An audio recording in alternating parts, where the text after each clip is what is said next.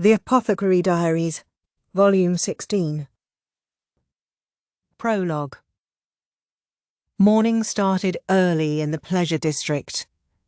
The truth was that it was just an extension of the previous night. It was still dark out when Sazen opened his eyes. He felt something warm pressed against his cheek. It turned out to be Kiawu's foot. The boy was sleeping nearby. He was some 13 years old now and growing every day. But who would ever believe Sazen if he told them the kid was from a fancy family? He never would, never could, talk about what had happened before he became Sazen and Kiawu became Kiawu. He had promised not to as a condition of the two of them being allowed to live in the pleasure district. Sazen pulled the blanket up over Kiawu so the boy's tummy wouldn't get cold. Then he heaved himself up and set about the day's work. He lit a fire in the stove and began heating the congee that stood already made.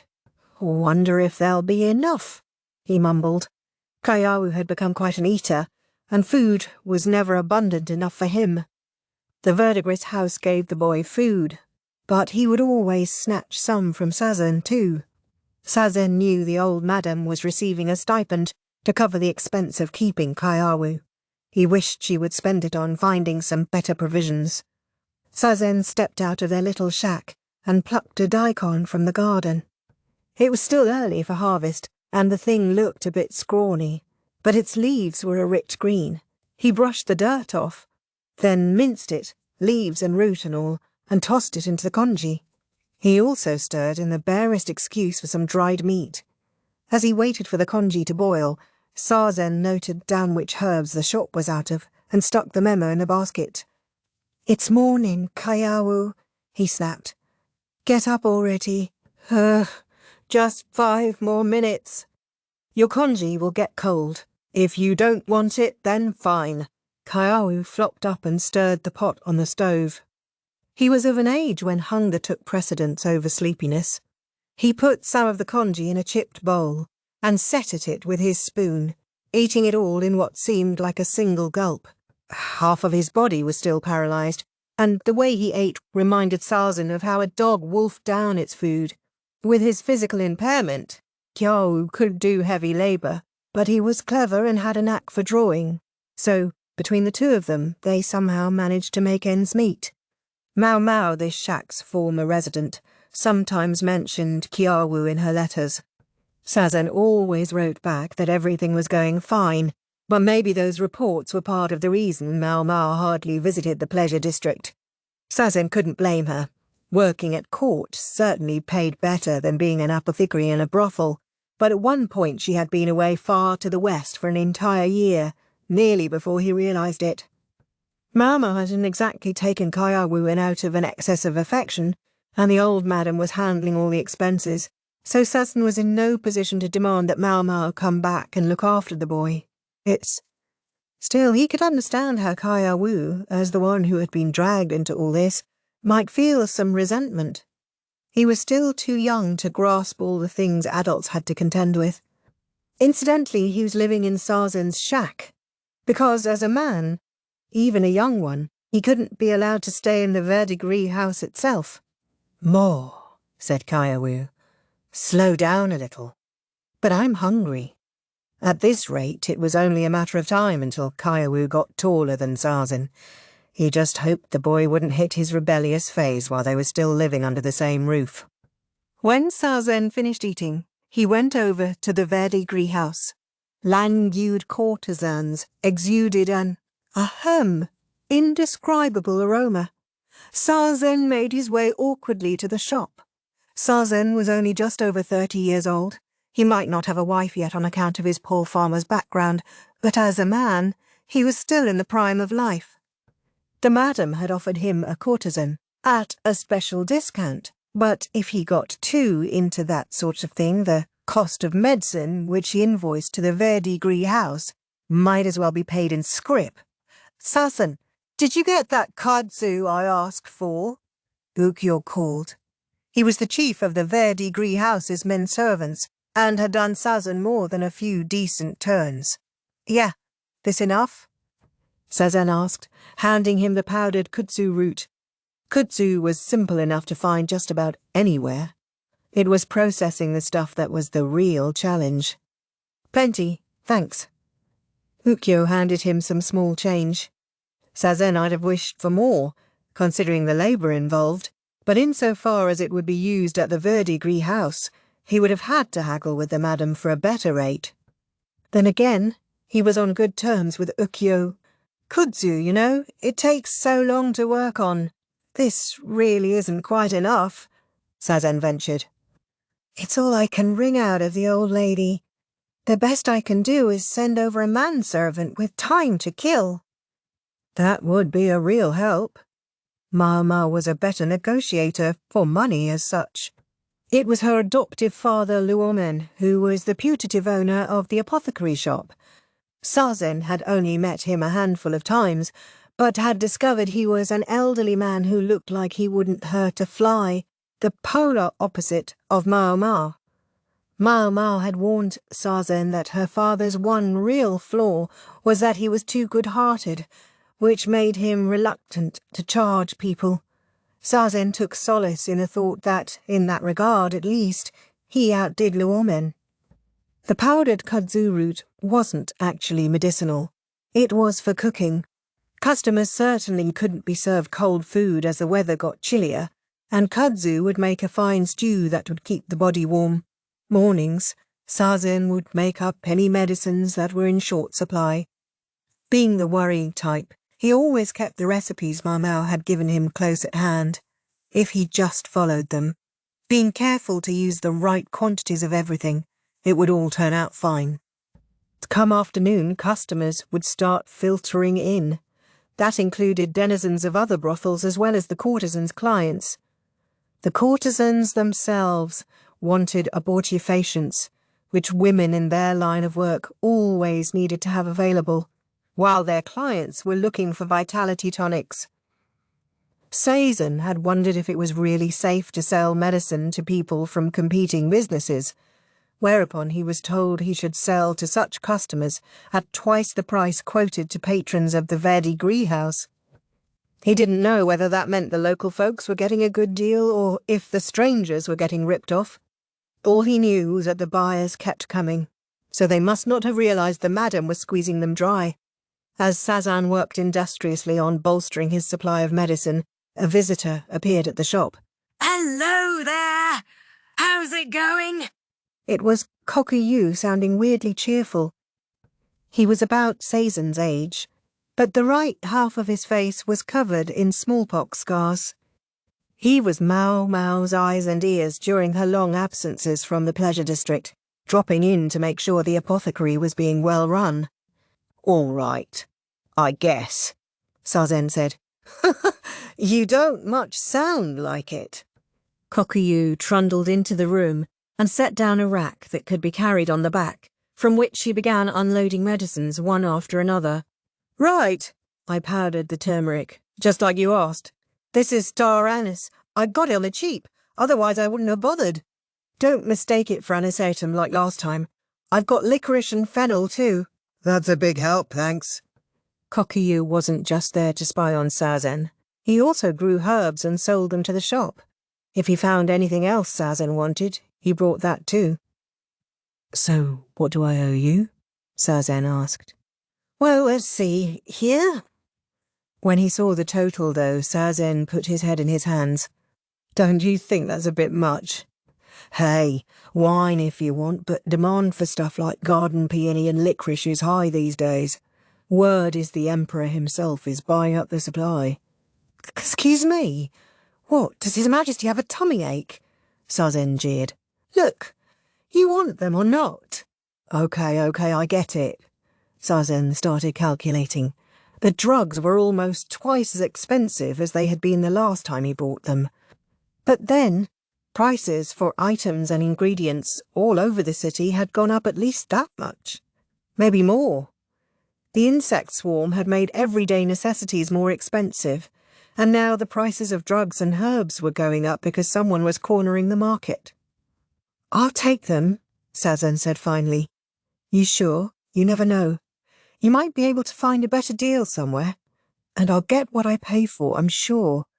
You're giving me a decent deal considering all the prices are going up. And your herbs are always pretty good. At least, I think so. Even as he spoke, Sezin was inspecting the supplies Kokuyu had brought him. Sezin wasn't the type to have a lot of confidence in himself. It had been 2 years since Maomao had browbeaten him into at least pretending he could run the apothecary shop, but he still felt like a total novice.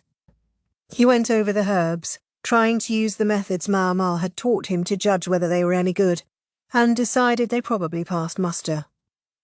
Let's see, colour's all right, and they smell the way they should. The powder is uniform. Seized by anxiety, Sezin checked again. In the city marketplace, drugs sometimes sat out so long that they got baked by the sun, causing their smell to change or their hue to pale. Other times they were just poorly processed. Yeah, I think you're probably all right, he finally concluded. Probably, huh? Yeah, I might be trying to pull a fast one on you. Are you? Are you trying to rip me off?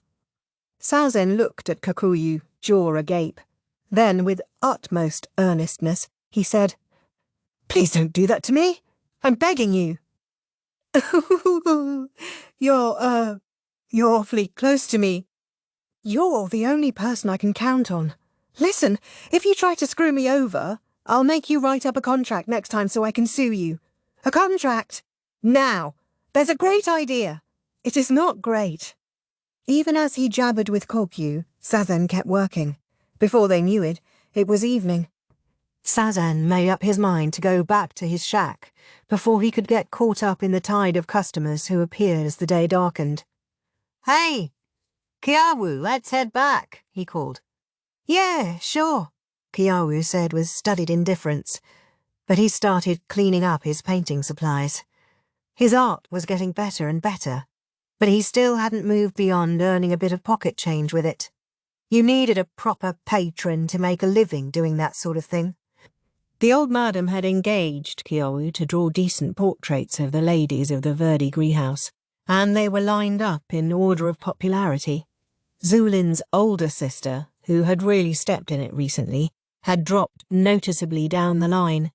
New customers, those who had arrived via introductions by their connections, would often pick their first partners by studying the pictures as much as by the ladies' reputations. If any of the clients should happen to take a liking to Kiawu's artistic style, it could open up the path to his future. The old madam didn't exactly pay Kiawu handsomely for his work, but the courtesans would occasionally slip him some cash to make sure their portraits were extra beautiful. Kokuyu, who had already left once, popped his head back in. I can't get home, he said. There's no carriages. Can I stay here? Carriages were shared by several riders, which meant they didn't run all the time. Whenever Kokuyu couldn't catch one home, he would stay at the shack. Feel free, but you won't find much to eat, Sezin said. Not a problem. I bought some meat skewers on my way over. Kokuyu produced several skewers wrapped in bamboo skin. Meat! Actual meat! This is why I love my big bro Kokuyu, Kiawu said, pounding their visitor on the back. I'll go get another bedroll from Zulin. Just don't let the madam see you. That would mean an extra charge for bedroll rental, they knew well. Anything to squeeze a few more coins out of them. Sezin found a few unsold herbs that looked like they would make a nice way to fill out some congee, then locked up the shop. When he had first fled Shihoku province, he had wondered if he had the right stuff to make it in the capital. But he was doing it, somehow. In fact, he felt pretty lucky. There was no sign at the moment that Maomao would be coming back any time soon. Sezin patted Kokuyu on the shoulder. Don't abandon me yet, all right? I hope you won't abandon me. The work could be relentless. It could be anxiety-inducing, but it wasn't a bad life, Sezin reflected as he headed back to his shack. Chapter 1. The Calm Before the Storm. In the 2 weeks since the Emperor's surgery had ended safely, Winter had begun to come on in earnest. Maomao was changing the bedrolls at the clinic in town for ones with thicker blankets.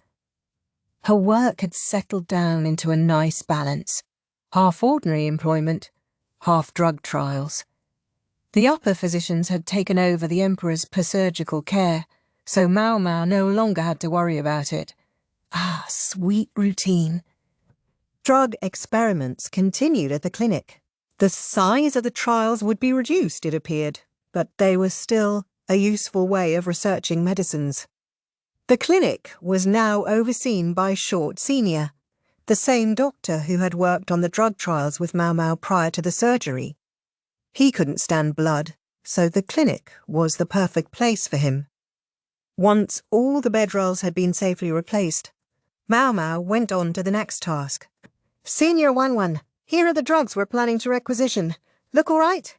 She gave Tall Senior, a.k.a. Senior 1-1, a list. "Looks fine, but, recently, I feel like you've been using my name to excess." Senior 1-1 looked at her as if to ask why this was. "Oh," Maomao replied. "Yes, and you have the unique way of saying it. It's your imagination, sir." Properly, his name was Wong Wang, and Maomao, with her persistent inability to remember people's names and faces, was most grateful for it. If her pronunciation of the name took on a certain affectionate softness, who could blame her? "All right, order these medicines up for us," Senior 1-1 said. "Yes, sir. I'll be going back to court this afternoon. Anything you need?" Not at the moment. You'll be doing inventory of the medicine?" Senior 1-1 was one of those responsible for the supply of medicine, just like Maomao, so he knew when she was on duty. "That's right. Okay, well, if Tianyu is around, tweak him for me." This was a special order just for Maomao. "With pleasure, sir," Maomao said, standing ramrod straight. "Why was it so important to needle Tianyu?"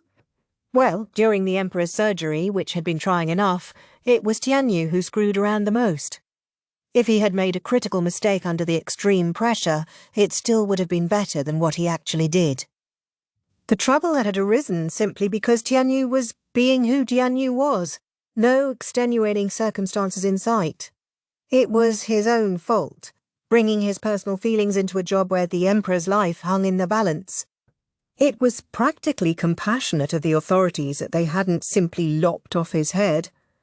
Tianyu had found his salary substantially docked, and when one factored in that he had to pay for meals at the place where he was staying, his salary might as well have been nothing. In light of the fact that this would only go on for 6 months, it was impossible not to feel that he had been let off awfully gently. How could the other physicians fail to be a little frustrated at that? Hence, every doctor, physician and medical functionary gave him hell at every opportunity. Such ridicule had always been water off a duck's back to Tianyu, and figuring out some way to make him actually regret his actions had become something of a fad among the medical staff. Is it harassment?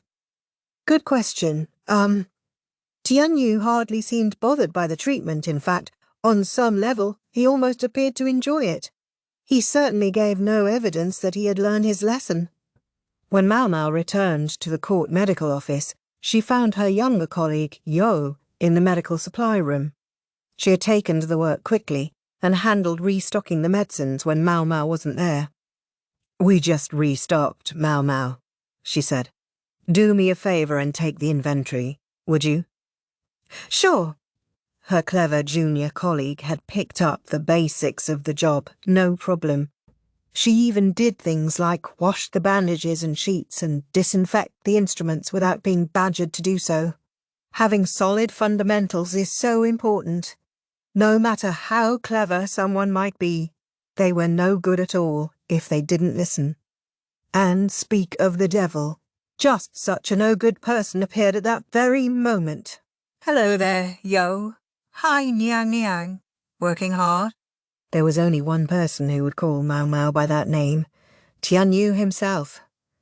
She considered simply ignoring him, but then, remembering what Senior Wanwan had asked of her, she clenched her fist and gave it a gentle shake. "My, Tianyu," she said, "your face is practically gaunt. Are you eating all right?" "Oh, yeah. Dr. Liu lets me eat with him." Dr. Liu, unable to let Tianyu remain astray, had taken him in and was looking after him himself. Domesticating him, however, seemed an impossible task. Maomao was well acquainted with how difficult it was to get a rise out of Tianyu. "But I have ways." She had brought a special tool just for this. "I see," she said sympathetically. She produced a big basket. And what was inside the basket? Why, It held a large chicken she had bought on the way back from the clinic. Headless, plucked and bled. It did still have the organs inside, so she wanted to hurry up and prepare it. This wasn't a tender young bird, but an old hen that had ceased laying eggs, so it was sure to be packed with flavour.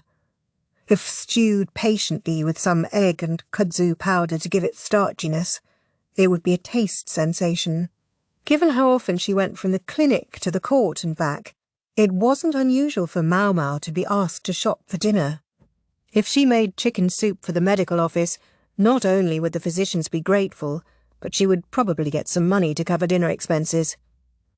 2 birds, so to speak, with 1 stone.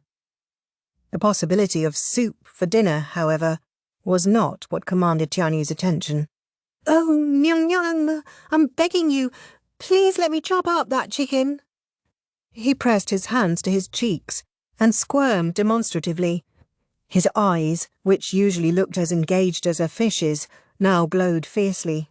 Dr. Liu knew very well that a simple pay cut would never be enough to teach Tianyu anything. There's a different way to make him feel the pain. One denied Tianyu the opportunity to do his beloved dissections. It was during surgery that he had made his unpardonable gaffe, so not only was he forbidden from doing surgeries for the immediate future, he wasn't even allowed near an operating room. No human autopsies, not even any rendering of animals. And his lack of a salary meant he couldn't buy himself meat to dissect at market.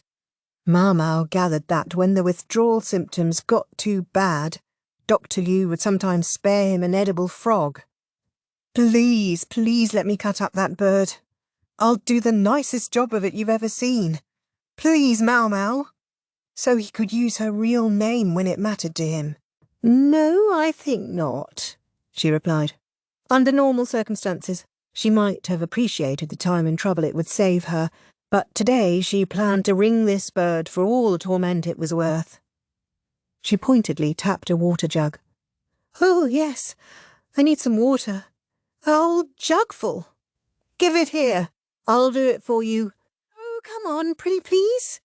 And the laundry is really piling up. I'll get right on it." Sufficient torment resulted in Tianyu fetching the water and doing the laundry for her.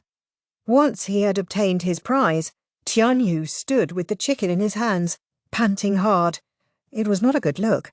He appeared downright perverse, in fact, since, thanks to Tianyu, Maomao's work was done sooner than usual. She decided to devote a few minutes to some medical housework. Yos sat beside her and started rolling up the freshly washed bandages. In the next room, Tianyu was demonstrating brilliant knife skills as he finally began to work on the chicken. He separated it into pieces, perfectly following the sinews. "I want to use the thigh for stir-fry, so cut it into bite-sized pieces," Maomao instructed. "I'm going to steam the tenders, and the rest, maybe skewers. I'm going to stew the organs all together, so just drop them in the stew pot there. No need to do anything special to them. And as for the bones, let's stew them with some onion if you would." "I'm on it." Maomao handled the seasonings herself. Her doormate Annan was a better cook, but she wasn't there today, so Maomao had to make do. "Are you sure about this?" Yo whispered to her. "I thought Dr. Liu said he couldn't. We have to throw him a bone every once in a while. Otherwise he looks like he might just take apart the nearest human, don't you think?" "Surely you jest." "No, he would do it. Tianyu is just that dangerous. That's why you had to know just how to handle his reins. Make sure you skim off the scum, she told Tianyu. Yeah, I know. As they were working, the elderly doctor came in and sniffed the air. My. And what's for dinner tonight? He asked. Egg soup with chicken, Maomao replied. Oh, need some cloud-ear mushrooms by any chance? If you have any, I'll gladly take them, and some ginger would be great. The elderly doctor took a dried black fungus out of the medical cabinet. This wily physician didn't shy from appropriating medicinal herbs to serve as ingredients. He excused it by saying that part of his job was to make sure the doctors stayed healthy. Maomao plopped the fungus into the hot water, adding wine and salt to the soup to give it some flavour. As far as the chicken stir-fry, she would pair it with whatever vegetables happened to be around. Once the stew had boiled, she would add some ginger to take off the gaminess. Then she could have Yo put any leftover meat on skewers. Master Physician, don't you think it would be all right to have a field around here? It would be the perfect place, Maomao ventured. There was plenty of open space around the medical office that got excellent sunlight. Maomao, for one, thought it would be excellent if they could get garden-fresh onions or garlic chives. And it would be the perfect opportunity to plant plenty of medicinal herbs as well. Afraid not.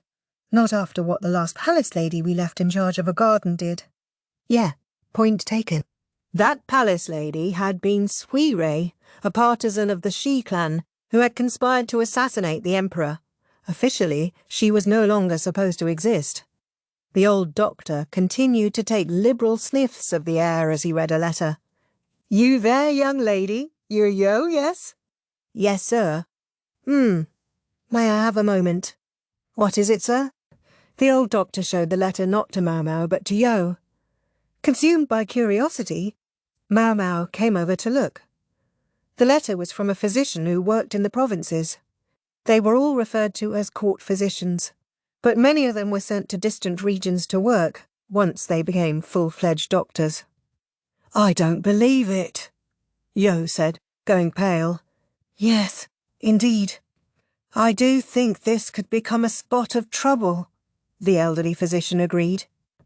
The letter said that the physician was witnessing an increase in patients with blisters. That by itself might not have meant much to Maomao, but in the company of Yo and the elderly physician, she put the pieces together. Both of them had had smallpox, and it was very possible that was what the blisters were.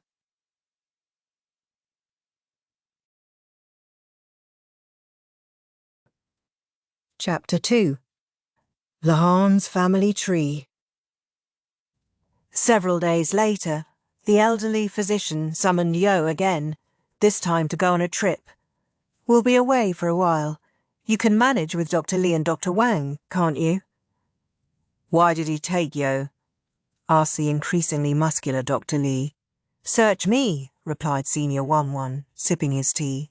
He and Dr. Li were evidently from the same cohort, and chatted amiably whenever they saw each other. Today, Senior Wanwan was enjoying some relaxation with a tea break. Maomao was preparing the drinks, like some sort of underling. You know anything, Maomao? Dr. Li asked her. I sure do. In consideration of Yo, she wasn't sure she should say anything. At the same time, she knew both of these physicians to be excellent people, and she concluded that now that Yo had been invited on this trip, the truth would come out eventually. So she said, Yo has had smallpox before. A few days ago we received a letter describing a patient with symptoms that could be smallpox. I assume that's why he chose her. Smallpox? That would explain it. Yeah, I've never had it myself. Smallpox was widely feared. It was both highly contagious and frequently fatal, and even if you survived, it could leave scars on your face or body. However, once you had had the disease, you were unlikely ever to catch it again. These were fundamental things that every doctor would have learned. Are we sure it's smallpox, though? Senior Wanwan asked. If we're lucky, maybe it's just chicken pox, Maomao replied. but I assume he took Yo just to be safe. There was no cure for smallpox. Perhaps it simply hadn't been discovered yet, but it wasn't as though Maomao was going to happen upon it right now. If she had gone with them, she would only have gotten in the way, and might very well have ended up sick herself. She produced some sweet potatoes she had steamed while boiling the tea. Oh, potatoes," Dr. Lee muttered. "Oh, potatoes!" exclaimed Senior 1-1. Their differing reactions could be explained by Dr. Lee's experiences in the famine-struck Western Capital region. He had eaten an endless parade of potatoes and had developed something of an aversion. "These came from Lahan's brother. They were grown by Lahan's father, I believe," Maomao said. "Ah, new elements of Lahan's family tree emerge," Dr. Lee said. "Who's this Lahan guy?" Senior 1-1 asked. "Does he have a mother and a sister, too?" Lahan's brother had been something of a fact of life in the Western capital, but in the Imperial capital, his fame was next to nothing. He was, as his moniker implied, Lahan's older brother, as well as a true pro-farmer who had proven his worth in the West. Wish he would pick up a damn hoe around here, Maomao thought, but her wish seemed unlikely to come true. "This isn't as sweet as the last batch," said Senior 1-1, munching on his potato. "I'm told they're sweeter if they're kept in a somewhat cooler place. Frankly, he sent so many that they're just in the way, so I'll thank you to keep eating." From what Maomao heard, the freak strategist's house was now all but buried in potatoes, so Yao and Maomao had been enlisted to hand them out at the medical offices. Maybe they could turn them into sweet treats. If they're short-handed, we could lend them to young Yu. Dr. Lee was rifling through the medicine cabinet to see if there might be some spices they could use to glam up their potatoes. In the Western capital, they had frequently had butter to spread on them. "Please send someone more useful than Dr. Jiangyu," Maomao said. "He won't be serious about anything but dissecting livestock." Indeed, it was the only thing he was good for. Anyway, doesn't it seem a little unfair that he got off with nothing more than docked pay and a bit of collegial abuse? I mean, after what he did, Maomao said. "Oh, you haven't heard?" Senior 1-1 asked, peeling the skin off his potato. "Jiangyu's already been whipped." Maomao frowned. "Excuse me? Is that for real?" "I never heard anything about that, and he's been so peppy that I never would have guessed. 100 lashes, Dr. Liu's suggestion. Although it's being broken up 10 lashes at a time. I guess when you give somebody all 100 at once, they tend to die in the middle of it, which means that he's got it so together that he can take that beating and still do all his work no problem. It's got to be murderously painful, though." Dr. Lee held up 9 fingers. Qianyu had 9 beatings left. About the time his wounds were healing, he would find himself under the lash once more. "Don't let him live and don't let him die," I think is the philosophy. True, 6 months of docked pay would be too cheap a price to pay for making light of the Emperor's life. 100 lashes was hardly a mild punishment either, but Qianyu could be glad to escape with his head still on his shoulders. Aha! But they're not letting him off that easy. He has to log where he was whipped and the intensity of the pain. "I realise this isn't very nice, but could I see the log?" "Ask Dr. Liu," Dr. Lee suggested. So they passed their break time in idle chatter. Dr. Lee and Senior 1-1 both helped clean up the tea implements when they were done, one reason Maomao liked them so much. The physician's break was offset slightly from that of the soldiers, so that right about the time they were wrapping up tea, men who had been injured in training could start trickling in. True to form, they had just finished cleaning up when an injured man appeared. "Right, where are you hurt?" Dr. Lee asked. "He was having a duel, and I think he took a serious blow to the head," answered another soldier in lieu of his companion, who was quite unable to stay on his feet. Strange, though, this other soldier was dressed for the part, but didn't seem very steady himself. "Haven't I seen him somewhere?" Maomao was pondering the matter when the soldier spoke directly to her. Hello, Lady Maomao. It's been much too long. He gave her a deep, humble bow. That's it. She realised who he was. Ujun, older stepbrother of the former High Consort Lishu. It appeared he was still playing lackey to the soldiers. Once Ujun had explained what had happened to the injured man and turned over whatever belongings the man needed, he left. You know, that reminds me. I wonder how Lady Lishu and Barson are doing. She soon dismissed the thought. It had little to do with her, so she got back to work. Chapter 3. Red Plum Village. Her question about Barson was soon answered. Miss Maomao. Come on now, Miss Maomao, wake up your pre-self. The peace and quiet of her precious day off from medical assistant work was shattered by someone whose unique voice was unforgettable from the first moment one heard it. Miss Cho, what is it? The owner of the voice, who had tanned skin and a dumpling-like nose, had jumped on top of Maomao. Ho, ho, ho, ho! Since you finally have a day off, Miss Chu thought it would be lovely to take a little trip with you, Miss Maomao. Setting aside the question of why you know when my days off are, may I assume that forcing me to go somewhere with you means you have some kind of plan in mind? Oh, heavens. Miss Chu is not that kind of cunning strategist. It's just... Well, I am a bride of the Ma family, and when it comes to orders from influential people in that family, people like Miss Chu's mother-in-law and her sister-in-law Ma Mei, well, Miss Chu can't say no, ho-ho. Maomao pondered.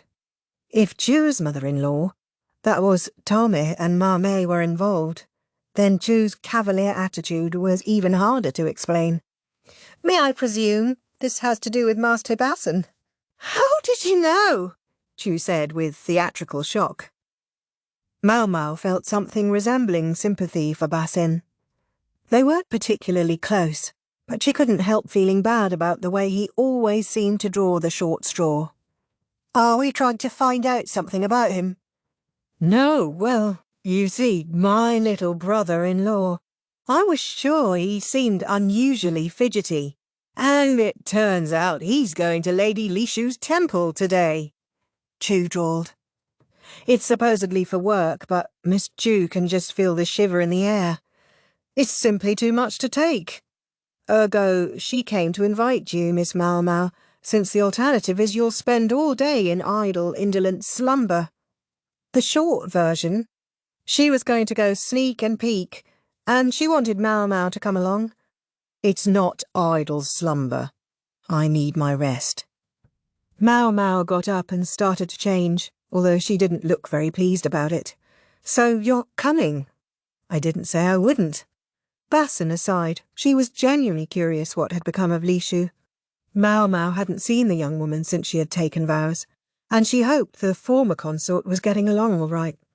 It's a bit chilly, so take this robe, Chair chirped. Where's it from? I hate to break it to you, but it's not from the Moon Prince. It's second-hand from Ma Mei.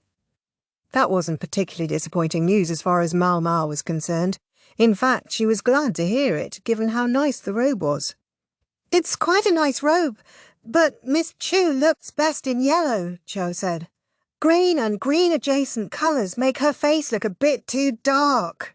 Maomao yawned and started in on her breakfast, leftover side dish from the night before, smooshed between slices of bread. That looks delicious, Cho remarked. Spare a bite? I'm sure you've already had a perfectly square meal, Miss Cho. You can do without this one. She shoved Cho away as the other woman tried to snatch the sandwich out of her hands. To drive the point home, Maomao stuffed the food in her mouth.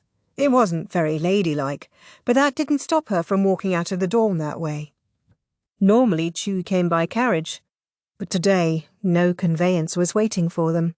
We're not taking a carriage. Oh, that would be too slow. It's horseback for us.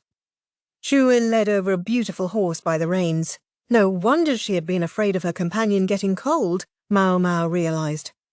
They hadn't been riding for even 2 hours when they arrived at their destination. True, it was faster than going by carriage, but the continual whipping of the wind was tiring, and Che had been going at a substantial clip. By the time they arrived, their mount glistened with sweat. Maomao let the animal lick some salt that Che gave her. Then they let it drink at a nearby watering hole. "Is this the place?" Maomao asked. "This is the place." The gate was large and grand enough, but it was noticeably old and weather-beaten.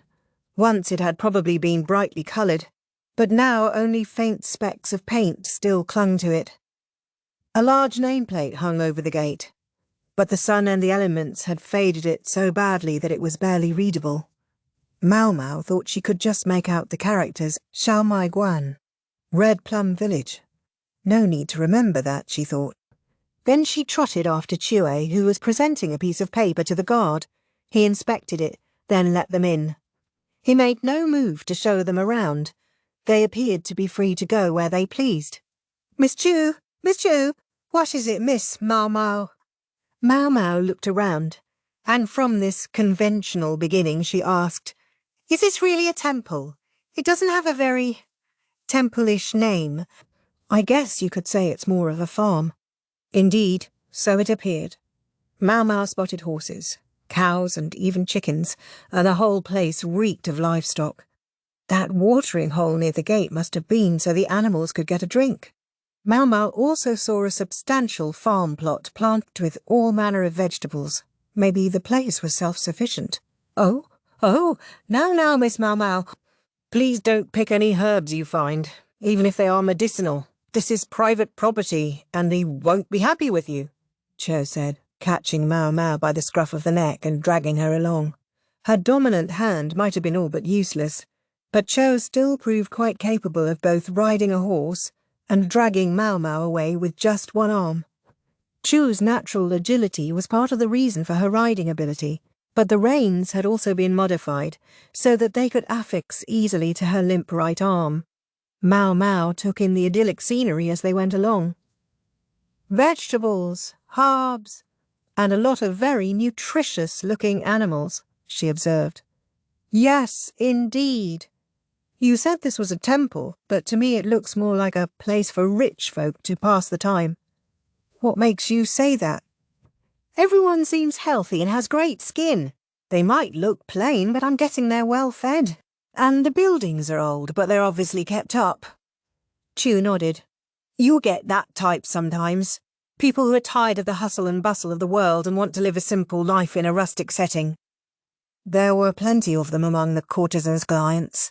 Folks who talked about their desire to move to the country and make noodles or whatever. Maomao wondered how many had actually followed through and started those noodle shops. "You're not exactly wrong, but it's not quite the same thing. This is a facility where rich people like that can gather. But in a way, it's also a gathering of wayfarers seeking to master the way." "Wayfarers?" Maomao echoed, and Cho made a big, approving circle with her arms, even if it was a bit lopsided since she couldn't really raise her right arm. "Yep, these are people who idolize stories of immortality, of gaining wings and becoming sages, as the saying goes. They want to know how long life can be extended through diet. I should think you might appreciate that, Miss Maomao." "Well, I don't dislike it," she admitted, and although the look in her eyes was sceptical, she couldn't keep a bit of a grin off her face. After all, there was a lot here to appeal to her. As the saying had it, food and medicine sprang from the same source, and a person's diet had much to do with how long they lived. In spite of the acrid stench of livestock, the place wasn't unhygienic. Excrement from the animals wasn't just washed away from wherever it fell, but was collected in one place. The pile was obviously fermenting from the inside, judging by how it emitted a white steam. Maomao saw bulls as well as cows with prominent udders. That told her they used milk here.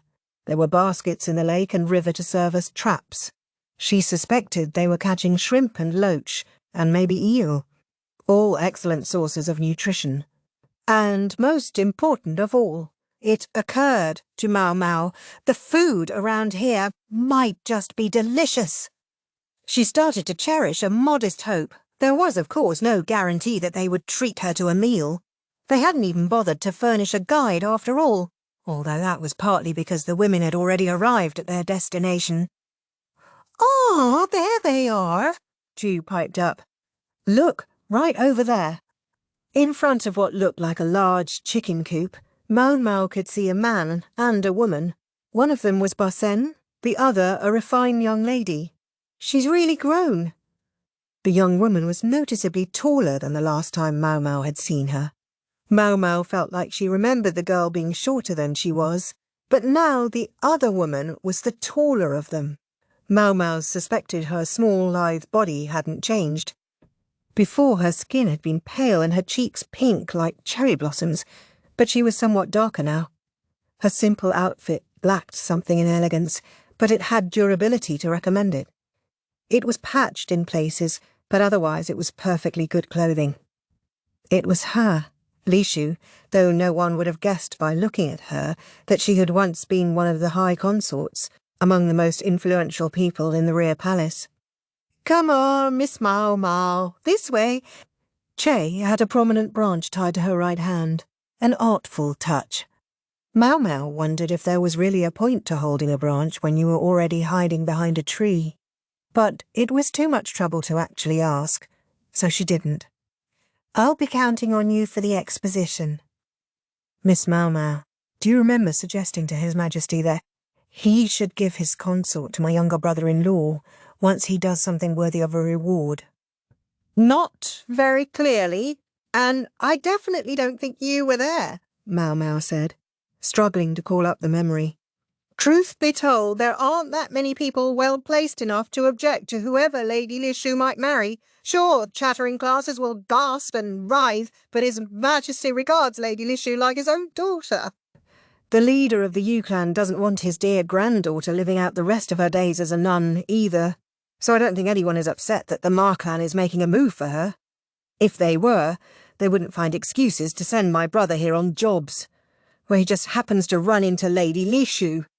Chua winked broadly at Maomao. "Now, I wonder what they could be saying," Chu said. She proceeded to read Basen's and Lishu's lips, even doing the voices. "It's gotten pretty cold. Are you keeping well?" "Yes, I'm all right, thank you. I'm used to the work now." "You really can do anything, can't you, Miss Chu?" Maomao said. "Oh no, this is just something a married woman needs to know," Chu drawled. Maomao tried to think of any other married woman she knew who could read lips. Chue continued to convey the scene. "What brings you here today?"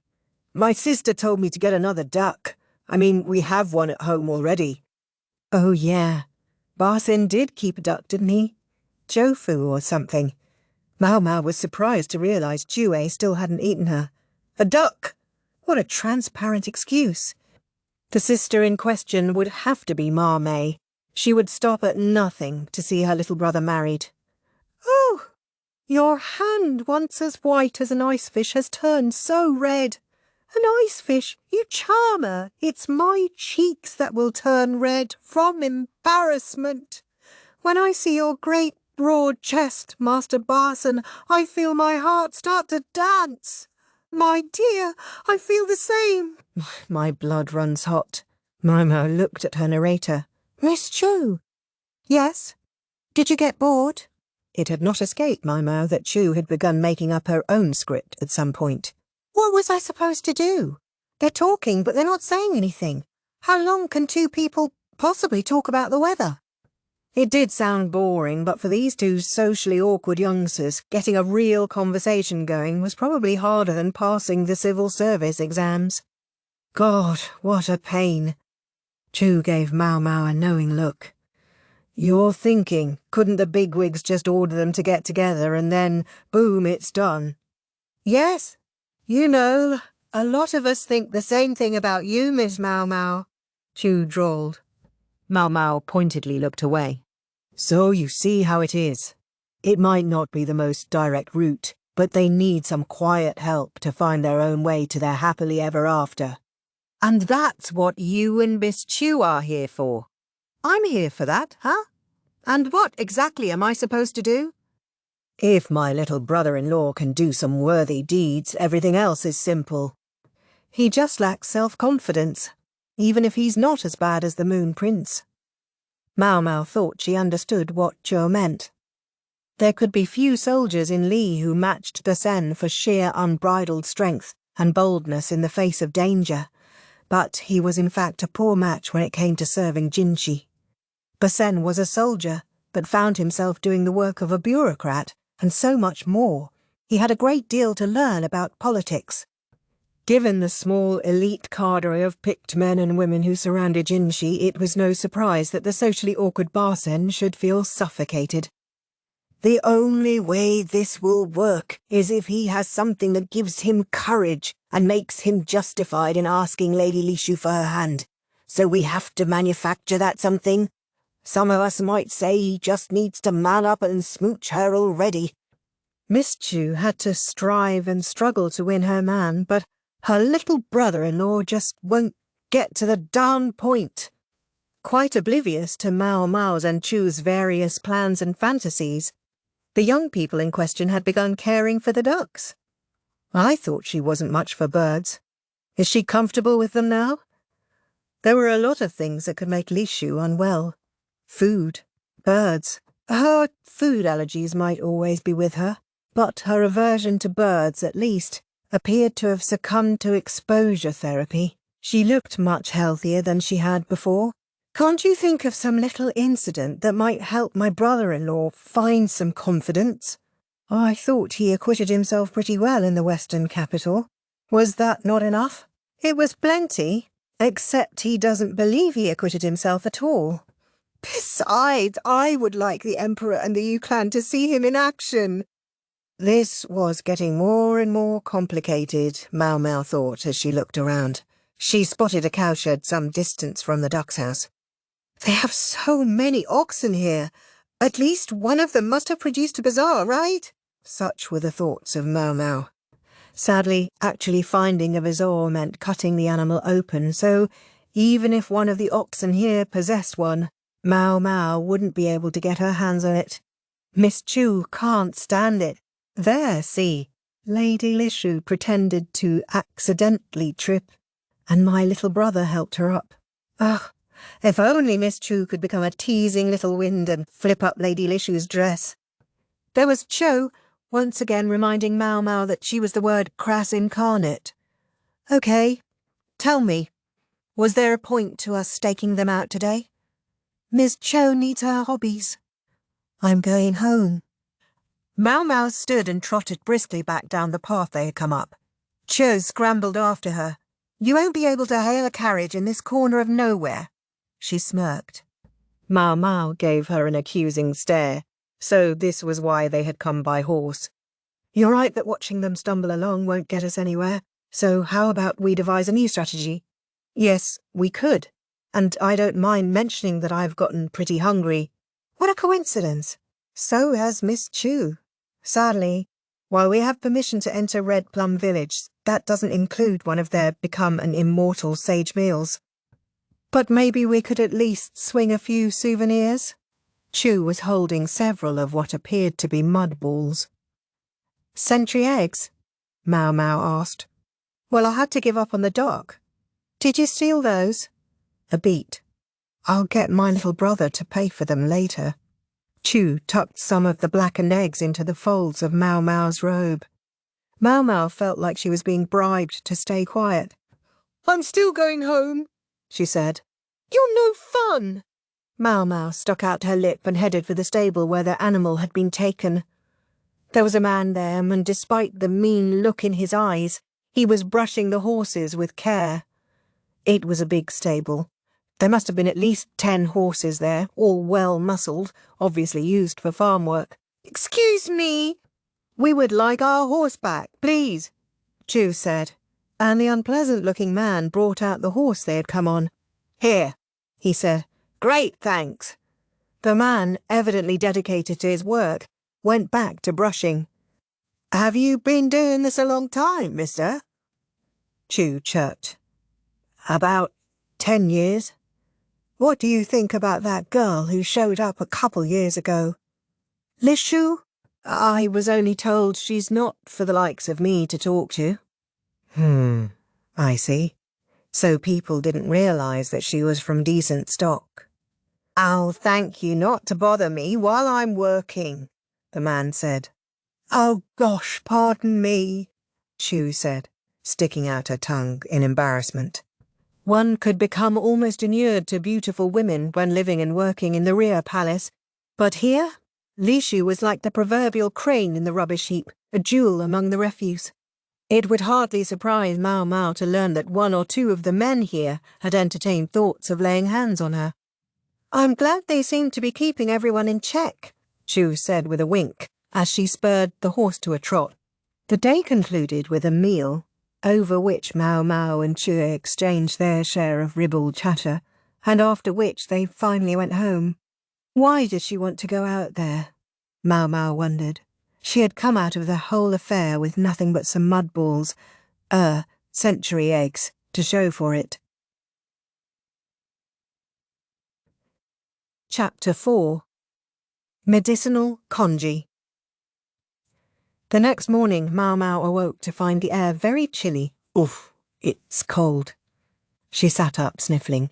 Gotta make sure I get a comforter, she thought, plucking her thin bedroll off the ground. She had lent her previous bedroll to another girl while she was away in the Western capital for a year, and it looked like it wasn't coming back. She wasn't thrilled about that, but she was at least grateful that everyone had left her room alone for an entire year. She wouldn't have been surprised to return to find that everything she owned had been carted off. Maomao had no strong objections to her current work environment, but if there was one thing she didn't love about it, it was the constantly changing time of her shifts. Unlike in the pleasure district, there was no madam to come thwack you awake if you overslept. In order to make sure she wasn't late to work, Maomao had had to cultivate a habit of getting up at the same time every single day. I start late today, so I've got some time to kill. She would have loved to catch a few more winks, but she resisted. If she let herself slip back to sleep, she definitely wouldn't get up on time, especially not now that it was cold. She put a heavyish overjacket on and went to the dining hall. Good morning, said Changsha, Maomao's younger colleague. She was already eating breakfast. It was congee with medicinal herbs, as well as some salt and vinegar for taste. It was a very plain meal. There weren't even any side dishes, but that was what commoners ate. Maomao, sadly, had become rather accustomed to the breakfasts of the rich, and now had to reckon with her status as a commoner.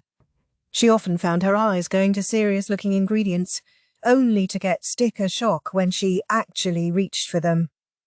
Good morning, she said. She would eat the same congee as Changsha. A dining hall there was, but you had to make your own food. So she and Changsha often prepared their meals together. This breakfast was something Maomao had whipped up the night before. What do you think the ingredients in today's congee are? Maomao asked Changsha, a gentle riddle. Rootstock and carrot, Changsha replied, and, to judge by the smell, fishwort. That's right, and a bit of tea to keep the odour down. Why would one deliberately use malodorous ingredients? Simply to keep the other inhabitants of the dormitory from snitching their food. Back when Enon was making meals here, things left out overnight had often been gone come morning. It was easy to assume that the other commoners in the lodgings had helped themselves, but with alarming frequency, the true culprits turned out to be young ladies from distinguished houses. The reason, they alleged, was because the meal had been made by a servant. Enon was indeed Yao's servant, and the mindset seemed to be that if a servant had made it, it was up for grabs. Enon, of course, was not happy. When they were found out, a stern warning was issued. If the stealing stopped, the guilty could stay at the dorm, but if it continued, they would be chased out. The ultimate result? Only those young ladies with some life skills remained at the dorm. Then again, it was relatively unusual for a young lady from a good background to stay in the dorms to begin with, and Enon hardly ever left it at just making meals ahead for Yao's sake. The dormitory was occupied exclusively by palace ladies who had passed the examinations, but for that exact reason, there were many inexperienced chefs among its ranks. There was a dining hall, but no one to make and serve food, and the explanation was simple. Many of the palace women were there to find husbands. Thus, they had to learn to cook for themselves. But the whole thing could be awfully inconvenient. "There's something else in it too," Maomao prompted Changsha, "given the thickness and the heat." "Is it kudzu?" "Bingo." Kudzu warmed the body and helped prevent colds. Health was of paramount interest to Maomao. Finding flavours that went well together was a secondary concern. Changsha had a good nose as well as a sensitive tongue, everything she needed and more to become a doctor. In terms of knowledge of medicines, at least, she was probably doing better even than Yao. "Here, this is for you," Maomao said, graciously handing Changsha one of the sentry eggs she had gotten from Chur. "Why, thank you." "Are you on the late shift today too, Changsha?" "Yeah, plenty of time between now and then." "Agreed." Truth be told, this was the time when Maomao most felt she could relax. But it was her bad habit that moments like this were precisely when her head would fill with all kinds of thoughts. She let her mind wander as she added an egg to her congee. Today's work. She would be at the medical office the entire day. There were plenty of chores that had piled up and needed to be taken care of. I wonder what happened to Basen after. She could only assume it had gone nowhere. Maomao was content to wait for communications from Chu rather than taking any initiative herself. Just one other thing. Changsha. Yes? Is Yao back yet? She had gone to see patients in the countryside with the elderly doctor several days before. She wasn't back yesterday. I wonder why he took her with him. Maybe she's the most fit for the job. Maomao had been willing to tell Dr. Li and Senior Wanwan about Yao's history, but for the time being she would refrain from mentioning it to Changsha. She was a young woman of the same age. It might make Yao uncomfortable. "And are Yao and Then doing well?" Maomao wasn't in the same department, so she didn't see much of them. If she was ever going to bump into them, it would probably be at the laundry area. But it was so cold that she was always in a hurry to get the job done and head back. So there was hardly any opportunity to meet the other young ladies. Yes, they're well. There was a soldier who sought Yao's hand, so Enon was at her scariest all day yesterday. Yao was of an appropriate age to get married, and had a very womanly body. Not only that, but she was the daughter of a well-established family.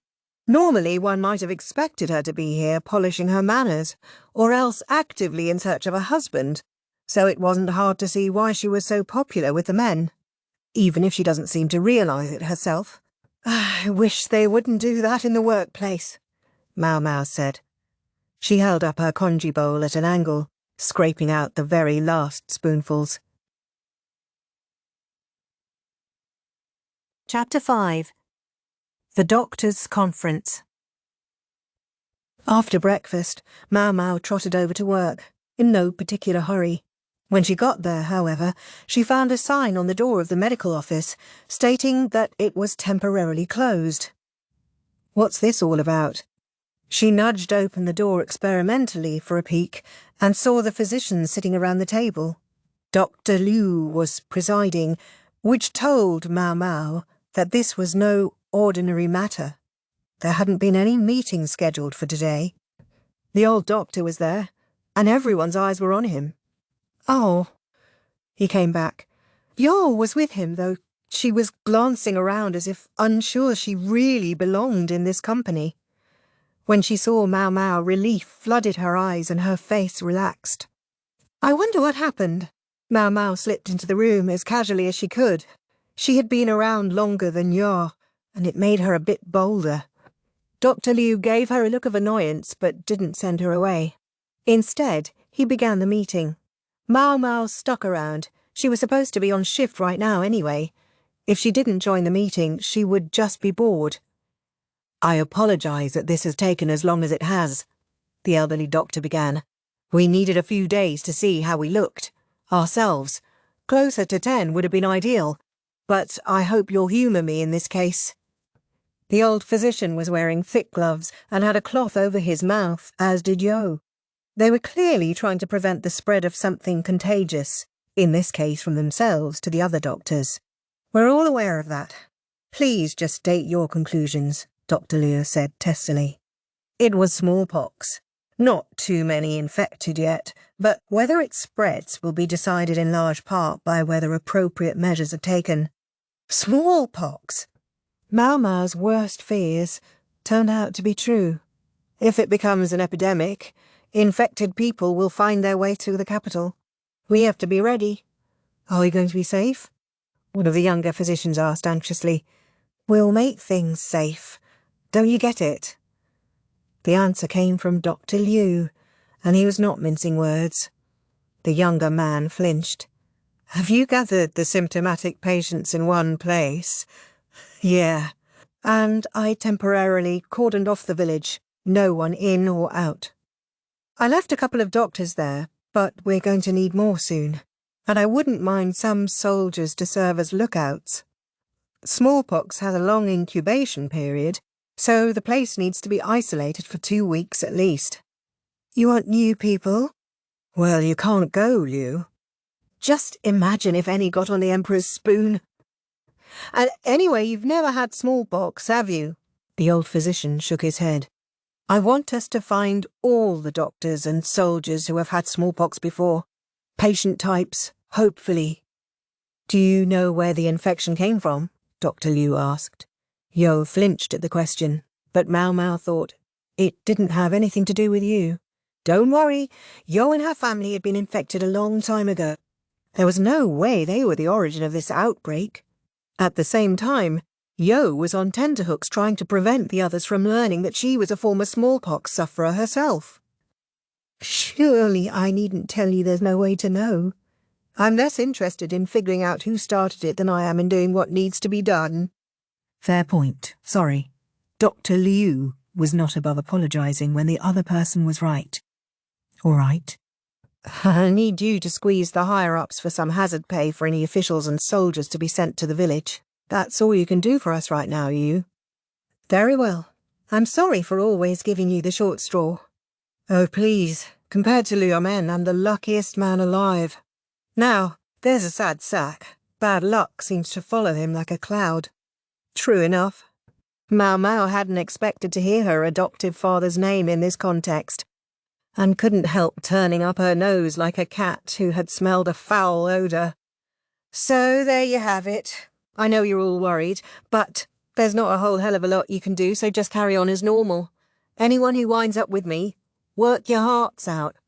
I hear Dr. Liu is going to give you double pay, so act like it."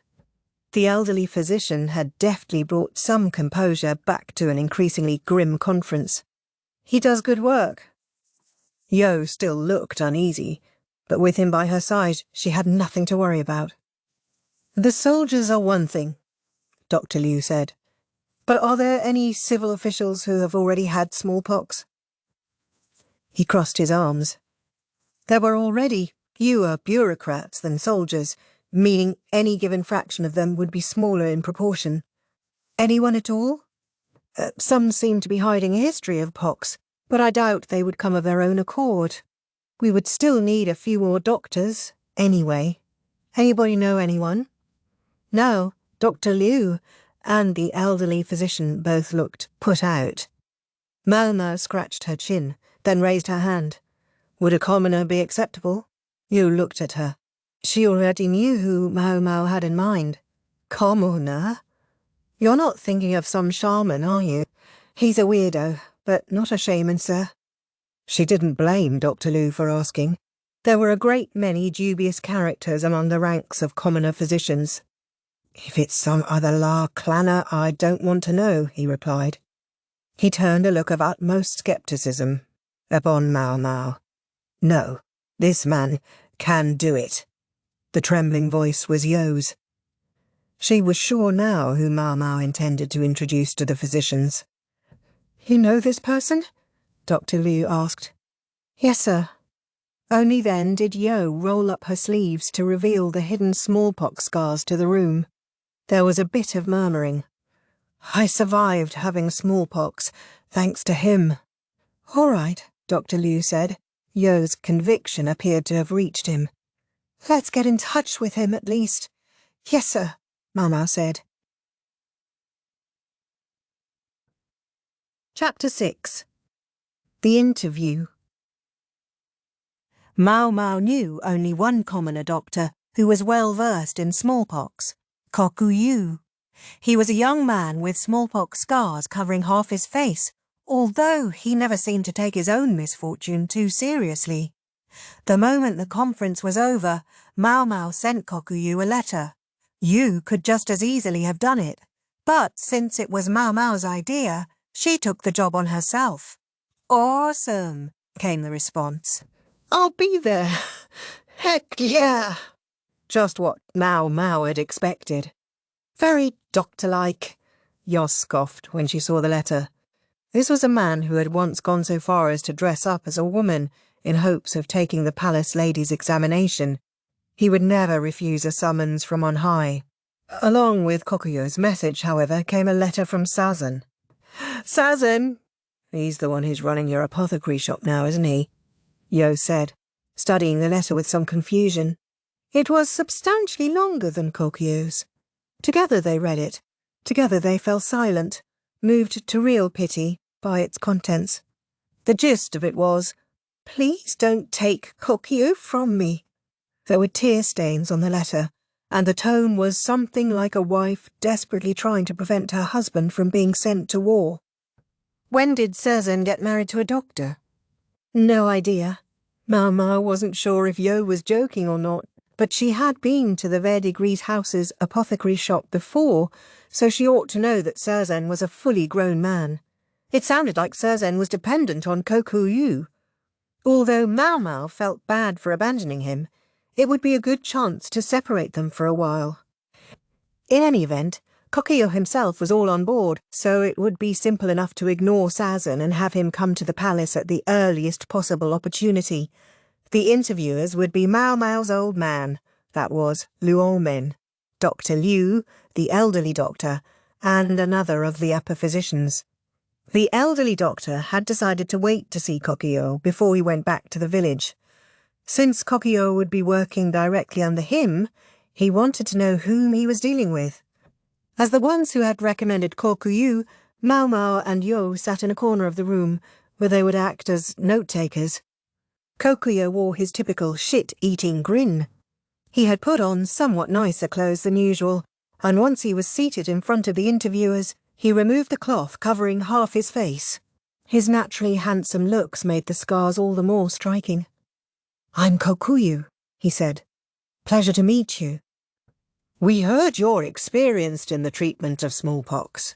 Is that true? Asked Dr. Liu, getting the ball rolling. You can see my experience right in front of you.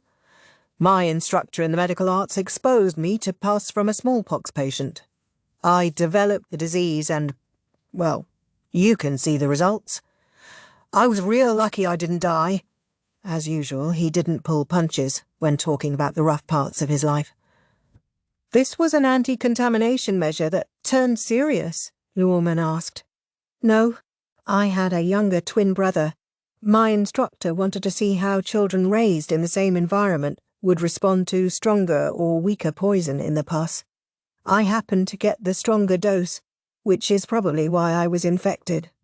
In other words, he was stating on the record that this wasn't to prevent infection, it was human experimentation.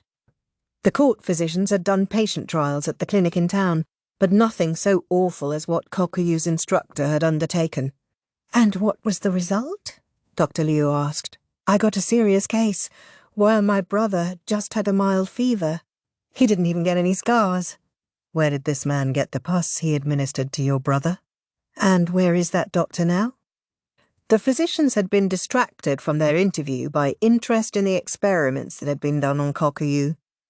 Maomao was curious herself. Oh, my mentor's dead. He didn't leave any written records either, and I didn't understand any of it, which put me in a real bind. Your brother doesn't know what was done to him either. He's dead too, Oh boy, did he freak out when he saw my face? Stabbed our mentor right to death. That's why there's no records. Then later, in a fit of conscience, he hanged himself. There was a collective stunned silence.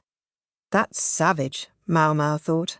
She had known that Kokuyo's mentor had died, but the circumstances were vastly more awful than she had imagined. Yo looked pale, and the physicians were edging away from Kokuyo. Only Luomen sat still, regarding him with pity. Maomao's adoptive father was acquainted with sorrows himself, but Kokuyo might have had just as much grief in his life as Luomen. That was more than 10 years ago, Kokuyo said. I've been investigating my mentor's research ever since then, but it's a tough nut to crack. I brought my notes about everything I've learned and discovered about communicable diseases. Want to see them? Dr. Liu took the papers without a word and began looking through them. He showed them to Luomen and then to the other doctors. Kokuyo might sound like he wasn't quite all there, but his notes were thorough and precise, and the elderly physician in particular could be seen to nod several times. Man, I want to know what's in there. Maomao shifted from side to side, desperate to get a glimpse, but it was no use. She would have to get Kokuyo to show her the notes later. She glanced over at Yo and saw the other young woman was still not looking very well. Maomao shook her shoulder gently. We're not done recording, she said. Right. Yo quickly got her brush moving again. Maomao suspected Kokuyo's revelations about his past had included things Yo herself hadn't known. What's this about lifetime immunity? The old doctor asked.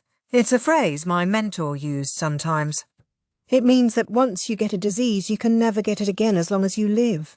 When I translated it from my mentor's language, I figured that was about the right expression. Are you positive the disease can never be caught a second time? Oh, you can never be positive, but at least in my case, I've been taking smallpox scabs and introducing them to myself every 3 years without catching it again. I've been to a lot of villages with smallpox too, but I've never once heard someone say that they got the disease a second time. With enough data, I guess there might be exceptions, but for now, I'm operating on the assumption that once you've had smallpox, you can't get it again. Kokuyo refused to state the matter unequivocally, which paradoxically made him the more persuasive. The 4 doctors appeared to be of one mind. May we copy this material into a book? Dr. Liu asked. Kokuyo grinned, but didn't answer. Dr. Liu held up 5 fingers.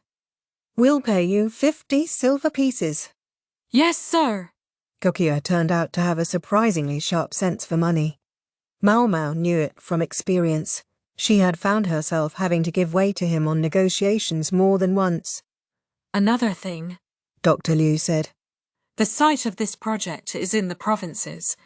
You would be away from the capital and living in a rural area, possibly for a long time. Is that acceptable? Once again, Kokuyo only smiled. The doctors looked at each other, perplexed, and Maomao signalled to them with a hand gesture suggesting money. They still hadn't told Kokuyo how much he would make for his troubles. We'll pay you 2 silver pieces per day. Kokuyo continued grinning and sat perfectly still. Only the tips of his fingers twitched. He's going to wring out more than I even make, Maomao thought, observing the conversation with a certain amount of irritation. How about 3 pieces? Still Kokuyo didn't move. The offer was already far more than what a novice medical officer would make per day. The number was presumably so high because they were dragging an outsider into the middle of a crisis. Dr. Liu had a good deal of authority, it was true, but if he simply made a snap executive decision, the department that held the purse strings would not be impressed. Ordinarily, one would observe the situation and raise the offer gradually. Fine, 5 pieces, Dr. Liu said, forced into a lavish offer. At last Kokuyo nodded. Are they sure about that? 5 pieces of silver is like what an upper physician makes, isn't it? Yo asked Maomao with a worried nudge. That's the kind of salary you can command when you're irreplaceable. If it were a product he was selling, he could ask for 10 or maybe even 100 times the normal price.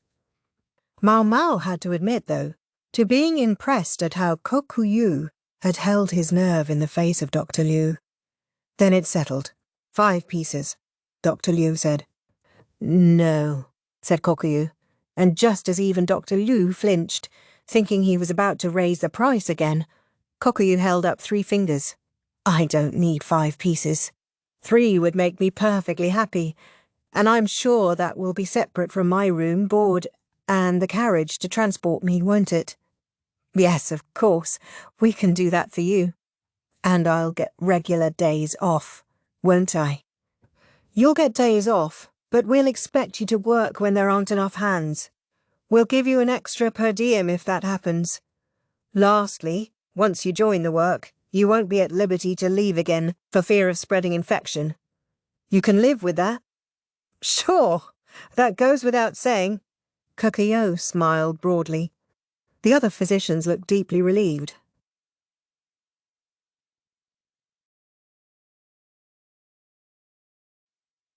Chapter 7. Materials. Once the interview was over, Maomao was entrusted with seeing to Kokuyu. Before he went to the worksite, he would need a physician's uniform, a minimum of equipment, and so on. Ho ho ho! What good fortune getting a chance to take on a job for His Majesty.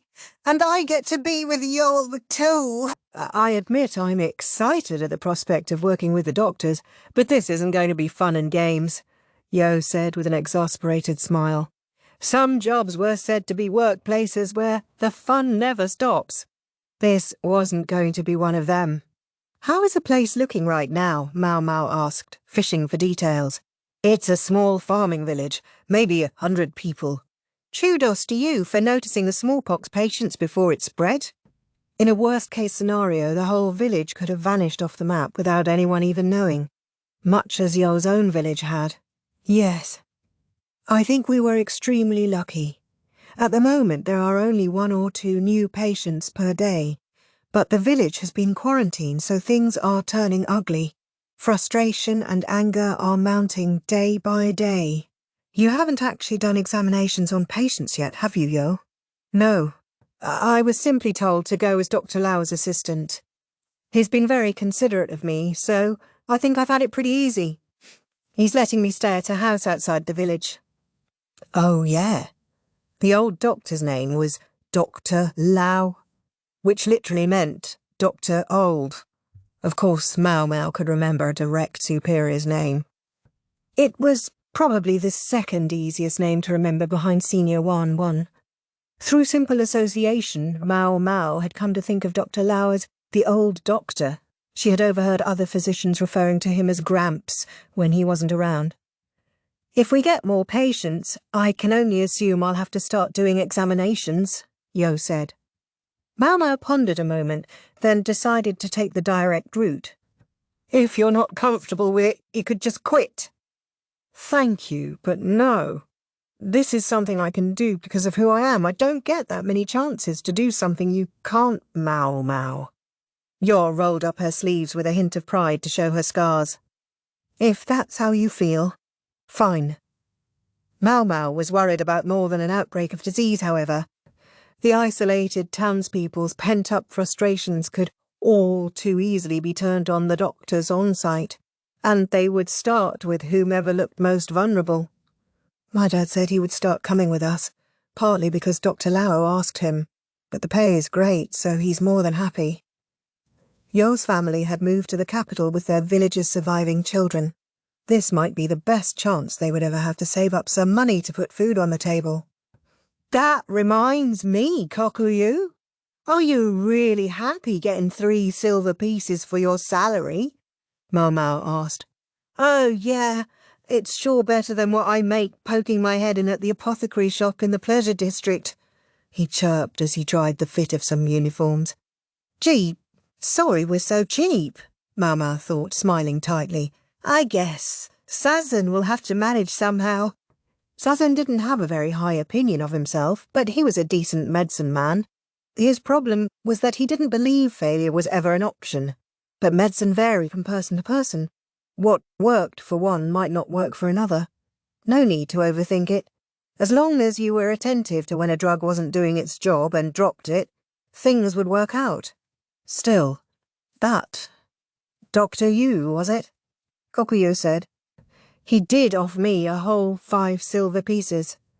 Awfully nice of him. Ah, so Kokuyo had been playing tough as a test of Dr. Liu. He's a superb physician, Maomao said, even if he is awfully strict.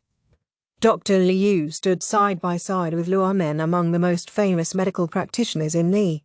He may be strict, but he understood what he was getting with me, and I sure appreciate that. You'll find people out there who want to work you like a dog for a few copper coins, but he's giving me a proper salary, and even offered me 50 silver pieces to copy my records. I better make sure I earn my keep. That's only right when someone's given you that sort of vote of confidence. And what would be right if they didn't? Give them what they pay for. That sounded ominous. Maomao chose not to press the subject. I think they'll run you ragged if you let them. If they do, maybe I'll ask for that pay bump to 5 pieces. I sure hope you get that raise. I wonder if I would just be making life harder. Getting a raise was another way of saying you were going to be busier.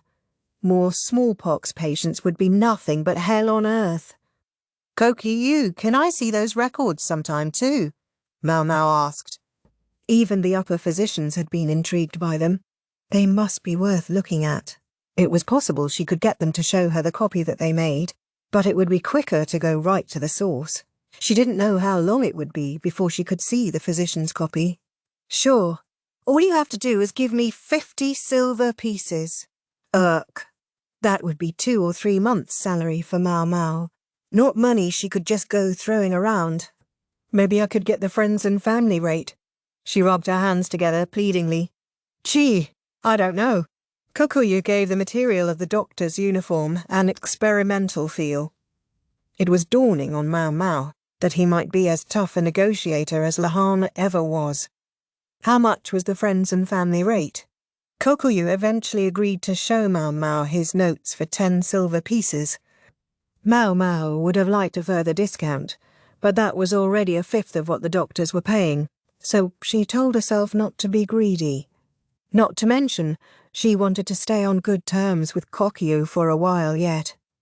I keep a copy myself, just in case. Want to look at that? He said. Yes?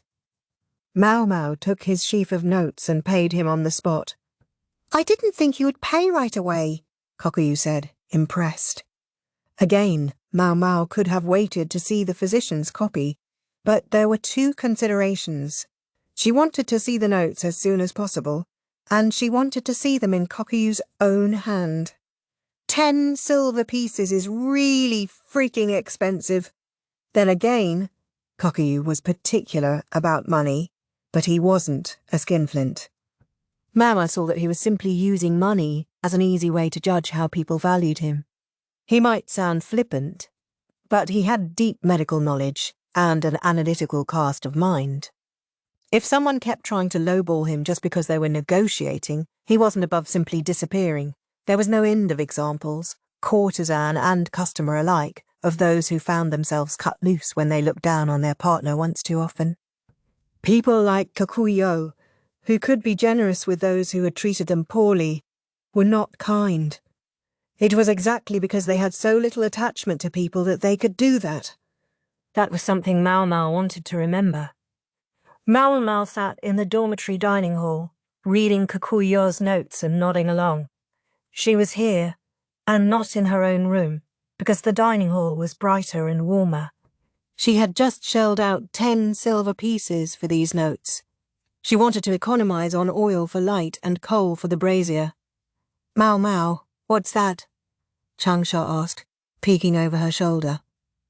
I should charge her for looking, Maomao thought, but she knew that the junior ladies made even less than she did. Changsha also made dinner more often than Maomao, so she would allow her this glimpse. Their material's about contagious diseases. It might come in handy for us and take a look. May I? Changsha said, almost glowing. What a good little girl. Nothing like the girls who show up in the pleasure district. They were all sold off the moment they got there. Some of them were poor farmers' daughters, or the children of merchants who had fallen on hard times. Whatever the case, there was no use sulking about it. They were nice kids sometimes, but if they clung to common sense for too long, they would never last. That wasn't to say that the girls who became courtesans were unpleasant, only that Changsha was blessed by comparison. Kokuyu was a remarkably talented writer. Maomao also noticed words in a foreign language jotted here and there in his notes. Stuff like this is why I wanted to see the original manuscript. She knew that Kokuyu's mentor in the medical arts had been from another country, so it was only natural that his medical vocabulary included some foreign words. Smallpox, Changsha said. Do you think Yo's doing all right? I saw her today and she seems to be holding up well, but the situation is rough. Changsha and Yo seem to be good friends. They frequently found themselves assigned to different tasks when it came to learning about medicine, but Maomao gathered that they had spent several of their days off going out together. Us worrying about her won't help anything. We just have to do what we can, Maomao said. Good point. Which reminds me, Changsha changed the subject, perhaps in hopes of making herself feel a little better. I would like to tell you that Yao and An are the same as always, but what? They actually had an argument the other day. Even I know that's strange. What could possibly have inspired an argument between the two of them? Maomao could see Yao getting annoyed, but Enin would never contradict her mistress, except about one thing, maybe. Was this about a man by any chance? That's right.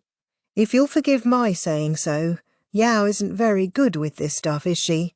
You can tell, Maomao said, promptly betraying her agreement. Yes. And would she happen to be in love with someone named Lahan? She was so very right. Maomao actually felt bad for Yao. Yao tried to hide it, or maybe she didn't even realize herself. I'm not sure I would say in love, exactly. Wait. You even know about Lahan. Mama didn't know whether Yao herself had acknowledged her own romantic feelings at this point. Surely their object didn't have to be Lahan, of all people. I do. Anon mentions his name all the time, and she looks mad as a devil when she does it. I got the gist of the situation from what I heard of their argument. Pretty bold stroke, isn't it? Coming up with a reason to live in the house of the man you have a crush on. The argument was about whether it was time for them to move out. I agree. It absolutely is. And Enon wanted to get Yao away from that house before she put a name to how she felt about Lahan. Maomao nodded. This made good sense. I've also figured out that Enon only has eyes for Yao. Once in a while men come asking after her, but she shreds them so mercilessly it hurts to see. Uh-huh, for sure. Lahan's brother's face flashed through Maomao's mind. His real name was Khan's something or other. Oddly enough, as repugnant as Enon might find Lahan, she was considering his brother as a potential match for Yao. A double dose of unhappiness for him. I'm not sure Yao is as smart as she thinks either, Changsha continued. You can move into someone's house to be closer to them, but first there has to be someone there with whom love can bloom. I think most people would just find somebody like that an intrusive nuisance. Sure, Yao is from a good family and has the money and the looks, so men who aren't in the middle of that situation are probably jealous. But this Lahan doesn't seem to have any interest in her. It must be unbearable. Maomao looked at Changsha, agog at this unsugar-coated assessment. I take it back. So much for a good little girl. She was open-eyed about her senior's shortcomings, and could articulate them clearly. It only went to show that she had passed the palace lady's examination on the merits of her own intelligence. But it was also a little scary. Even I pick and choose who I talk to like that, she thought. Just to be sure, she said, you haven't said any of this to Yao or Enon, have you? No, not yet. Changsha shook her head. Maomao felt a rush of relief. But then Changsha went on. But for both their sakes, I think she needs to either step up, tell him how she feels, and face the inevitable rejection, or let that infatuation go. Otherwise, this will never end. And I think the quickest thing would be for somebody to say something about it. But Yao is so stubborn that there's no good way. Maomao agreed with that too. Enon would never say it to her face, and even if she did, Yao would just brush her off. After all, they had a fight just from some roundabout discussion about moving. Maomao doubted it had escalated to the level of an actual fight, and one would feel too much regret. There's one other way the problem might be resolved, but I think it's the least likely of all. Ah, you mean for him to fall in love with her too? Yes. Maomao shook her head. No way. Not Lahan of all people. You don't think this Lahan man might eventually cave? Knowing that the world's scariest sister-in-law, by the name of Enon, would be part of the deal? A frightening thought, I admit. They had been talking so long that most of the diners had filtered out of the dining hall. The dormitory aunties were giving them looks, silently urging them to show themselves out sooner rather than later. What do you say we get to bed? Maomao stood up, clasping the notes, which was when she heard unmistakable pitter-pattering footsteps. Good day! And there was the unmistakable drawl. It could only be Chu. We're well past the point of good day. The sun has been down for ages, Maomao said. She smelled trouble. Go back to your room, Changsha. You've got an early morning tomorrow, right? Yep. Thanks. Changsha obligingly left, although she looked very curious about what was going on. All right, what is it now? Maomao asked. Are we going to spy on Master Barson again? I assume he's not skulking around at this hour. I can't even picture him being smooth enough to invite a girl out at night. Oh, no. If my little brother were capable of a midnight assignation or a lover's tryst, poor Miss Chu wouldn't have to work so hard. You think I could bring him by the Verdigris house to get some practice? I'm sure my sister Perrin would love to teach him. Definitely don't do that, please. If he went berserk and smashed up our building, I would be the one the old bat took for her punching bag. Who knew how much the old madam would expect her to pay in compensation? Too bad, but I'm not here to chat about my brother today. There's been a little problem, and I would like you to come with me to the Moon Prince's place. May I ask what kind of problem? Jinchi didn't summon Maomao nearly as often as he used to. He couldn't use the peony brand as an excuse anymore, and he must be busy with work. But the biggest reason was likely that he wanted to draw a clear line between them. So there must have been something fairly serious to make him call Maomao into his presence. There were no other palace ladies in the dining hall. Even the dormitory aunties had read the room and shown themselves out. Che leaned in and whispered in Maomao's ear. A cursed jar was discovered under the eaves of a certain official's house. Oh, I haven't had a good mystery in a while. She used to deal with that stuff all the time in the rear palace, but these days she didn't hear many stories like this. I know, and this official's daughter is in dire straits because of the curse. Whatever it was, the story had made its way to Jinchi. That implied the official in question was highly placed. And you want me to break this curse? Oh yes, exactly, Miss Maomao. Do you believe in curses? Chu, like Maomao, was not the superstitious type. Ho, ho, ho! Let's call it a matter of the mind, or the heart. Curses may not exist for you, Miss Maomao, but sometimes things happen for which other people have no other name. She grinned. Now, are you coming? Do I have a choice?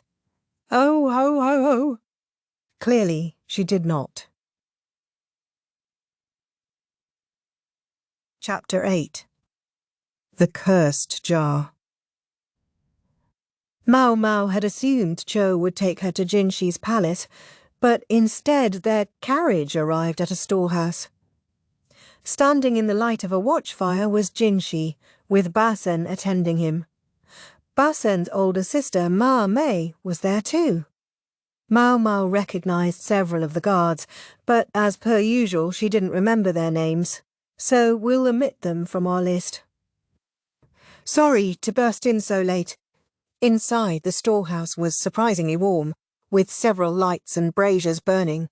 Glad it's so cosy, but I see a problem here. She was worried about ventilation. She had once nearly died because of incompletely combusted charcoal. Maomao discreetly made sure that the windows and doors were cracked. Sorry to drag you out here. Jinshi sat in a simple chair and was looking at a table on which sat a most mysterious jar.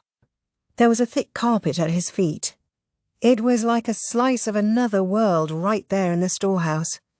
The braziers that all but surrounded the table made clear that someone had tried to make the place as livable as possible. It was like there was a whole separate little room right there. Forgive me for sparing any preamble, but take a look at this. It was the same sort of thing Jinshi had always said during their time in the rear palace, except that since he wasn't pretending to be a eunuch anymore, his voice was a little lower. His eyes looked a bit too wide, too. Maybe it was a trick of the light. No, isn't this a filthy thing? Maomao said. Don't say that while you try to pick it up with your bare hands. He batted her hand away. The familiarity of the exchange was oddly comforting. If I don't touch it, how will I know what's in it? You delegate. The jar was small enough to hold easily in 2 hands. It was also sealed firmly shut, with a slew of ceremonial wards plastered all over the lid. The wards were inscribed with magical incantations. They made the thing look like the quintessential cursed jar. Suiren would never have stood for a hexed object entering Jinshi's palace. That must be why they were here instead. Master Jinshi, did Lady Suiren stand quietly by and let you occupy the same space as a cursed jar? She did not. I'm surprised you were able to bring her around. I said that sometimes I need a change of pace. I was told in no uncertain terms not to touch the jar, and not to catch a cold, hence the thorough precautions. Yes, that would explain the braziers, and the carpet, and the luxurious fur warmer around Jinshi's shoulders. Suiren's overprotective streak was on full display. A change of pace, huh?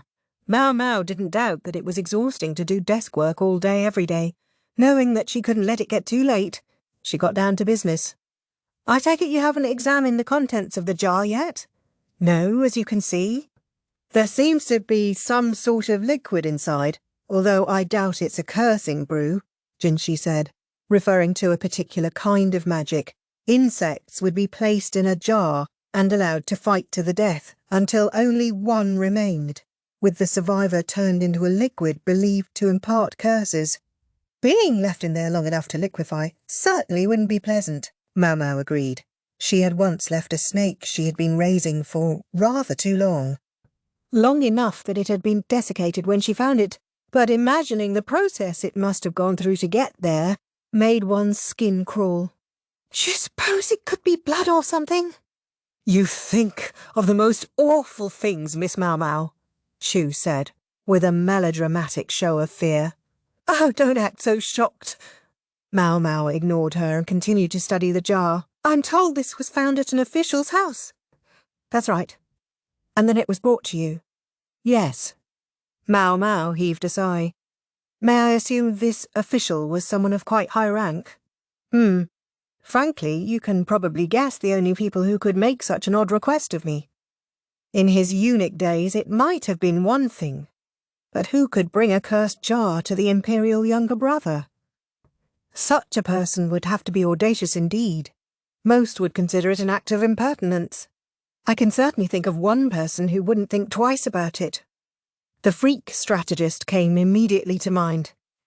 Still, this kind of thing was out of his usual wheelhouse when it came to tormenting Jinshi.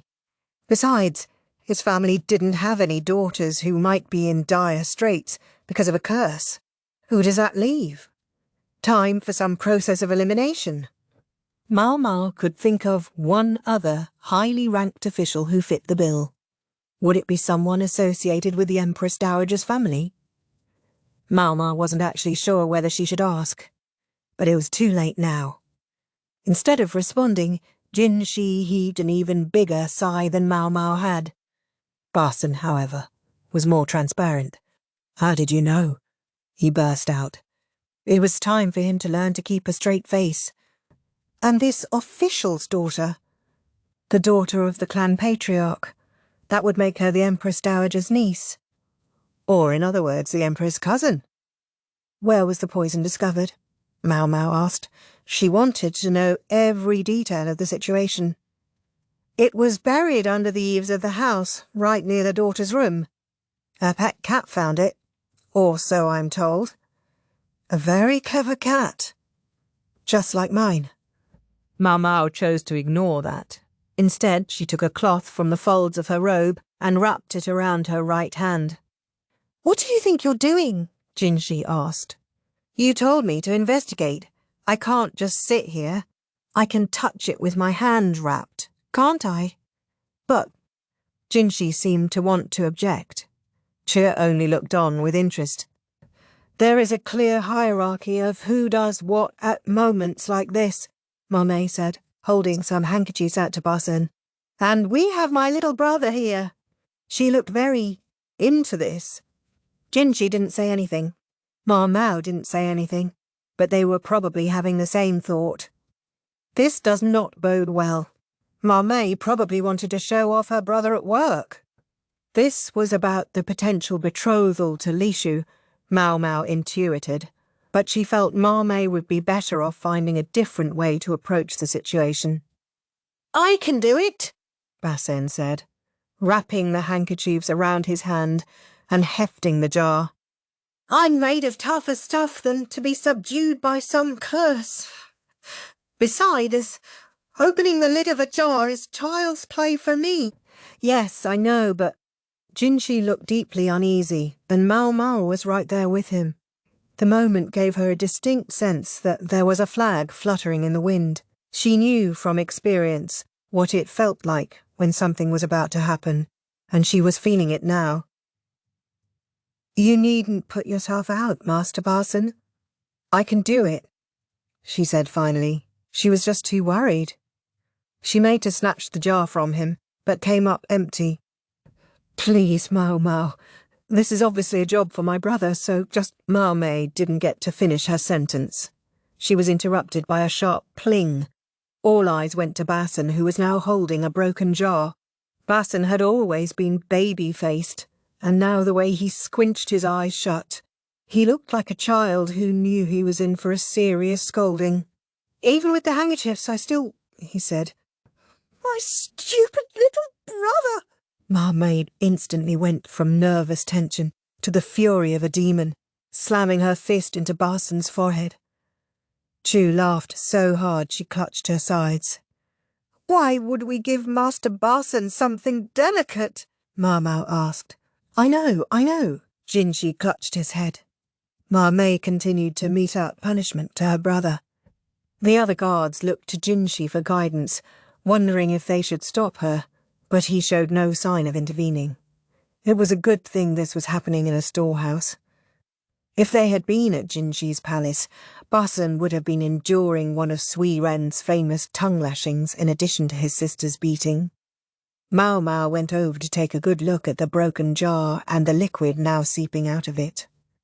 "Perhaps Miss Cho can shed some light on the situation." "Ho-ho!" Chu said, trotting over with a lamp. She was still grinning in what Maomao took to be amusement at Barson's screw-up. "Thank you, that helps," said Maomao. The liquid in the jar was something black. It had a distinctive odour, but it wasn't blood. Maomao considered. "Hey!" Jinshi exclaimed as she plunged a finger into it. He grabbed her wrist. "What if it curses you? It won't do that. But this is more dangerous than any curse." Tugging gently to tell Jinshi to let go of her, Maomao sniffed the liquid on her finger. It smelled like tea. "If it's not a curse, what is it?"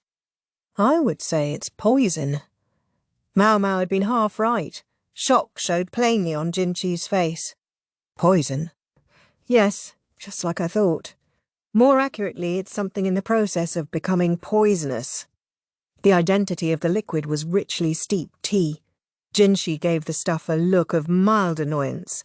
This particular poison was hardly anything remarkable by palace standards, but actually finding it, and thus having to deal with it, was certainly not welcome news. For as Maomao said, poison was far more potentially harmful to its target than a simple curse. If you put strong tea in a bamboo flask and bury it in the ground for a month or so, it turns into poison. A high-quality tea, something well-dried and not fermented, is ideal. This person didn't use a bamboo flask, obviously, but it looks like the same method. I would love to try bamboo versus jar and see if they turn into the same kind of poison, but my book didn't describe how to do it with a jar. There's no need to see that. Why do you even have a book like that? Jinshi stared daggers at her, but it was simple. She had found it at the bookstore and bought it. Personal interest. I thought if you left tea sitting around for a month, it would just go bad and give you an upset stomach, Barson offered. He was in a formal seated position, feet tucked under his behind, as a way of encouraging him to think about his mistakes. The marks of Mame's fists and slippers were evident all over him. Oh, it definitely turned into poison. Why are you using the past tense? Jinshi demanded, stalking up to Maomao. She tried to laugh it off, but Jinshi wouldn't stop glowering at her. There was more. She had made the tea with the verdigris house's best leaves, giving the madam a fit. Moreover, testing her creation had gradually sapped her of her strength, until Luamen had frantically intervened with an antidote. The book she had referenced for her experiment had been burned. Anyway, we need to focus on solving the case, she said, forcibly bringing them back to the subject. She took another close look at the shattered jar and its contents. It doesn't seem to have fully matured yet. The wards bearing curses must have been for one of two things. Either the person thought creating the poison was somehow a magical process, or they wanted it to look like they were placing a curse instead of producing poison. In Maomao's estimation, this did not seem like the work of a master of either medicine or poison. If they had known what they were doing, they would have used a bamboo flask, not some jar, and they would have known that strips of paper with spells written on them would be of no use. There was, however, the possibility that they believed that the tea would turn into poison by placing a curse on it. Jinshi gave a thoughtful, Something catch your attention, sir? How precisely would this poison be used, and what would be the effect? Jinshi asked. He knew more about poison than the average citizen. He knew different kinds had different smells and tastes, and that there were both quick and slow-acting varieties, that each had their own applications. You would give the target a few drops a day, and it would gradually weaken their stomach. I suspect they would die after several months. Maomao herself had suffered from vomiting and stomach aches. An already weakened target might well succumb after just a couple of months. A highly steeped tea had a distinct astringency, but that could be concealed readily enough by putting it in food. I heard the daughter of the household in question was in dire straits, Maomao said. You suppose she's weakening and dying because she's been poisoned? Is that what you thought I meant, Maomao? Well, yes. Wait, I assumed the dire straits were that she was dying from a curse. Am I wrong about that? Maomao grunted. True, the expression could be taken any number of ways. Jinshi gave Maomao a questioning look. Has the young lady normally been healthy? No, she's always been prone to illness, her stomach frail and her appetite meagre. But given that those are exactly the symptoms Maomao described, it's possible that someone has been slipping her poison for years. If it was poison at work, there's still something that doesn't add up, Maomao said, crossing her arms. What's that? Maomao looked at the size of the jar, then at the amount of liquid seeping out of it. If someone had been giving her this poison, then frankly she should have died long ago.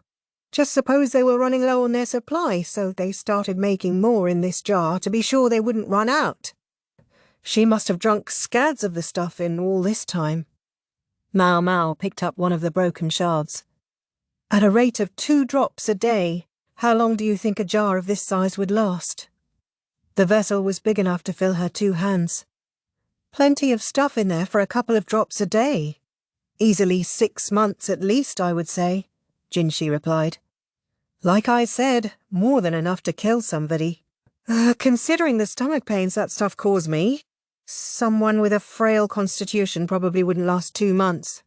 Jinshi glowered at her as if to say, I knew you had tried it. Ahem. Maomao coughed to distract him. There's always the possibility that it was diluted with a weaker poison as well. Would it be possible for me to investigate whether the young lady in question is being given poison even now? Believe me, I would love to have you do that, but is there a problem? Don't tell me you didn't notice. The problem is which family we're talking about. Maomao nodded. Ah, yes. It was the Empress Dowager's clan. That's what he had said. Maomao didn't know much about them, but this was the family that had made their way in the world by offering their very young daughter to the former emperor. She didn't know who ran the place now, but from the way Jinshi was acting, it seemed like it might be smart not to get involved. Aren't you the one who sent me to the Crystal Pavilion in order to solve a problem at the rear palace? Notwithstanding her ladies, Jinshi said uneasily. Consort Liwa at least was an outstanding person. In other words, the same could not be said for the head of the Empress Dowager's family. Fair enough. I'm not sure about the whole asking the Emperor's brother to investigate a cursed jar thing, even if they are family. This was not like asking the eunuch Jinshi to do something in the rear palace. Come to think of it, did the Empress Dowager's family send another young lady who's a current consort at the rear palace? Maomao asked. Oh, did? And she's not unrelated to this situation? Let me guess. They brought the matter to you because they thought someone in the family was trying to curse this consort. So they did. So that's the story. A daughter in dire straits. Meaning, not one who was suffering from a curse, but one who was suspected of cursing an imperial consort. A curse might or might not have any practical effect, but people would expect her to be punished for it. Who was it they sent to the rear palace again? Maomao pressed a finger to her temple, thinking. She seemed to remember that it was not the Empress Dowager's granddaughter, but the granddaughter of her half-sister. Maomao helpfully jogged her memory. The girl who entered the rear palace was the Patriarch's grandniece, which also makes her the grandniece of the Empress Dowager, and rumours are going round at the moment that she might be with child. Maomao was still jabbing Barson with her fingernails, even as she spoke. The Empress Dowager's family had tried hard to have Jinshi reinstated as the heir apparent. No doubt they were all in a tizzy to know that their grandniece might be pregnant. They would certainly want to avoid any stroke of misfortune, like a curse. Why would they drag you into such a dangerous mess? Maomao asked, before she could stop herself. Hey! Barsan shouted, but Maomao gave him a whack on the head to shut him up. If 2 members of the family are trying to curse each other, the best thing would be to keep it in the family. Jinshi might technically be a relative, but Maomao couldn't understand why these people would get him involved. There was something going on here that she still didn't know about. I can understand you taking this on in the rear palace, Master Jinshi, but in your current position, couldn't you just tell them no? The request actually came from the Empress Dowager herself. She asked you personally? Whatever her family may have been like, they were still, well, her family. Even if they had sold her into the rear palace. She wanted my advice on whether the Patriarch's frail daughter had really put a curse on someone. What made them think she had? It would be a lot easier to buy if she had been accused of cursing someone else's family. The cursed jar was supposedly found by her room. It's worth noting that it should have been the Patriarch's own daughter who went into the rear palace, but his grandniece went instead. She was too weak to enter the rear palace, so she supposedly cursed the woman who went in her place out of sheer resentment. At least that's what those around her seem to believe. Do people really take that attitude with the Patriarch's daughter? She is the daughter of the clan head, but not of his legal wife. She's a concubine's child. Ah, now it was beginning to make sense. People would treat a girl like that very differently. Ever since the man's wife found the jar, she has been trying to chase the girl and her mother out of the house, or so they say. When the Empress Dowager learned of her niece's situation, however, she immediately understood that the girl must be in an unhappy position, and presumably her compassion went to work. The Empress Dowager, my mother, was herself the daughter of a concubine. I'm sure she was moved by the plight of a concubine and her child. The Empress Dowager was famous for her empathy. She was the woman who had freed the palace slaves and outlawed the surgery that produced eunuchs. Am I to understand, then, that the real issue is neither a curse nor poison, but the desire to clear a young woman's name of using a curse and to help the helpless concubine's daughter? Maomao said. Your swift comprehension is a profound aid. Think nothing of it. Her comprehension had been tested often enough. She was used to this by now. Well, curse, poison or whatever, it sounds like danger. Did the Empress Dowager really just want them to prove a young woman's innocence, or was she hoping Jinshi would look after the lady when she had been driven out of her home? Maomao pondered, trying to plumb the Empress Dowager's thoughts. Finally, she said, Master Jinshi? Yes? Are we sure this won't end with the daughter, in your care if we play our cards the wrong way? Of course it won't, Jinshi said, but he stiffened visibly. In your care. In other words, welcome the girl as his own concubine. That would be the normal implication. Mame and Barsen looked on curiously. The expression on Jinshi's face made them wonder what he and Maomao could possibly be talking about. Chai had long ago grown bored and was warming a grilled rice cake over a brazier. On impulse, Maomao nudged Jinshi and whispered in his ear, Master Jinshi, you haven't told the Empress Dowager about the brand on your side, have you? How in the world could I? He hissed back. What am I supposed to say? Oh, by the way, I scorched a brand into my own flesh. Well, then why did you do it in the first? Jinshi slapped a hand over Maomao's mouth. She had come dangerously close to yelling. My mother may have been a strict disciplinarian, but she wouldn't force me to do something I didn't want to, he said. But we can't speak for her family. Yes, Jinshi said slowly. I wouldn't put it past my uncle Sir Hao. This Patriarch, Hao, sounded like something of a villain. Actually, that reminds me, he's sure caused us his share of trouble. The proxy war between the families of the Empress Dowager and the Empress had kept the medical staff very busy. True, in the end it had turned out to be only a small group of hot-headed youngsters causing all the trouble, but the fact remained that Hao had not intervened to stop them. As for Jinshi, as the imperial younger brother, he couldn't afford to take in a consort. That meant proving the girl's innocence was their only option, but there were plenty of hurdles. Since they had determined that this was not a curse but poison at work, it was possible that poisoning explained the girl's continual frailty. If they couldn't find out who was poisoning her, however, she would continue to waste away until she died. And one thing's for sure, whichever it is, her life is in danger. What do you want to do, Master Jinshi? It doesn't really matter, does it? My mother is a compassionate person. She doesn't really care about what this jar is. She wants to rescue that young lady. Easy for her to say. Maomao folded her arms and groaned. Jinshi was quite a soft touch himself. Even if he wasn't as bad as the Empress Dowager, really not the stuff of a politician. It comes down to this. We have to see what's happening on the ground or we just won't know. That's what I thought. Jinchi didn't sound enthused, but he would do it. Maomao and the Basan didn't look any happier than he did. Only Chua was her usual merry self.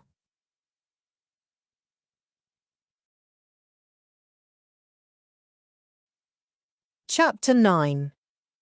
The Patriarch's Daughter, Part 1.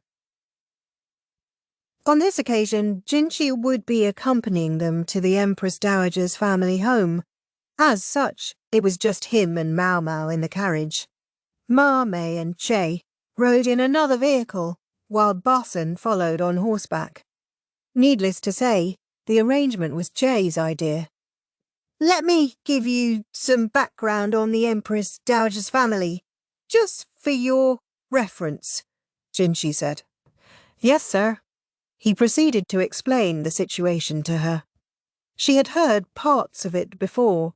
The repetition might have been in deference to the ever-forgetful Maomao. Sadly for Chu, Maomao and Jinchi both had their work brains on, and none of the developments she might have hoped for came to pass. The Empress Dowager has a complicated relationship with her family, Jinchi said. She was the daughter of a concubine of the former patriarch of the clan. The current clan head was her half-brother, a man named Hao. Originally, they had been a merchant family dealing in all kinds of dyes, and about a century before, they had received a commission to serve the Imperial Palace.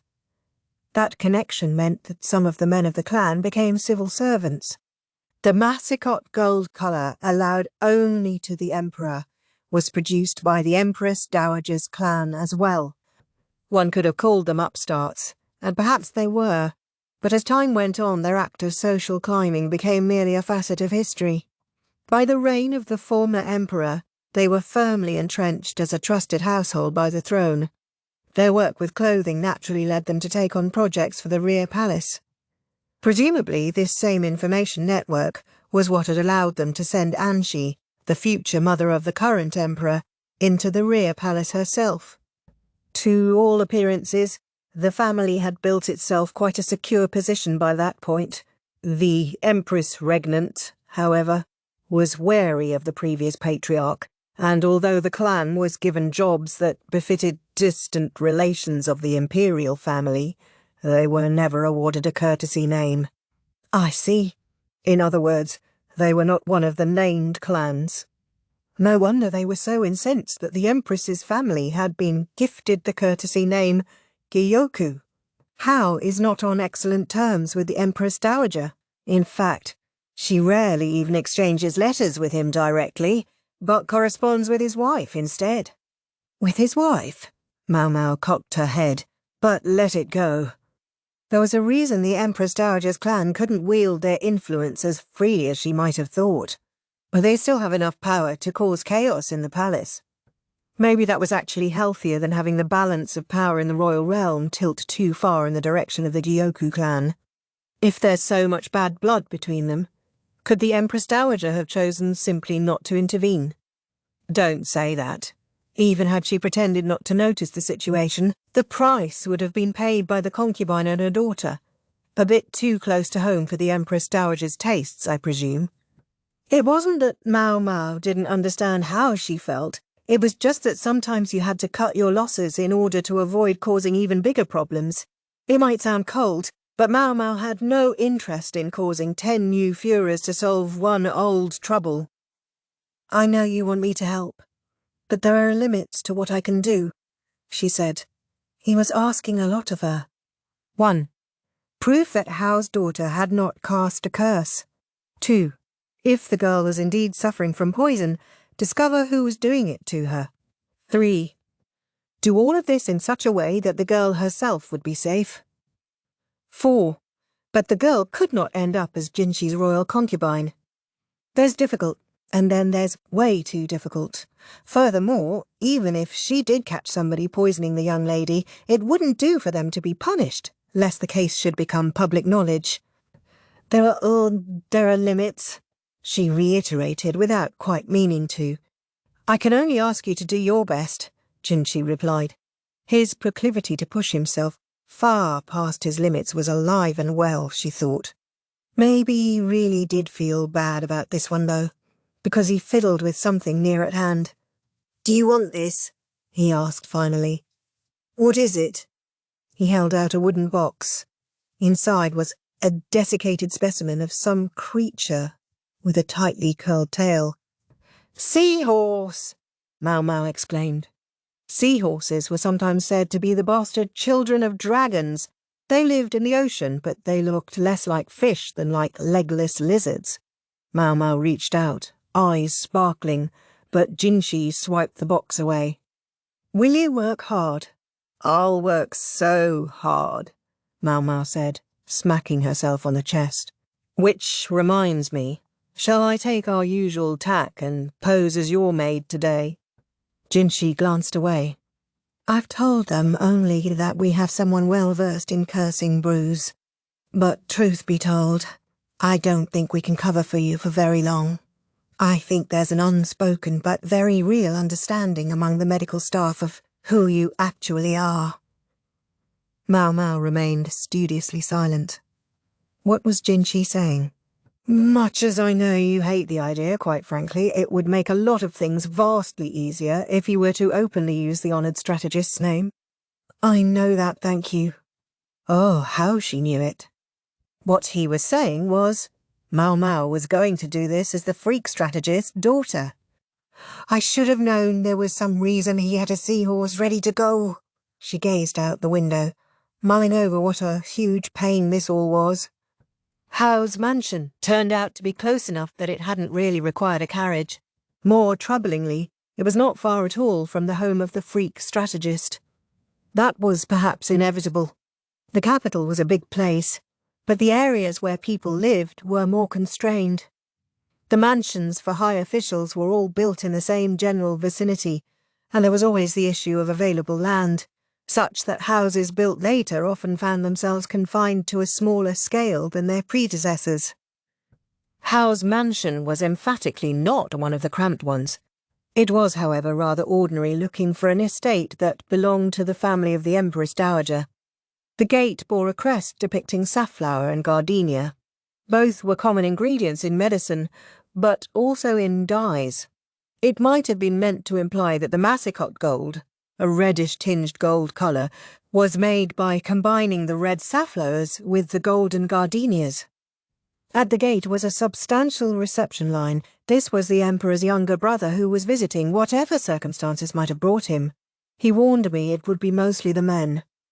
Jinchi had told her that, other than the young woman at the heart of the case, Hao's family was all sons. Hence why it was his grandniece who had entered the rear palace. Maomao didn't spot any young ladies among the assembled greeters. There were one or two women, but their dress showed that they were servants. We'll leave off a description of the looks they gave Jinchi. Among the crowd she saw a wispy woman who looked to be in her 50s. Her face was pale, except for her nose, which was bright red, as if she had put red makeup on it. She was wearing nicer clothing than anyone else there, so Maomao took her to be Hao's wife. There was also an attractive woman somewhere in her 30s. She stood demurely in the back, but had the next nicest clothes after the wife. She seemed too refined to be a servant. "She's a concubine, then?" She exuded a gossamer but unmistakable eroticism. "Pardon me for coming so late at night," Jinshi said. He spoke to a man of 40, no, maybe 50 or so. His outfit and bearing both marked him as the most important person there. So Maomao understood that he must be the Patriarch, Hao. Nonetheless, he lacked something in authority. Maybe it was the youthful quality of his face. Maybe growing a beard would make him look a little older. Then again, he didn't appear to have much body hair at all, so maybe growing a beard was beyond him. To think, that's where the family resemblance lies. The Empress Dowager, too, had a baby face. "No, sir, it's you who must pardon me. By rights, we should have resolved this concern on our own," without troubling your honoured self with the matter. That Anshi, she's always been the worrying type. Hao acted like he was good friends with the Empress Dowager. No doubt he wanted to put the best spin he could on the situation, but the truth was already out. The two of them did not get along. In any case, please come inside. It's so cold these days. Let us make you some nice, warm food. I had dinner before I came. I'm more interested in dealing with this as quickly as possible. A scowl passed over Hao's face. For better or worse, Maomao realised, he was an easy man to read. The prior Patriarch must have been clever, she thought, to send the Empress Dowager to the rear palace. But his son showed no such razor sharpness, or else he wouldn't have looked so casual at a visit from the Emperor's younger brother. His parents didn't raise this boy right, Maomao thought. A proverb had it that the wealth accumulated in a single generation could be squandered in 3, and Hao looked like a case in point. The situation might remind her of the Gyoku clan, whom she had so recently had the opportunity to study in great detail, but they at least had a clutch of excellent sons and daughters. Hao cast Maomao a disapproving look, but that was all. As Jinshi had said, the freak strategist proved a fine way of keeping people at bay. "I'll show you the way then," he said. "But as there's a sick person in the building, perhaps you could wait with us, Moon Prince. You bring me a cursed jar, and now you worry about exposing me to illness," Jinshi said. Right on the money, Maomao thought. Anshi did that. Right. Sure. Maomao realised this man Hao did have a strength after all. Baby-faced he might be, but he was very composed, and brazen to boot. She could practically see him some time in the future, bragging that the Emperor's brother had come to his very house, while omitting any mention of the curse. And the Empress Dowager isn't someone to be trifled with either. She hadn't needed to send Jinshi personally, in Maomao's opinion. But if it hadn't been Jinshi, the Emperor's own younger brother, she might not have been able to make such a strong move against her brother, even if they were related by blood. Probably a big headache for Anshi. "See that you show the proper respect as you take them," Hao was saying to another man. Evidently he was unwilling to approach a place that was said to be cursed, and left it in the hands of this other guide instead. Their new escort was a man in his mid-20s who looked like a younger version of Hao. Then again, given that youthful appearances seemed to run in the family, maybe he was a little older than he seemed. "I'm called Lai," he said. "I'll take you on my father's behalf." The young man seemed to have a sense of his place relative to Jinshi. At any rate, he didn't act too keen to promote himself. "I'll never remember that name," thought Maomao. "Try to remember his name, at least while you're here," Cher whisper-drawled in her ear. Busted. As was her usual habit, Maomao observed the estate as they walked through. She couldn't see much in the moonlight, but suddenly an odour prickled her nose. "Smells like farm fields." She sniffed, turning in the direction of the smell, and saw an impressive cattle barn. "Now, what's all that?" Chu asked, voicing Maomao's question for her. "That's our cattle shed.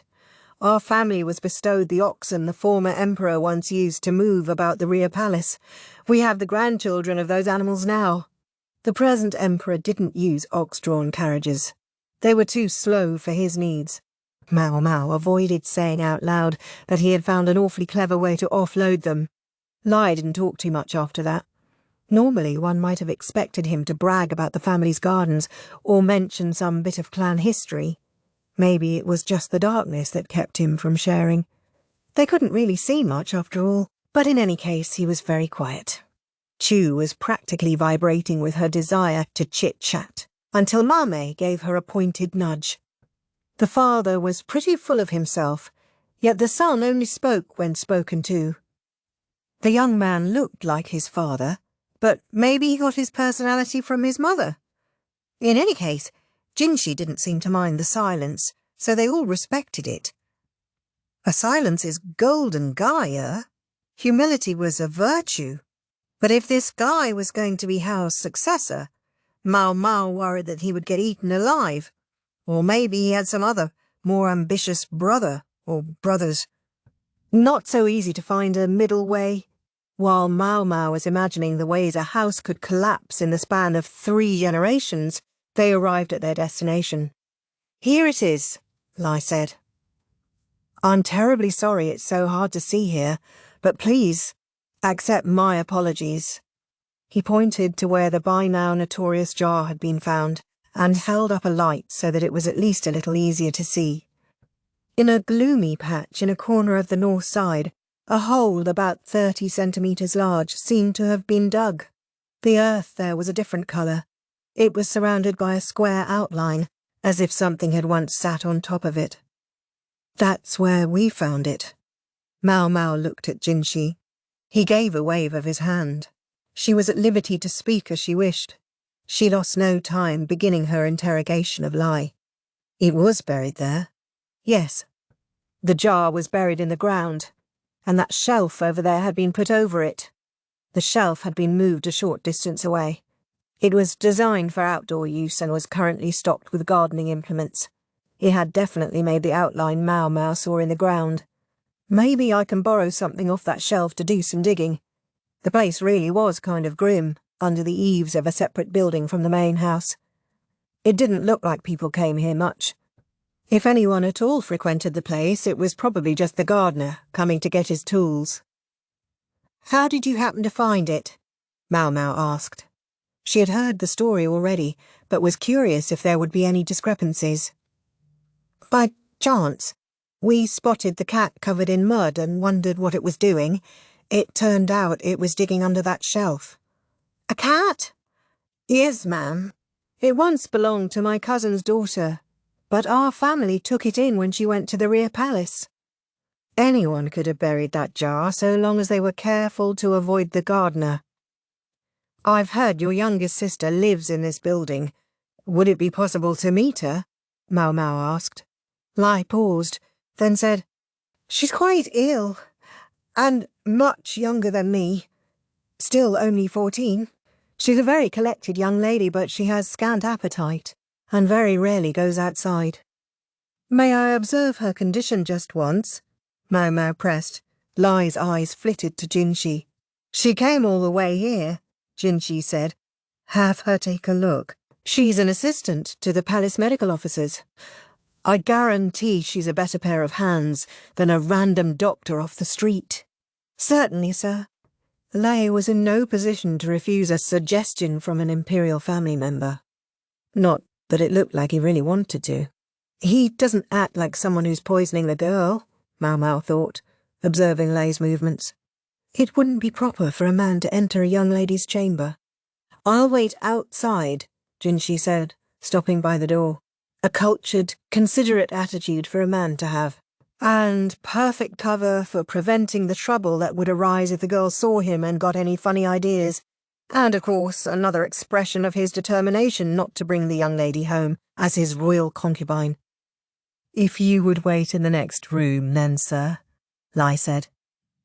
Jinshi was joined by Bahasan and Mame, while Chui went with Maomao. "I'm coming in," Lai announced brusquely, and then opened the door. "Master Lai?" "Whatever is the matter?"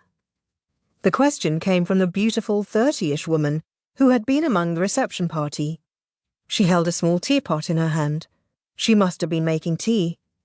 I knew she must be the concubine, Maomao thought, observing her from behind Lai. Next, she looked to the bed, where there lay a girl, still young enough to appear childishly innocent. Her colour was bad, however, and although Lai had said she was 14, her body didn't show it. Mother and daughter looked much like each other. Maomao could see why Hao would have liked to send the girl to the rear palace, if only she hadn't been ill. The room was dark. No wonder, given the hour, but the moonlight that filtered in made the girl look like just a pale, floating face. Maybe the dearth of visual information was what made Maomao's sense of smell kick into overdrive. She detected the scent of honey from a candle and the smell of the herbs in the teapot, probably something to help the girl sleep. Maomao also noticed that something about the lovely concubine felt oddly familiar. The woman set down the teapot with long, slim fingers. She carried herself like a swaying willow. She conscientiously held her head at an angle that would show her best side to the visitors at all times. Maomao knew, for she had spent her entire life around such women. She comes from the pleasure district. Her outfit was plainer now, but the way she wore it and the very aura she exuded, those things couldn't be changed. In the dim room, too, she had an eroticism that reminded Maomao of a courtesan in the bedchamber. But there was no need to make any smart remarks about the matter, so she stayed quiet. "A companion of the Moon Prince is here to look at Jade," Lai said. "Jade? What a fantastic name!" It referred to the Gardenia, which had applications as both a medicine and a dye. If Hao had named the girl after the family crest and business, it meant he expected great things of her and had presumably raised her accordingly. "Maybe we can get something as a souvenir." It was not a very respectful hope, but Maomao cherished it nonetheless. If the family still traded in dyes, then they must have Safflower and Gardenia on hand. Either would be great, or both. You mean this woman? The concubine asked, eyeing Maomao. This is an apothecary who comes with the Imperial younger brother's highest recommendation. Chua chirped. "Don't tell me you don't approve." A threat entered her voice, but the grin never left her face. Perish the thought. "But no doctor yet has been able to cure my daughter's illness." The concubine held the girl close and let out a moan. With listless eyes, the child clutched her mother's arm. "All the same, please let me examine her. It won't do any harm to take a look." "Of course." The concubine looked at Maomao, still worried. She wouldn't give me that look if I were a proper physician. It occurred to her that maybe next time she should try a stick-on beard. But then, beard or no beard, a quack was a quack. Somewhere, the physician of the Imperial Palace sneezed. "Pardon me, then." Maomao took Gizi's hand. The girl was too weak to do anything but litter. She looks like someone who's given up. She certainly didn't look 14 years old. Maomao took her pulse, then checked her eyes and tongue. When she looked in Gizi's mouth, she caught a faint whiff of milk. "Excuse me, but could I have a cup of tea?" Maomao asked, pointing at the teapot that smelled of herbs. "I'll make some fresh," the concubine said, going to trade out what was in the pot. "Oh no, just keep what's there. It smells lovely. A sedative, I'm sure." Maomao sniffed again. "I couldn't possibly offer you tea from spent leaves. The water is already boiling. I'll make new." The concubine did just that, loath to insult a visitor. "Thank you very much," Maomao said.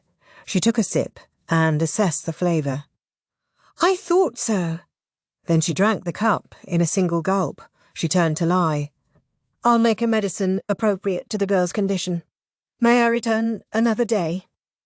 "I would be overjoyed if you would do so, but, well," he looked at the concubine and her daughter. He seemed to be asking, "Is there the real matter, not the cursed jar?" "I would like to discuss that on my next visit," said Maomao, stirring the leaves at the bottom of her teacup as she spoke. Chapter 10. The Patriarch's Daughter, Part 2. Maomao and the others decided to go home for the time being. There were too many things that would be difficult to discuss at Hao's mansion, and they determined that their brainstorm should be held somewhere else.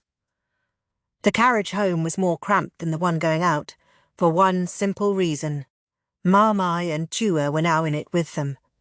There might have been room for one more, had they really squeezed, but it had been decided that Barson would not be much help in there, so he had been left out.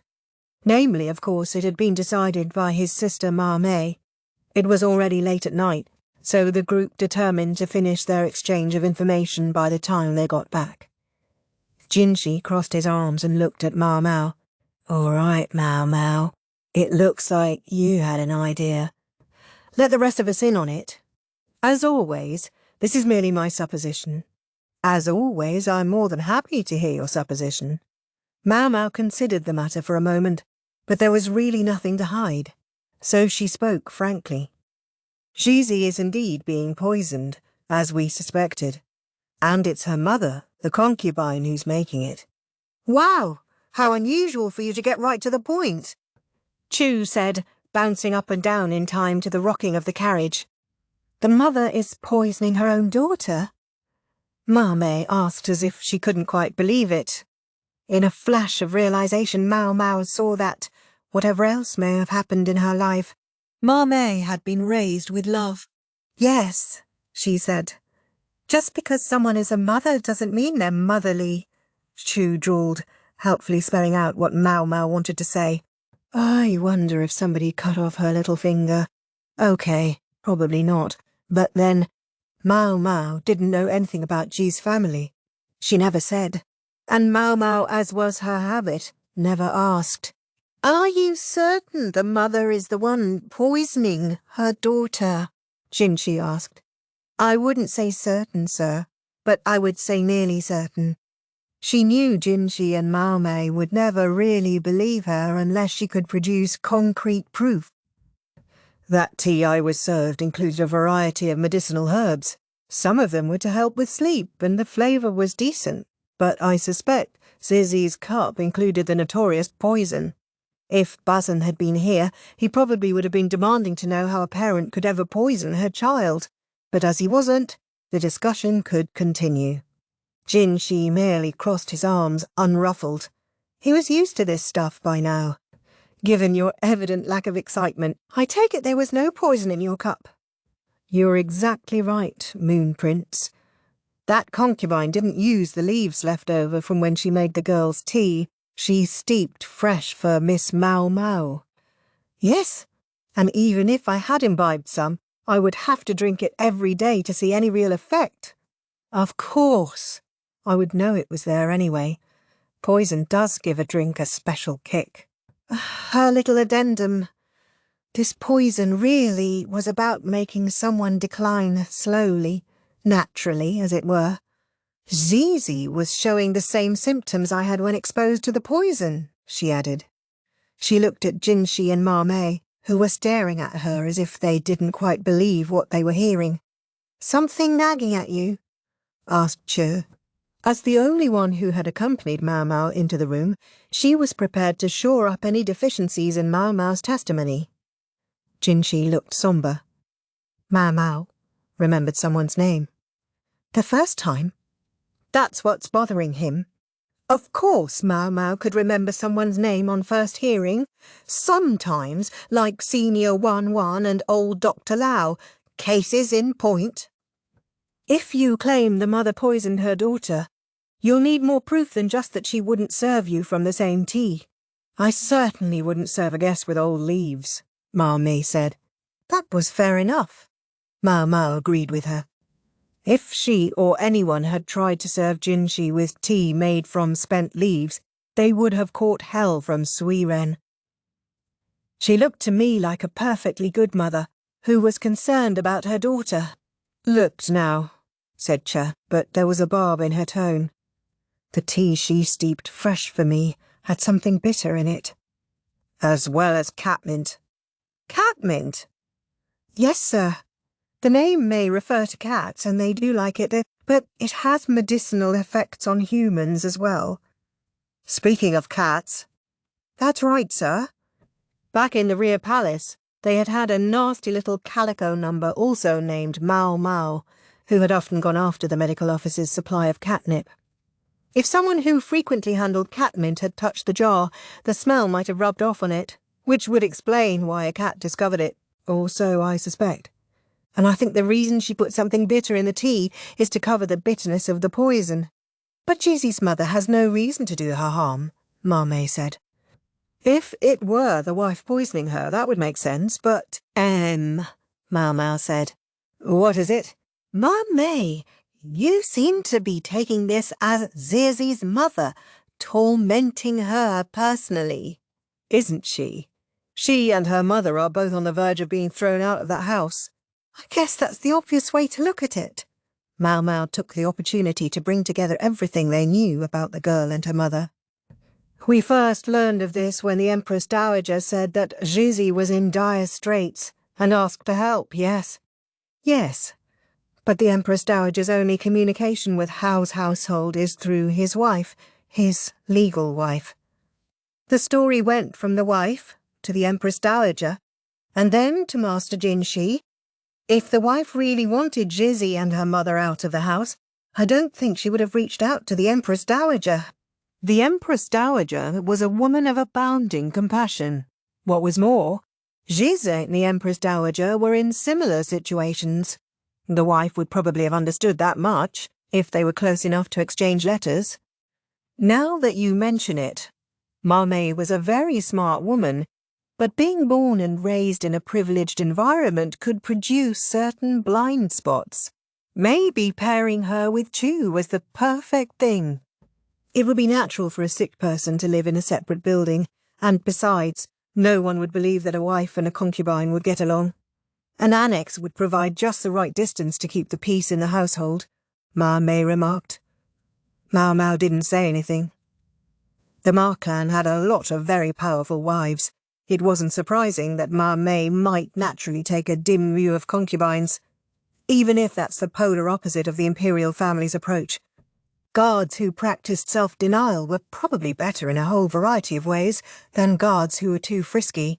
When it comes to Zizi's half-brother, Mr. Lai, Chu piped up. To Lai, it didn't really look like he was picking on his half-sister or anything.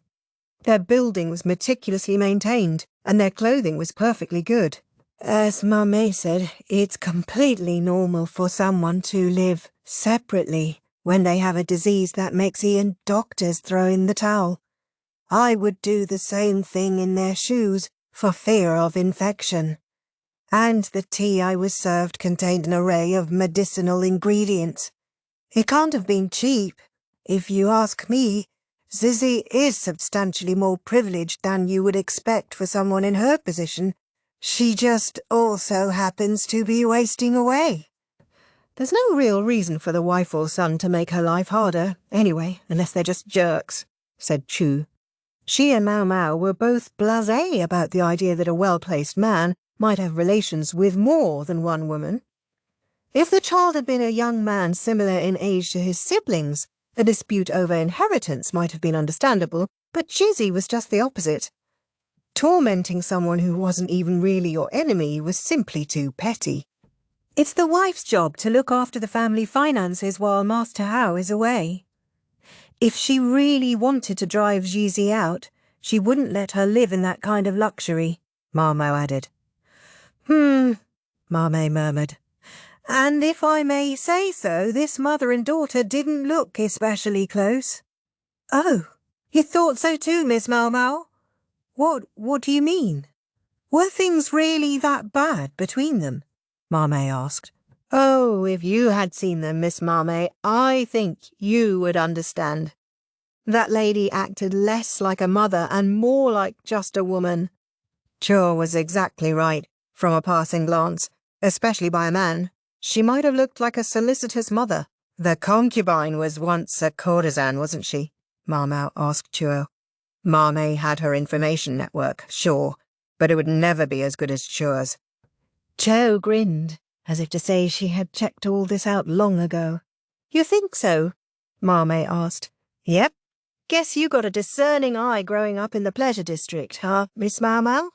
A courtesan still moves like a courtesan even after she retires. A first-rate courtesan transfixed her customers, her guests, with her very movements. She needed to understand what angle to tilt her head to be most attractive to them. Every ripple of her hair and twitch of her fingers was calculated. The concubine had been working her guests, Maomao and Chu-ei, making sure that she looked as pitiful as possible. It had looked exactly like the courtesans at the Verdigris house who were the most ephemeral. She was trying to evoke sympathy, you mean? Jinshi asked. He looked like he wasn't quite getting it. That's right, Maomao said. The concubine had been wearing the next nicest clothes after Hao's wife, And anyway, if she was really neglected, she presumably wouldn't have been allowed to be present to greet the imperial younger brother. Most of all, however, the poison in the jar was made from expensive tea leaves. If she could obtain those, as well as herbal medicines, she could make as much poison as she wanted. I guess I let myself get carried away by my assumptions, Maomao said self-reproachfully. It's easy to do, Maomao thought. People preferred stories that made sense to them. It might be one thing for a servant who was perpetually in the household, but a visitor could well imagine any number of things. If she just wants to make herself look pitiful, that's her business, but I can't approve of her using her daughter as a tool. A tool? Jinshi repeated. You think she's poisoning the girl merely to create sympathy for herself? He was a quick study. That was exactly what Maomao had wanted to say. I think it makes the most sense of the information we have, she told him. Surely not. Jinshi gasped, looking like he didn't want to believe her. I once knew a courtesan who deliberately went around with her hair dishevelled, telling her clients that the senior courtesans were abusing her. Look how they treat me, she would say. But it was all an act. Did you never encounter any consorts or ladies in the rear palace who behaved like that, Master Jinshi? After a long pause, he replied, Yes, I did. He clearly had more than one person in mind. This is an extension of that sort of behaviour. You weep to your customer that a kitten you've been caring for, or a little apprentice you especially dote on, has fallen ill with a mysterious ailment, and he feels such sympathy for you that he can never abandon you after that. Except in this case, the customer was Hao, the master of the house, but I just can't see the benefit of weakening her own child with poison. So Hao doesn't have any other daughters. Wouldn't it be more beneficial to the concubine to send the girl to the rear palace and make her a consort? Master Jinshi, could the daughter of a concubine, and a former courtesan at that, easily be elevated to the rank of a high consort? That left Jinshi at a loss. Having run the rear palace himself, he knew how many factors went into the selection of an upper consort. A woman needed family background, as well as looks and intelligence. She had too many competitors to be lacking any of those things. If you'll forgive my asking, when Empress Gyakuyo was elevated to high consort, were there many people who opposed the appointment? Empress Gyakuyo's mother had been married to the governor of the West, Gyakuin, who had several wives. Even now, there was no shortage of those who questioned whether someone with Western blood in her veins was fit to be empress. I don't know much about Master Hao, Maomao went on, but might he be the kind of person who would act as if a former courtesan like Jeezy's mother didn't exist in the interest of making his daughter more likely to become an upper consort? If anyone is neglecting the woman in that annex, might it not be Master Hao himself?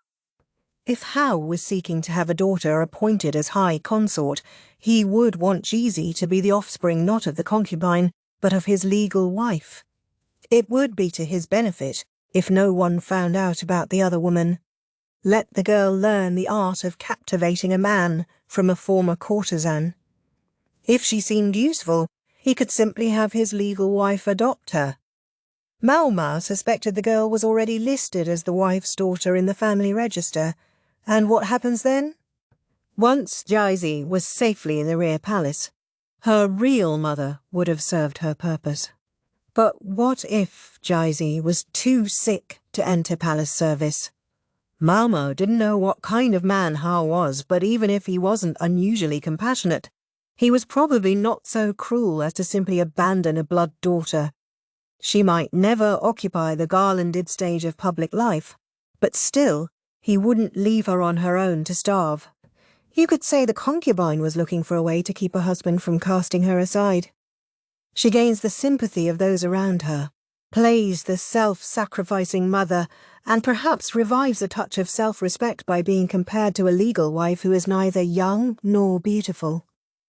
Jinshi and Maomao were both silent. Chu alone had a grin on her face, and a somewhat unsettling one at that. Maybe she thought it was her only way to survive, Maomao reflected. To her, however, It seemed immensely selfish. It's not a strong poison, she thought, but it was still poison, and it still ate away at the girl's body.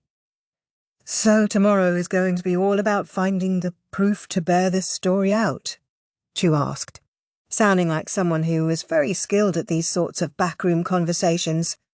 If that's the goal, I would like you to talk to the madam at the Verdigris house. And there's one other thing I would like to learn, Maomao said.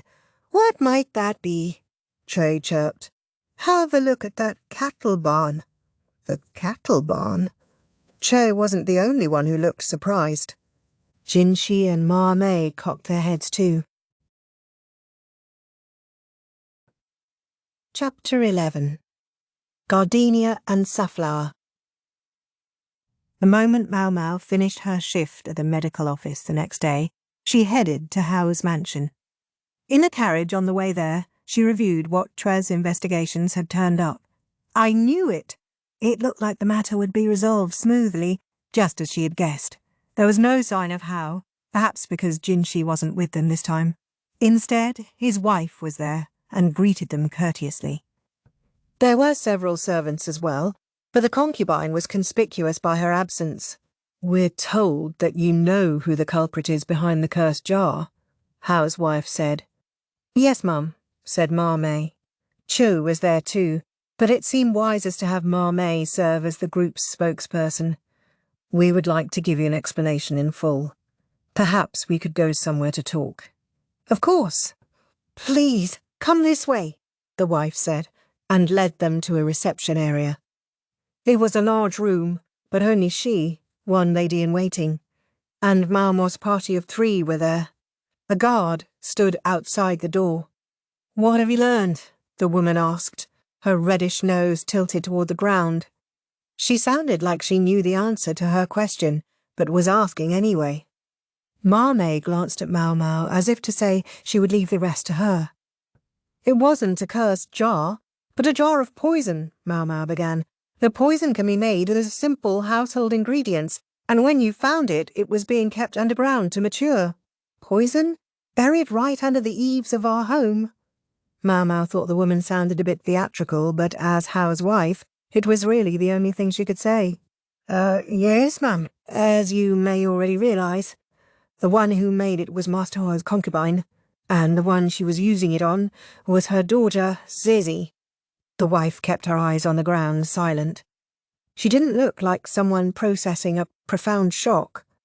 You knew, didn't you? After a long pause, the wife answered, Yes. The only surprising thing was how readily she admitted it. It was this woman, not Hao himself, who corresponded with the Empress Dowager. What had she hoped to achieve by so pointedly bringing the cursed jar to the Empress Dowager's attention, and why had the Empress Dowager, equally pointedly, sent Jinshi to deal with the matter? Was Jizi given her name because the Gardenia is part of the family business? Maomao asked. That's right. And because of that, I find myself called Suetsu Mohana. Suetsu Mohana? That was another word for safflower. The woman stroked her red-tinted nose. It was enough to suggest what had earned her the nickname. They call you that? Not Jizi's mother, Maomao said sourly. Balsam and wood sorrel, she thought, recalling a name she had been saddled with.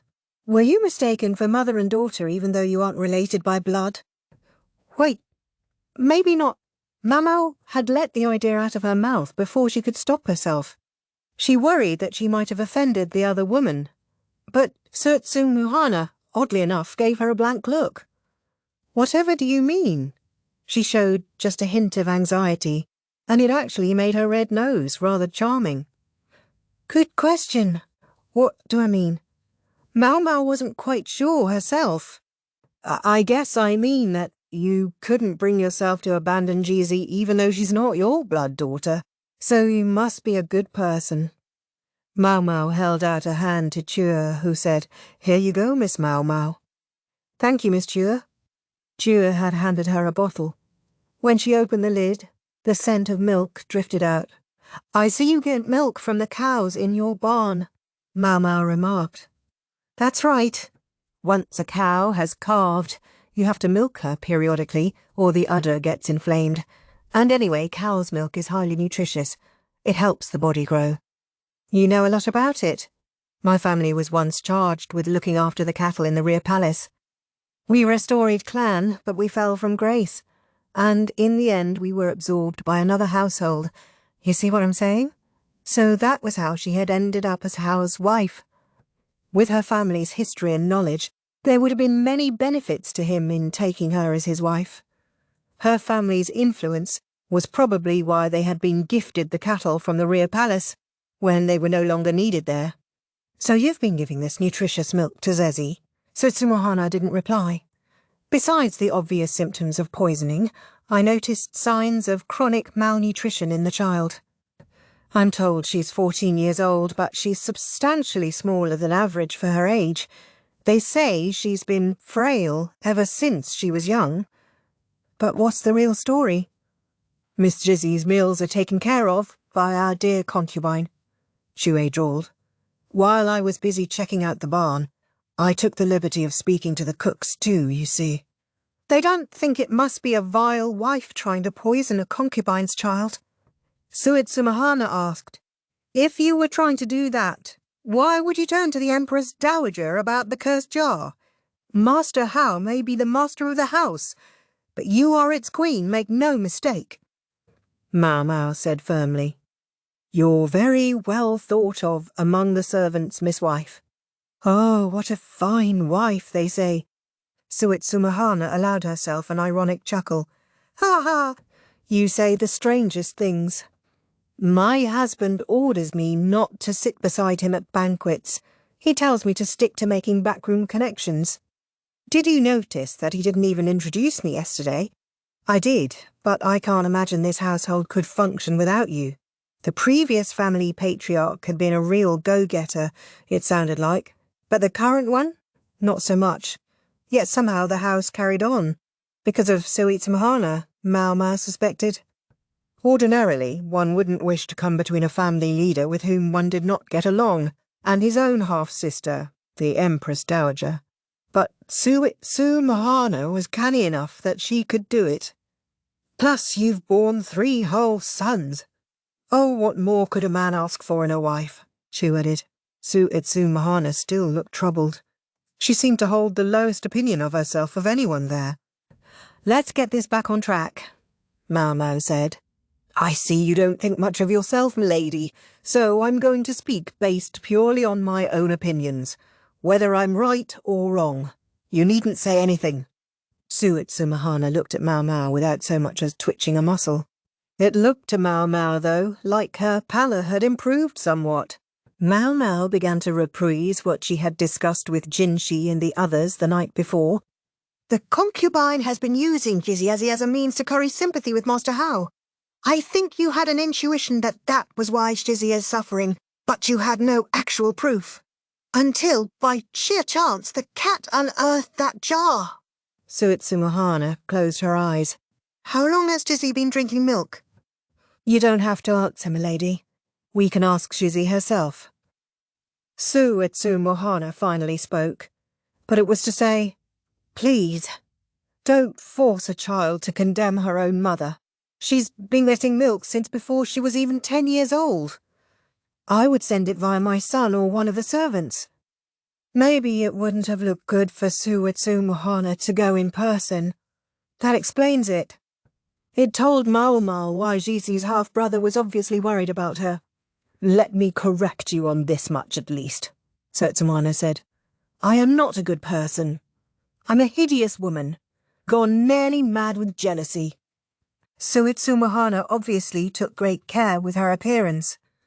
She wore sumptuous fabric as befitted a household of this quality, but in tones that were carefully subdued so as not to call too much attention to herself. Her nails were well manicured and her hair neatly combed. It seemed almost a point of pride that she didn't cake makeup onto her red nose, the source of so much of her inferiority complex. My husband was ensnared by a woman who wept at him. Oh, have pity on poor Jisi, won't you? He does like a weak woman, that man. never even realizing that the woman's refusal to give her daughter anything but thin gruel is nothing short of abuse. Suitsum-hana never once said the concubine's name, referring to her only as the woman, as much sign as she would give of her contempt. Her refusal to use the woman's name was perhaps one reason she saw herself to be so ugly. That woman knows my husband very well. She's hardly the first concubine he's taken in his life, but she's the only one still with him. The others all went away with suitable compensation in cash. They must have decided that he loved them more than he did me, because they would start to behave as if they were his real wife, until their arrogance finally grew repugnant to him, and he fell out of love. Geez, finish what you start, Maomao thought. It would have been the obvious riposte if they were talking about a dog or cat. Then again, in the case of humans, it would look awfully compassionate even to offer them cash severance. Or perhaps it was Suitsum-hana who gave them the money, maybe in exchange for written promises that the women would have no more to do with her family. Could it be? Maomao thought of Lai. He looked much more like his father than his mother. How many of Suitsum-hana's sons were actually hers? This woman has played the helpless waif all this time, to keep your husband dangling on the hook, Maomao observed. And now we know she even used her own daughter for the same purpose. That's right. I wanted to think it had nothing to do with me. Just the offspring of a sad concubine. No blood of mine. But then I happened to see that wasted child fly out of her room, grab a frog hopping along the ground, and try to eat it. Maomao made a face. The idea of eating a frog was probably unimaginable to someone raised in the upper crust. And tree frogs are toxic, so I can't recommend consuming them. Even non-toxic frogs might well carry parasites, and couldn't be eaten raw. You couldn't resist a jolt of compassion, could you? No. Her stomach was too weak for solid food, so I started by giving her warm milk. I thought her condition had improved considerably over the last few years, but recently she's begun to decline again. Suitsum-hana had been wondering why that should be when the cat found the cursed jar. That was when she realized the mother must be poisoning her daughter somehow. Why didn't you tell Master Hao that the woman was abusing her daughter? Mummy asked. As a mother herself, she might well object to Suitsum-hana's conduct. Oh, but I did. And what do you think happened? He said to me, "You're just trying to make her life harder, aren't you?" And can I really blame him? Why shouldn't he see in me a woman who is simply jealous of a younger, more beautiful concubine? Oh, yes. And I am jealous of her. So what could I say to him? And you didn't confront the concubine about it? Suitsum-hana gave a dry laugh. If I did that, I would no longer even be able to sneak the girl milk. Was the concubine that good at currying favour, or was Hao that shallow? Or was it both? Hao would call the concubine to his bedchamber instead of Suitsum-hana. There, she must have had the chance to tell him the most persuasive lies about how his wife was mistreating her. Whatever the case, it was partly my fault that Jade had gotten so bad. I wanted to help the child, so she had conferred with the Empress Dowager, in the most roundabout way. Maomao gave the bottle of milk a gentle shake. Jade was quite lucky, I see. Was she? How exactly? That you gave her milk. It not only brought her nutrition, but it may have saved her life. Oh, what do you mean by that? Chu chirped, physically poking her head into the conversation. Milk and tea don't play well together. It robs the milk of its nutrients. Or in other terms, when the poison in the tea mixed with the milk, it was diluted and weakened. If Zizi had stopped drinking the milk, she probably would have died in short order. When Maomao had drunk the poisoned tea all those years ago, Luomen had countered it with milk. Milk, in fact, was quite a common way to neutralize poison in someone's stomach.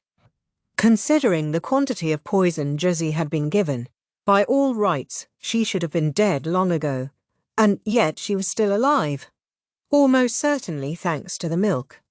It's not an antidote, though, and she will die at this rate, Maomao said.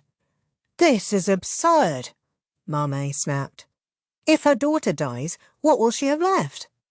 She was trying to control herself because they were in front of Suitsumahana, but she couldn't suppress a flash of anger. A fair question, Maomao said. The weaker Zizzy got, the more Hao would sympathize with her mother. The woman might do anything to make herself the star of this tragedy. Truth be told, I had an inkling about the concubine, so I looked into her background. She originally comes from the city's pleasure district, doesn't she? Maomao asked Suitsumahana. Yes. You know everything, don't you? In this case, it had been simple. Ask the pleasure district's living encyclopedia, the old madam. About 17 years ago, there was a beautiful and very popular courtesan. She had a number of well-to-do clients, but she lived with one disappointment. Maomao herself didn't know exactly whom the story was about. This courtesan's favourite apprentice was very sick. The owner of her brothel said to get rid of any girl who couldn't earn her keep. But this woman couldn't bring herself to abandon the young lady. She felt so deeply for her that she would frequently use her own earnings to summon doctors and apothecaries to treat her. Touched by her compassion, customers packed in to see her, and she grew ever more popular. Here, Maomao allowed herself a thin smile. One day, however, she summoned not her usual doctor, but someone who ran an apothecary shop in the neighbourhood, and that was her mistake. Unlike the physicians and the other apothecaries, who were effectively little more than witch doctors, this true apothecary discovered that the apprentice was being poisoned. The courtesan, enraged, chased this person out. But it turned out there were many who had thought the situation was fishy all along.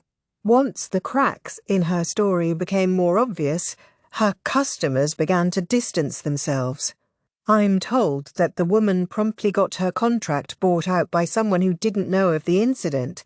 Her apprentice went on to work for one of the other courtesans and gradually regained her health. The real apothecary, needless to say, had been Lua Men. Am I wrong to think that that courtesan became Master Hao's concubine? I don't know how many times I told him to reconsider his choice, Suitsumahana said. In the end, she hadn't been able to stop him from buying the woman out. What would you like the Moon Prince to do, ma'am? Maomao asked. It was what Maomao and everyone else there wanted to know. Would it be at all possible for him to take Jizzy for himself? Do you understand what you're asking? Maomao said immediately. Asking a member of the Imperial family to take one's daughter could only mean to marry her. They had discovered the reality of the curse, as well as the fact that Zizzy was being poisoned. They had even found out who was doing it. But if they let her become Jinshi's wedded wife, then they had failed in their mission. I understand. I know how impertinent my request is. But, as a lady-in-waiting, Zizzy could only be a nuisance. She doesn't have the skill or stamina to do the work, not now. My sons regard her as a smart girl, but they're biased. She hasn't even received a proper education. Why then did you ask that? Zizzy cannot have children. My husband asked a doctor to examine her. He really did think seriously of sending her to the Rear Palace. That left Maomao silent. A powerful man's daughter was, ultimately, only a pawn for making a political marriage. Even Maomao, who looked like she had her freedom, knew that very well. All of this is because this household has acted so poorly, Suitsumahana moaned. So you want the Moon Prince to take Miss Jizzy as a way of making it up to her? Chiu drawled. Can't say I see any benefit at all to the Moon Prince, but I sure see lots of benefits for you and hubby. She was right.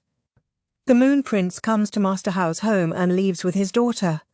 To all appearances, it would look like the Moon Prince, a man without a single formal concubine, had taken a liking to her and chosen her for his own, Maomao added. It sure would. Whatever the case, Hao would be overjoyed. The Imperial younger brother, who had rejected all advances thus far, would have chosen his daughter. So what if the girl couldn't bear children? It might still be enough to tip the balance of power in the palace. "What do you think, Miss Maomao?" Che whispered in her ear, giving her a nudge. What am I supposed to say to that? Maybe Che was fishing to see Maomao get jealous. Sadly for Che, she felt no such thing. I would feel sorry for Zizi if people were to put undue expectations on her shoulders, Maomao replied. So you're saying the Moon Prince won't have eyes for any other woman? Chu drawled. She's got me at every turn, Maomao thought, and resolved to simply not say anything else. Suits and Muhana seemed to have expected this response, for she gave a quick nod of her head. The Empress Dowager said the same thing, but I think there may in fact be a number of advantages. Such as? She might help him avoid the suitors and marriage talk that are only going to press harder upon him. Maomao thought it looked like Ma Mei's and Chu's ears had grown 2 sizes. Ah, now that might be attractive, they said between them, accompanied by small glances in Maomao's direction. But having such a sly mother-in-law, I don't know about that. We would not send that woman with her, Suitsumahana said firmly. I can't imagine even my husband would try to press his concubine upon you. She won't be happy about it, but unlike me, she can't afford to defy him. No matter how much Hao might dote on his concubine, she could never outweigh the Emperor's younger brother in the scales. It might change the way people look at my husband, but only temporarily. I hate to admit it, but our household simply doesn't have the firm foundation that the Gyoku clan does. I don't think this choice would have much impact to speak of on the balance of power. Ma Mei muttered. She seemed to think Suitsumahana might actually be right about that. Hao's wife was a clever woman, Maomao realised. There is still not a lot in it for him, Chua said. I have 3 sons, all of them very capable. We would never forget this kindness. And I can tell you that none of them have the vaulting ambition of my husband. What exactly are you suggesting? My husband may look young, but he'll be 55 this year. Do you suppose he can go on for another decade? Meaning the next head of the family would be someone loyal to Jinshi. She is not one of those wives who just blindly supports her husband. Suitsumahana was playing the long game, and she was sure she would win. Maybe that was what had given her the strength to endure so much misfortune. The one she hated most of all wasn't Hao's concubine. It was Hao. Thanks to his half-sister, who had been so lovely at such a young age, Hao had powerful connections in the palace.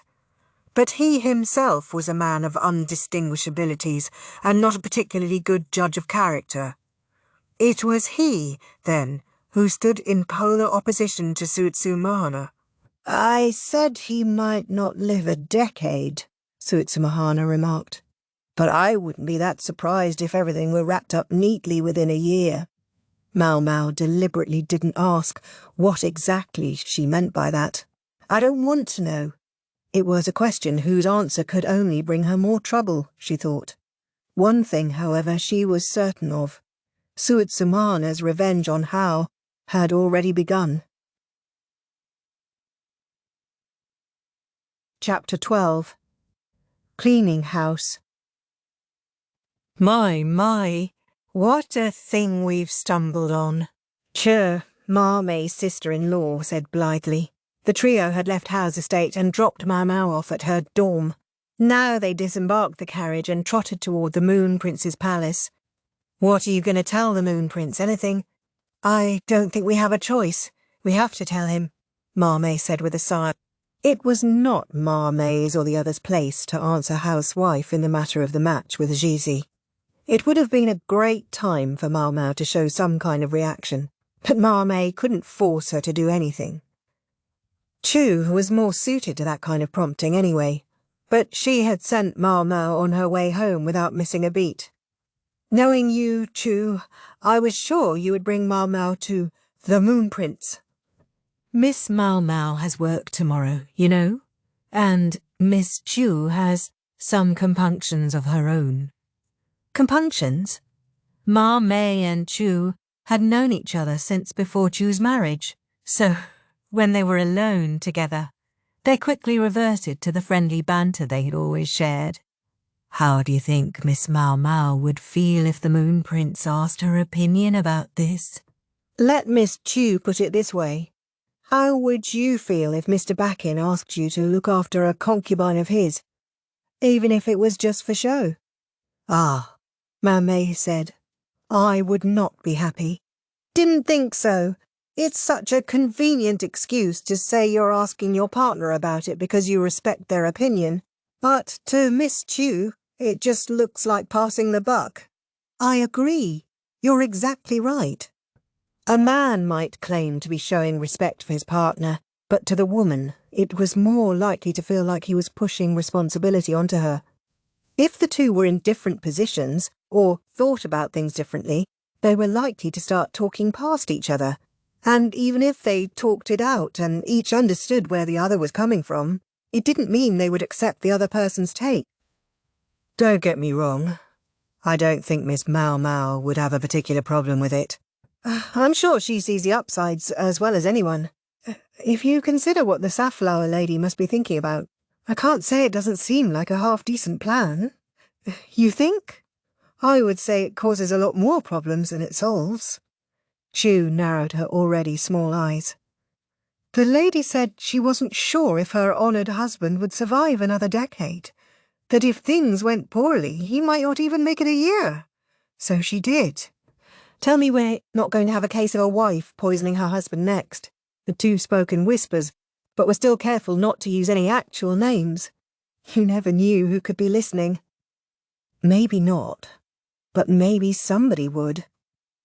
Somebody? That only leaves her sons, or else. A concubine loses her daughter, the tool she's been using to prop herself up. So what does she do? You think she adopts some other little critter? Chu was better acquainted than Maomao with the darkness of the human heart. You're saying she would move to poisoning the husband? Miss Maomao asked me to go and chat with the madam, and as a matter of fact, I turned up one other little episode. Chu's speech was punctuated by the distinctive pitter-patter of her footsteps. This courtesan who doted on her apprentice, one of her steadiest customers, visited her once every 3 days, at a minimum. Chu put a finger to her lips. Do you suppose she put a little spell on him? A spell? A spell they use in the Western region to keep a husband from cheating.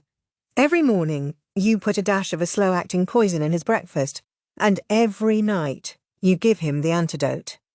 If he's out all night having an affair, he won't get better. Chu was quite knowledgeable about the ways of the West. Of course, it doesn't have to be poison. You could use narcotics. Yeah, that would get someone coming back every 3 days. Or sooner. Chu's suggestion made Maomao break out in a cold sweat. The doctors and apothecaries that woman called to treat her apprentice were all hacks and witch doctors, so she would have had plenty of ingredients. You're saying, I didn't say anything about it to Miss Maomao, but knowing her, she can probably guess. Chu crossed her arms and nodded in affirmation of her own point. Why didn't you say anything about it in front of the wife? If I said something, Miss Maomao would be obliged to help, wouldn't she? Chu had her there. And who would Maomao have to help? So, I'm sure Miss Maomao doesn't want to say what she guesses. Once speculation turns to certainty, then your back's to the wall. But while the outcome is in a grey area, Miss Maomao can still cut them loose. No doubt the concubine would cast a spell on how to make sure he couldn't get away from her. It didn't matter what spell it was exactly. Hao would get weaker and weaker. Maomao would have agonized over whether to give an honest answer or to stay quiet. Miss Chu doesn't mind doing the dirty work, Chu drawled, because she knows what kind of idiots try to keep their hands clean. She had lost the use of her right arm because of someone who was hung up on bringing criminals to justice under the law. True, life might be easier if the husband were taken care of in a year. It could take a lot of arranging or get pretty messy, but in the grand scheme of things, it might be for the best. Now, Maomao saw why Hao's wife hadn't tried to drive the concubine out. It wasn't because of preference or pity, but simply because she saw the other women as a tool to be used. Maomao wanted to believe that the woman had felt something for her husband at some point. But by now, at the very least, there was no such feeling at all. And it was Hao himself who had made her that way. Oh, that Safflower lady is a tough cookie. Her sons aren't ready to step into the limelight just yet, but they're sure made of better stuff than their dad. And if they really aren't as greedy as he is, things could be a lot easier for a while. And the Gyoku clan isn't that combative, so any third parties would just have to be kept in check. As they conversed, they arrived at the Moon Prince's pavilion. Maomao paused. If you could kindly not say anything to the Moon Prince about Master Hao's future. Don't have to tell me twice, Chu said, snapping off a salute. Dirty work is for minions, and that's the truth. Outside the Moon Prince's door was Maomao's moron of a younger brother, namely Barson. Has the Moon Prince returned? She asked. Yes, Barson answered and led them inside. The Moon Prince was there, looking at papers that appeared to be leftover work. Maomao didn't see Suiren. She must have been getting dinner ready.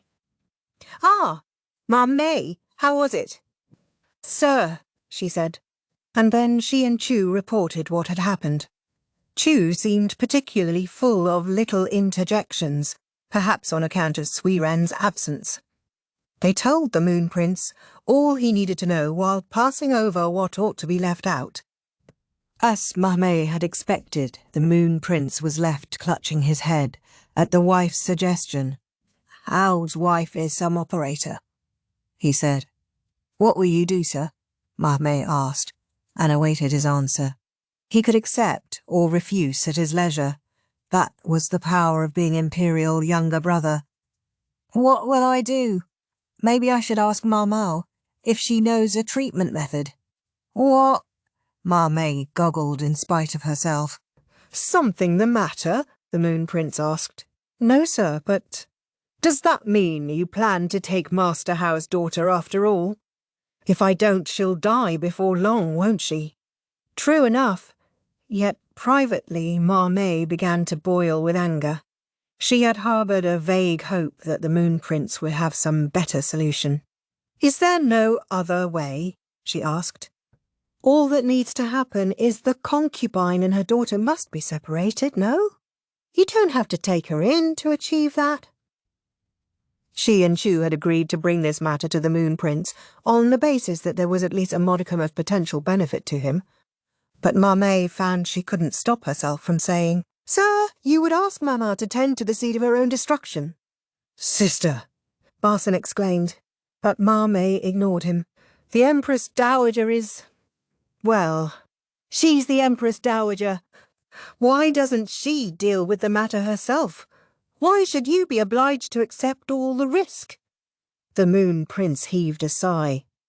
Maomao knew she had gone too far, but if she started to hold back, there would be no one around the Moon Prince to tell him the unvarnished truth. Do you believe that Hao would listen to the Empress Dowager, my mother? Really listen to her? From his perspective, before she's the mother of the present Emperor, she is his half-sister. But, sir... Hao did indeed have a way of bullying ahead based on his own assumptions. Maomao was sure he thought less of the Empress Dowager for having been the daughter of a concubine, but I am both his nephew and the Emperor's younger brother. My mother brought the matter to me because she believed Hao would listen to me. I still object to anything that encourages Master Hao to get higher on his horse than he already is, Maomao said. But in fact, there was something even more pressing on her mind. How would Maomao take this? Knowing Maomao, she would choose to save the girl rather than abandon her, don't you think? The Moon Prince said. Maomao stared at him, her jaw slack. I understand what you're trying to say, Maomao. Believe me, I do. But all I need is to not give Hao an excuse to be more full of himself, yes? He stretched mightily. From the look on your face, I take it you thought I was going to accept the girl as my concubine, even if only for form's sake. Aren't you, sir? I'm sure my honoured mother felt pity for her poor niece. Have you forgotten the nature of what she's done in the past? What do you mean? The Empress Dowager was famous for her deep compassion. She had created a haven where the women whom the former emperor had lain with could take shelter in the rear palace itself. She had abolished slavery and the making of eunuchs. These were not simple things to do, not even for an Empress Dowager, but her force of will, as the sovereign's mother, had accomplished them. And what, in turn, had these things accomplished?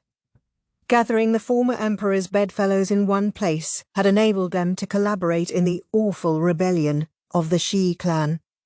The eunuchs were not getting any younger. The shrinking of the rear palace meant that wasn't a problem for now, but the fact that the only eunuchs they could currently add to the staff were those who had been castrated as slaves of the foreign tribes made finding new personnel a challenge. Further, there was no more system of slavery, but only superficially. In fact, enslavement continued, merely in other forms. There were fewer slaves, admittedly, but they were obtained through more nefarious methods than ever. To be deeply compassionate was not always such a good thing.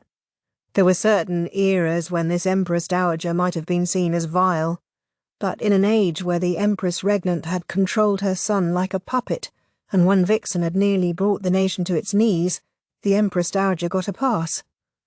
As Maomao mentally reviewed all these things, she realised that asking someone to take one little niece as a concubine was modest in comparison, especially when the Moon Prince seemed to have a way around it. You said the girl is suffering from malnutrition and poisoning. I'm being begged to do something for a child when even a doctor would give up hope. Yes, so I need simply send her where there are knowledgeable medical practitioners. She can be given copious nutrition, and where even Hal will have to keep his mouth shut. Ah! Chu clapped her hands. I know just the place. Miss Chu, are you talking about... Oh yes, there's plenty of fresh produce from the gardens, fields, whatever you want to call them. So lots of nutrition. And for some reason they have freeloaders who know all about medicine. And best of all, it will be near her family's home. The Moon Prince added. It finally clicked for Maomao. You're going to send her to Master Lahan's house. The very same. What would he think of next? Maomao wondered. But Master Lahan wouldn't just do that out of the goodness of his heart, she protested. She remembered that he was supposed to be very good at bringing capable people into his fold, wherever they might come from.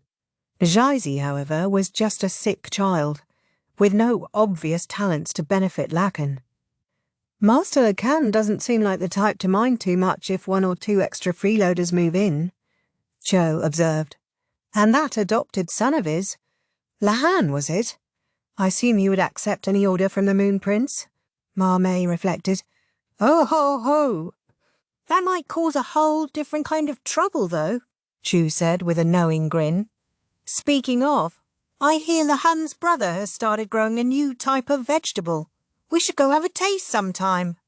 If it's some variety of potato, I don't want it, the Moon Prince said. Oh, no, I think it's a berry, round and red, but it might be out of season soon. She stuck out her tongue. Judging by Chu's reaction, Maomao took it that this might actually solve their problem. She started to feel silly for worrying so much. She was relieved that her noble minion had come up with an alternate plan. Chapter 13. Tomatoes. The hush of soil being overturned could be heard everywhere in Lahan's mansion. Congee had been agog when he first saw the sight, but by now he was used to it. The mansion's vast garden, probably built up over years and years, was being transformed into a field. Congee thought he could still hear the despairing cries of the gardeners in the western capital. There was Lahan's brother ploughing the earth. He had spent all his time in the western capital doing the same thing, and now here he was doing it in the royal city. Smack in the middle of it, in fact, in the garden of one of the city's finest estates. Congee had objected in his way to Lahan's brother's appropriation of the garden in Gyokun's mansion, but it had been an emergency, what with the famine inflicted by the locust swarm. That had been no time to savour exquisite garden views. Lahan's brother had looked downright heroic, working tirelessly to produce crops to feed the people. But now, Congee was starting to think he was overdoing it. Lahan's brother insisted that Lahan's brother as such was not his name. He was Lahan's older brother, and Lahan was the son of the master of this household, or so Congee gathered. When he asked if Lahan's brother was the man's son too, then he was told in no uncertain terms that he was not. A commoner like Congee could only marvel at the contortions of the nobility's family trees. Speaking of contortions, those family trees were hardly more tangled than the relationships in this household. "Hello, Congee," Siphon called amiably. He was an orphan that the master of the house had taken in. He was younger than Congee, but very smart, so sometimes talking to him felt like talking with a grown-up. With him were Wufan and Liyufan, numbers 5 and 6, a girl and boy who never left Siphon's side. Congee had been told that the strange names were so that the master who had collected these children could more easily remember them, but to him it made them sound like criminals. The kids themselves, however, didn't seem to mind. The 3 of them were carrying brooms, buckets, and other cleaning supplies. "What's up? Need help cleaning?" Congee asked. "Yeah, I guess we're getting a new live-in, so we're supposed to set up a room for them." Saifan always had work for Congee to do, so he was never left idle. That was fine by Congee. He needed to send money back to his family. "All right. Did Master Lahan bring someone else home?" No, it's Master Lahan this time. A sick person the Moon Prince asked him to take care of. Huh? Congee trotted off to Saifan and the others. For all the members packing Lahan's household, the place also had a surprising number of unused rooms. This was land with a pedigree. It had been around since the capital was moved here, so it had every right and opportunity to be big. But the La clan didn't number very many people or have many servants, so there was plenty of space. Saifan headed for one of the annexes. It was right near one of the other outbuildings, in fact. Isn't this right near where Lady Yao lives?" Congee asked. Uh-huh. "Are we sure about that? I mean, if this person is sick, should we really let them live right near our guest? Lady Yao and her friend are medical staff, right? They can earn their keep. It's like, okay, they pay money, but I have to say I don't really get why they're here." Siphon might have sounded harsh, but the truth was that Congee had wondered the same thing. He just hadn't had the courage to say it. Anyway, lackeys only have one job: do what they're told. So let's clean this place up and get it over with. "Yes, sir," the others chorused. So the cleaning of the annex began, under Sifan's direction. It was a small building, but there was an outhouse nearby and it got plenty of sun. "Sifan, there's a hole in the wall," Wufan said, pointing at the offending spot. "Okay, see if there's anything else that needs fixing up. Then we can tell our sis Sanfan and she can get it repaired." Got you," Wufan said. Liyufan chirped, imitating her. "I wonder if patching the holes will be enough to keep the place warm," Saifan said. "If they're sick, we would probably better have a brazier or something ready to go too," Congee replied, as he scrubbed the floor. Although a few spots caught his attention, the room was surprisingly clean. "Yeah, underfloor heating would be perfect, but they don't have that in the capital." "Underfloor heating? It's something rich people's houses have up north," Sifan said. "It makes the floor real warm," Wufan added. "Aha," Liyufan echoed. Liyufan had poor language skills in spite of his age. Word was that Wufan and Liyufan had pretty much come as a package when Lahan had taken Sifan in, and that without Sifan the kids would have been dead in a ditch somewhere long ago. Congee opened the window and was confronted with something very red. Yikes, he exclaimed.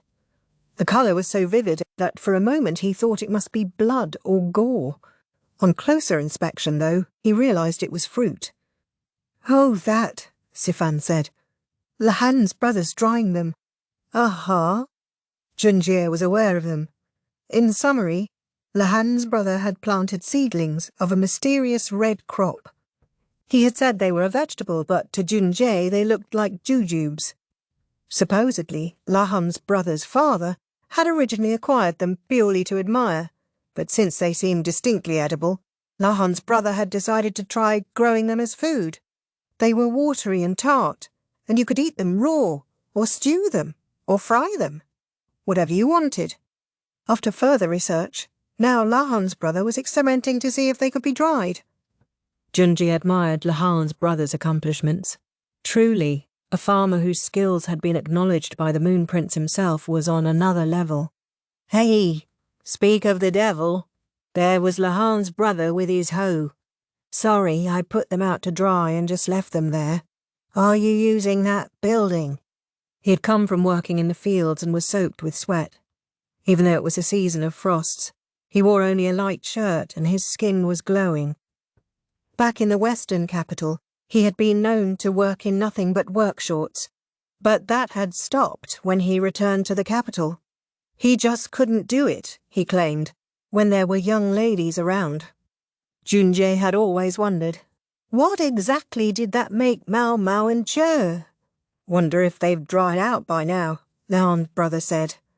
He picked up each of the red globes in turn and inspected it to see if it had dried. A little longer, maybe. Anyway, I can get them out of your way. I'll help you, Congee said. Great. Take them to the storehouse over there.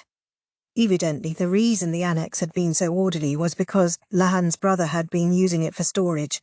Congee saw other farming implements here and there around the building, so Lahan's brother must have been making regular trips there. What's going on? We have another guest coming. Lahan's brother asked. Yes, sir, a sick person, joining us on the orders of the Moon Prince. Someone who's sick, huh? They'll need lots of vegetables then. Any idea what they've got? I'm afraid I didn't hear. Just as they returned from depositing the red fruit in the storehouse, Yao and Enan got home. Lahan's brother quickly straightened his clothing and made sure to look alert. He was handsome enough, but somehow the scurry to dust off made him look comical. Why, hello, Enan, he said as the young ladies arrived at their annex. The two of them were frequently on different work schedules, but Enan would usually wait until Yao got off for the day. Oh, Jew, Enan started, but then with a look at Congee she said, I mean, Lahan's brother. All evidence was that she was aware of Lahan's brother's real name, but she wouldn't let Congee know what it was. He had the impression that Lahan's brother had made some sort of vow to the gods or Buddhas that prevented him from revealing his name. Lahan's brother leaned on a column of the annex and gave Enan a smile. Are you done with work? If you're feeling tired, I have some vegetables that can soothe fatigue and give your skin a healthy glow. What do you say? Thank you very much. If you could just leave them off to the side in the kitchen like you always do, it would be a big help. I'm on it. Congee had observed such exchanges quite a few times by now. It made him want to ask what exactly it was. A conversation between a chef and her purveyor. The question rose to his lips, but he held his tongue. Everyone wanted to say it. Iun Sifan, Wilfon and Lifan could have cracked the joke, but no one else did. So what right did a newcomer like Congee have? Is everything else going all right? Lahan's brother asked. Well, it's getting chilly, so if you have any nice warm spices, that would be great. Sure thing. I asked Maomao for some ginger, so you can have that. I got a few things that I think would make interesting ingredients too, so I'll bring those by. So far, so businesslike. This would be the perfect place to segue into some idle, friendly chatter, Congee thought. But Lahan's brother only prattled on about vegetable recommendations. Enan was wearing a new hair ornament today, but he didn't even notice. "Hello, Lahan's brother. Thank you for always sharing your vegetables with us," Ennan's mistress Yao said with a bow. "Not at all. Couldn't be happier to do it," Lahan's brother returned easily. Ennan looked on intently the whole time. She seemed to be taking stock of him. "By the way, I hear a sick person is moving into this annex over here. You know about it?" Lahan's brother asked. "Yes, Maomao wrote to us, with a bunch of instructions. Apparently the biggest problem is malnutrition, so we'll want to feed her lots of your produce." Was it Junjie's imagination? Or was Lahan's brother less awkward with Yao than he was with Ennin? If nothing else, he chattered less like a businessman and more like a neighbour. "The patient is a girl, still just 14 years old, so we'll have to make sure to take good care of her." "A girl? 14? We'll have to make sure to keep her away from Lahan, is what we'll have to do?" Lahan's brother said, glaring. "You're right. We absolutely must keep Master Lahan away from here at all costs," Ennan agreed, although she seemed to mean it in a different way. "We're freeloading too, Ennan, so I don't think we're ones to talk. If this girl is really sick, though, they'll be counting on us," Yao said hesitantly. For more than 6 months now, something about Laken's household had nagged at Junji. This girl Yao looked very grown-up, but emotionally she still seemed immature. Her pampered upbringing might be a part of it, but her servant Ennan seemed to be a factor that further limited her information about the outside world. Maybe it was worries about her own behaviour that caused her to charge ahead like she did. Why was Junji keeping such a sharp eye on Yao? Sifan. Sifan was wiser than his years and very good at reading people. A very wise assistant, Junjie thought. But Sifan couldn't talk about Yao in front of the other adults, especially Sanfan, while Wufan and Liufan were too young for the subject. Instead, he often confided to Junjie, and that was how Junjie had come to know a bit more about the web of relationships within the household than he had perhaps wanted to. "You listen to me, Yao. It's great that you want to help people and everything, but if Lahan has strong-armed you into this, you tell me. He may be a tousle-haired, cold-blooded Four Eyes, but he's still my little brother, and I'll give him a piece of my mind." "No, nobody forced us to do anything," Yao said. "All right, try not to look so stiff about it then. If you're that exhausted, your patient will catch it too." "If you're doing this out of a sense of obligation, I'm sure we could hire another doctor. This is something the Moon Prince wants. I'm sure there would be no shortage of funding. Or we could just call Maomao, and Great Uncle Uamen even comes back from time to time. Don't stress so much about it." He patted Yao on the shoulder. She looked a little startled but not uncomfortable. She gave him a slight smile. "Well, that won't help him any," muttered Sifan, sidling up to Junjie. "Why not? I mean, help him with what?" I'm just saying that if a few arrows were to point a slightly different way, things could go very smoothly. Plus it would clean things up for Sanfan." "Oh, really?" Sifan didn't respond, but simply shook his head and repeated, "Won't help him at all." He pitched out the water in his bucket, which had gone filthy from cleaning. Chapter 14. Yao's Growth. Maomao was at the freak strategist's house. She didn't want to be, but she'd had no choice. "You're the one who dragged us into this," said Yao, who had come out to greet her. "I sort of got dragged into it myself," Maomao replied. "Don't you always?" Yao said with a sigh. Yao and Ennan were off today, and Maomao had received special dispensation to miss work. Some might look askance at 3 medical assistants missing work on the same day, but it was what it was. Dr. Liu had acceded with a gah when he heard the orders came directly from the Moon Prince. The old doctor, a.k.a. Dr. Old, a.k.a. Dr. Lao, was back at the village on the front lines of the smallpox outbreak, so Maomao and the others had to run many of their requests by Dr. Liu instead. That could be a bit intimidating, but at least they had safely obtained their time off. I hope Dr. Lau hurries back, and that Yor would come with him. Anyway, come on in. Mostly, Enon and I have been keeping an eye on her, but I hear Master Luomin will be coming soon. Do you know when? Maomao herself didn't get to see Luomin much anymore, since he was technically assigned to the rear palace. Eunuchs were allowed more freedom to come and go than the palace ladies were, but considering the recent arrival of a new high consort and the general unreliability of the quack doctor, Luomin didn't get out much. I'm not sure. Sometime in the next few days, I think. Maomao scowled.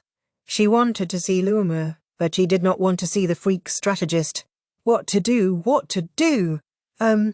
First things first. Where's the patient? In an annex near ours. Enon's getting her meal ready now. But Maomao? What? Does this girl really come from a noble household? Yao asked, openly perplexed. Well, she's supposed to be 14 years old and suffering from malnutrition. She certainly is that. Yao's eyes went to the other annex. No, don't do that, they heard Enon shout. Maomao blinked. It was very unusual for Enon to raise her voice. The two of them rushed over to the patient's room. There they found Enon, looking panicked and holding a stew pot over her head. Someone was stretching a desperate hand toward the pot. What the... Maomao said, her eyes going wide in spite of herself. Jade clung to Enon, trying to get her hands on the stew pot. Her mouth was smeared with congee. She looks less like a proper young lady and more like a starving animal, Yao said. I would agree, Maomao said. Come to think of it, she had heard that Jade had been so hungry that she had tried to eat frogs from the garden. I have to say she struck me as somewhat more immune, Maomao said. How do you figure? When Maomao had met Jade, she had been racked with malnutrition and poison, leaving her too weak to do anything. But those had been the only factors holding her back. Why?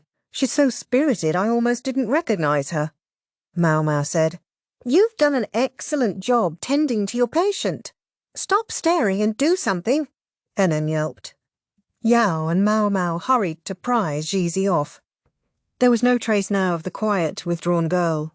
She howled like an animal. Food! Food! Give me food! She sounded young but unmistakably desperate. Her ribs, visible under her rumpled nightshirt, and her twig-like limbs would make anyone want to let her eat her fill.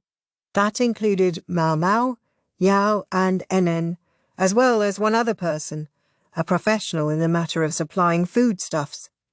Aren't you going to give her anything? Lahan's brother asked, clearly irritated. On his back was a basket full of root vegetables. I would love to, but we can't, Maomao replied. Why not? If you give too much nutrition to someone in a state of starvation, they'll die. They will? Lahan's brother had been about to pull a turnip from his basket, but he discreetly put it back. Once there was a castle that was under siege. For a long, long time the castle starved, and when the siege was finally lifted, the people threw themselves at their porridge, after which they started dropping like flies. Maomao had heard the story from her old man and had mentioned its lessons to Yao and Enon in her letter. Enon, Maomao saw, was faithfully carrying out her duty. You don't think the porridge was, poisoned or something? Lahan's brother asked. No. Those who took their meals more slowly survived. We don't know why, but it seems like the fast eaters essentially surprised their stomachs. Who ever heard of dying of stomach surprise? Now Lahan's brother delicately put the basket of turnips in a corner where it wouldn't be seen. The point is, if we allow her to wolf down her food in her current state, it could kill her. We'll increase the amount bit by bit, so we'll all just have to live with it for the time being. Even with Maomao and Yao restraining her, however, Jade snatched at the congee. If I don't eat it now, who knows when I'll have another chance. I do. You'll get it. We'll give you lunch in 4 hours, Enon exclaimed. Jade clearly didn't believe her. She was like a dog still eager to be fed. It spoke to how many years she had endured her terrible treatment. I can't just abandon her, Maomao thought, but at the same time she reflected that she was going soft. Just think how many starving children there were in the world. If she tried to save each and every one of them, Maomao was the one who would end up dead in a ditch. That was why she had always simply pretended not to see them. But Jizzy here, that was at least one person Maomao could save. And so she couldn't simply turn a blind eye. There were times, however, that one did have to look away. Maomao took a dried squid from the folds of her robe and held it out. "You can chew on this to tide yourself over." "Oh." Jizzy snatched the squid from her and started gnawing on it like a dog with a bone. Henan said, making her exit with the rest of the Congee. Lahan's brother, maybe feeling that he had overstepped his bounds, also promptly showed himself out. He had probably come by in hopes of offering Henan some vegetables, but it had turned out to be the wrong moment. "All right, sleep tight. I promise we'll wake you when it's time to eat," Yao said. Maomao couldn't tell if Jizzy was even listening. She was still working assiduously on the squid. Maomao would have liked to ask her some questions, but it seemed prudent to wait until she was a little calmer. A table and chair stood outside the patient's room, and Maomao and Yao sat down without really thinking about it. "So you're keeping a close eye on her?" "We sure are. You know her. Last night I caught her trying to make a break for the kitchen. Now this kid is trouble." Maomao felt a little bad about it, but Yao looked pleased enough. "Yao," she said, taking an extra look to make sure Anan was out of earshot. Knowing her punctilious attitude, she would probably make sure the stew pot was spick and span before she came back. "I think that girl's going to be here for a good long time." "Does that bother you at all?" She was thinking of what Changsha had said the other day. Someone had to talk to Yao eventually. "You're being awfully roundabout," Yao said, hugging one knee. "Not a very ladylike posture." With much hesitation, Maomao asked, "How do you feel about Lahan?" "I hardly know myself, but I just can't bring myself to back away. Besides, when I think about how to broach the subject at this late date, it just hurts too much. I can't." Her voice seemed to get smaller and smaller, and she buried her face in her knee. Maomao folded her arms. Now what? Normally she would have been on the receiving end of this conversation. She tried to imagine what Cho would ask in her place. I wish Cho could just have this talk for me. That was unlikely, though. Chu only had those conversations because Maomao was involved, and probably wouldn't have had much to say to Yao. She was easygoing and got along with everybody, but her approach to relationships could be even more relentlessly logical than Maomao's. Then there was the fact that Yao didn't know Chu either. Maomao was on tenterhooks whether what she was saying would reach Yao, but Yao had done some growing up in all this time. Knowing you, Maomao, I suppose you've already noticed, but let me spell it out. Part of me is thrilled that Zizzy is here now. Yes, she takes an awful lot of minding and it's a lot of work, but having her around gives me the sense that I have a reason to be here. I'm a helpless, immature, filthy-minded person. I may complain about all the effort Zizzy takes, but on some level, the worse she is, the better off I feel like I am. Yao spoke softly, careful that Zizzy shouldn't hear her from inside the room. Yao carried herself as befitted her upbringing, but she didn't seem to have much self-confidence. She was looking for something that would give it to her. Insofar as she seemed to be aware that she was doing it, though, Maomao felt there was no real problem. She also had a suspicion as to where this lack of confidence came from. The incident with the Shao Shrine Maiden. Yao had once been the food taster for a Shrine Maiden from Shao. It had resulted in damage to her internal organs, thanks to a plot on the part of the Shrine Maiden and some co-conspirators. Even now, Yao couldn't eat anything too rich. She knew she would never be appointed food taster again, and the concern about her health could represent a limitation on the jobs that would be available to her. It wasn't Yao's fault. She had been used. But her name had been sullied, And for political reasons, she abhorred the fact that she had been unable to protect such an important foreign figure. In fact, the Shawnese shrine maiden was still alive, but outwardly was supposed to be dead. The shrine maiden was living in Li at that very moment, but would likely never again take the public stage. And Yao doesn't know any of that, so she felt her responsibility for the situation keenly. I can't tell her. Maomao would never reveal the truth. She wished she could, but she absolutely must not. It was a betrayal of Yao, but also the only way to keep her safe. I think I understand what you're trying to say, Maomao, Yao told her. When Zizi gets better, I'll plan to leave this house too. Oh, you will? Yes, but please don't tell Enon yet. Zizi needs to take her time recovering, and I'm afraid she would rush things. Yao saw Enon quite clearly. Yao, though, couldn't stay the same forever. At least she was young enough to be flexible. I think you're doing things right, Maomao said. It was the only way she could convey matters to Yao. The girl was still just 17. There should have been any number of paths open to her, but out of rebellion toward her uncle, she had become an assistant in the medical office. Quite frankly, medical work was dirty and smelly and hard. Yao's choice was the precise opposite of those ladies who took service at court in hopes of polishing themselves up so they could find a husband. She did her job tirelessly, refused to quit, and even now she was doing everything she could to convince them to teach her surgical skills. You should get out a little more. Meet people and experience things. I mean, it's true that as a medical assistant you've already experienced more than some women in this world, but at the moment, Yao didn't seem to appreciate just how capable she was. Maomao honestly believed that if she went to some other department, she would find herself indispensable almost immediately. You want to continue down the path of medicine, I assume? Maomao asked. Yes, but I don't want to travel all over the place like you do, Maomao. So Yao didn't intend to give up her medical studies.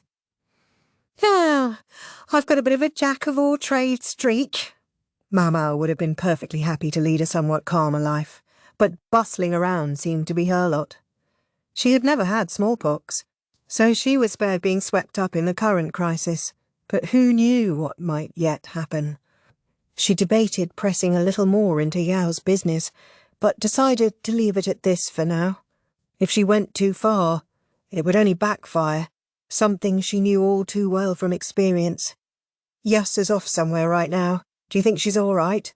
Maomao asked. I think it's somewhere where there's a smallpox outbreak. I heard she won't get it, though. Yes, because she's had it once before, I believe. That's why she always wears long sleeves, huh? Yao said, letting out a sigh. If I got it, do you think they would take me along? I wouldn't do that if I were you. There is no safe way to get smallpox. Not yet, anyway.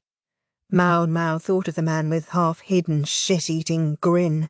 Congee must be out at the village with Yo and the others by now. If they could really use the method Congee's teacher had invented for giving someone smallpox, that would be big. If it were possible, they wouldn't have to struggle like they did now. Maybe I should write him a letter, Maomao thought.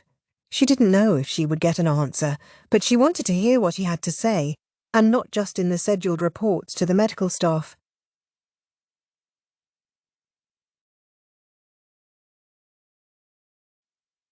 Chapter 15.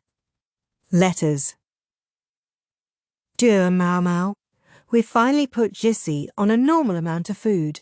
She's much more cooperative now that she can eat regularly, and has gone from feral dog to more like a puppy in training. At first I couldn't believe you had sent us such a wild child, but it turns out she's a perfectly good girl as long as her belly is full. Lady Yao makes all of Jissy's food herself, so it's only natural that she should be doing so well. Speaking of Lady Yao, she's recently started to master not only knife skills, but cooking as well. Although I would be more than happy to take care of everything in the domain of food, if nothing else. She's also finally started to open up to the idea of moving out, and is looking for a place.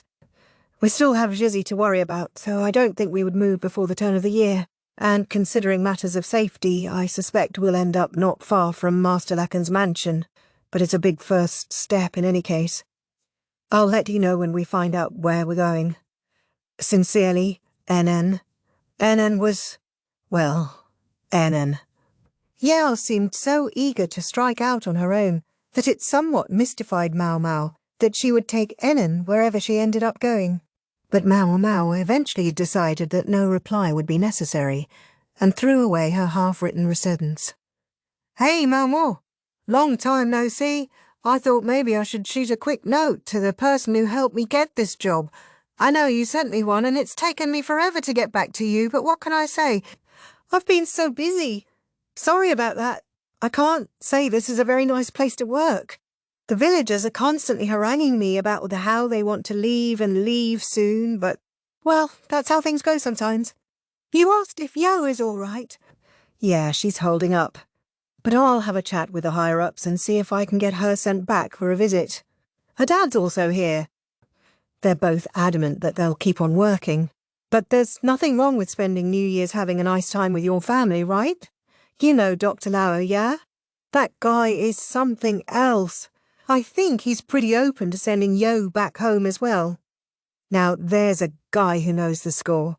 Plus, sometimes he gives me snacks. Good guy. Anyway, look after Yo for me if and when she goes home. Don't give her back until you think she's all right to go. I'll come back with her this time, so scare up a place for us to stay, all right? I'm sure the doctors will be more than happy to pay for my lodging. Oh, one question. Do you know anywhere near the capital where they keep plenty of cows and horses? Say Kokuyo. Yo and Kokuyo are coming back, huh? Yo must find the work demanding. Maomao would have to make sure she really did stay in the capital until she was feeling recuperated, just like Kokuyo said. Cows and horses, though? What was that about? Whatever. She could give him an introduction to Red Plum Village, and that would do the trick. With that in mind, she set the letter from Kokuyo aside and picked up the next one. Miss Maomao? Miss Maomao? Guess what? Miss Chu has some unique and very special products to introduce to you. Behold, the tools Miss Chu used to land her husband. I've included plenty of illustrations so that you can see exactly how they... Oh, it was just a catalogue. Maomao tore it up and flung it in the brazier without finishing it. Little sister. It's all well and good for me to take in Master Hao's daughter on the Moon Prince's orders, but to discover that you're caught up in the matter. Such a pretty young thing, it's a shame. She's not enough to bring a country to its knees, but with her family background and a minimum of training in etiquette, she could have at least made middle consort. Gizi is some 24 centimetres shorter than average for her age, and although her weight is evidently increasing steadily, it's still not enough. As to her language development, it seems she didn't have sufficient contact with the outside world. No matter how sheltered a young lady might be, I would expect her to have greater facility with words if her mother, a nursemaid and the like had actually engaged with her. I gather that her mother treated her like a doll or a pet. A most unpleasant business, I must say. If a child isn't properly brought up, they're no different from an animal. I know all about Master Hao. The other day I heard a rumour that he had incurred the Emperor's displeasure, and I guess it must be true.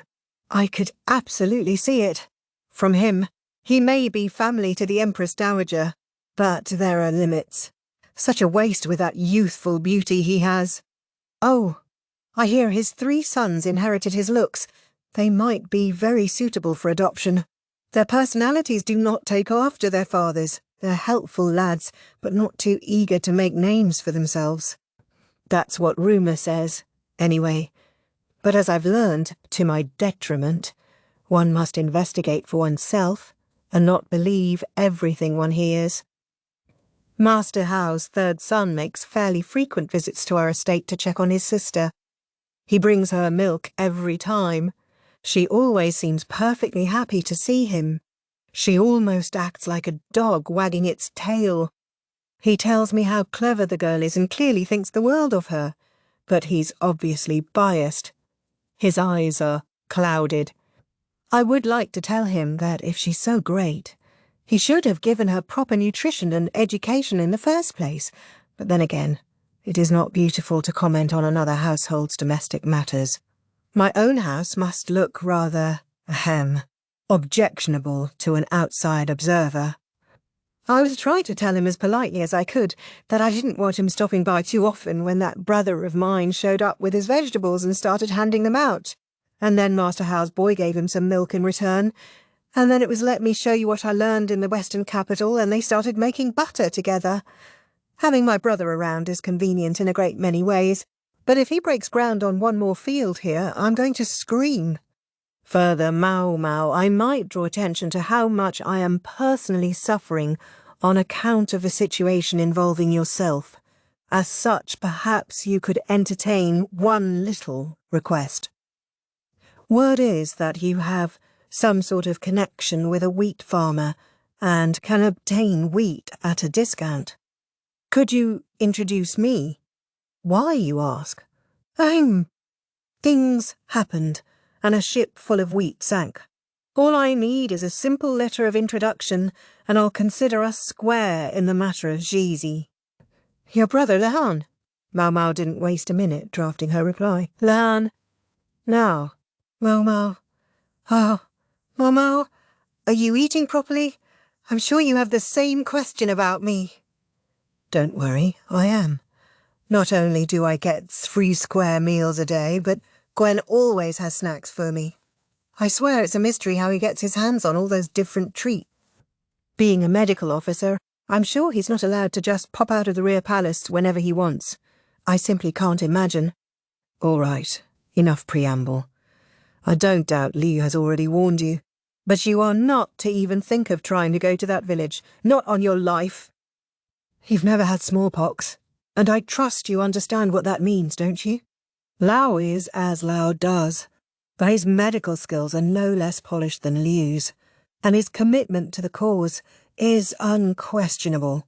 You can leave things in his hands. If you were ever to get smallpox, I would feel compelled to take it upon myself to nurse you back to health, and that would certainly mean I would get smallpox as well. One other thing.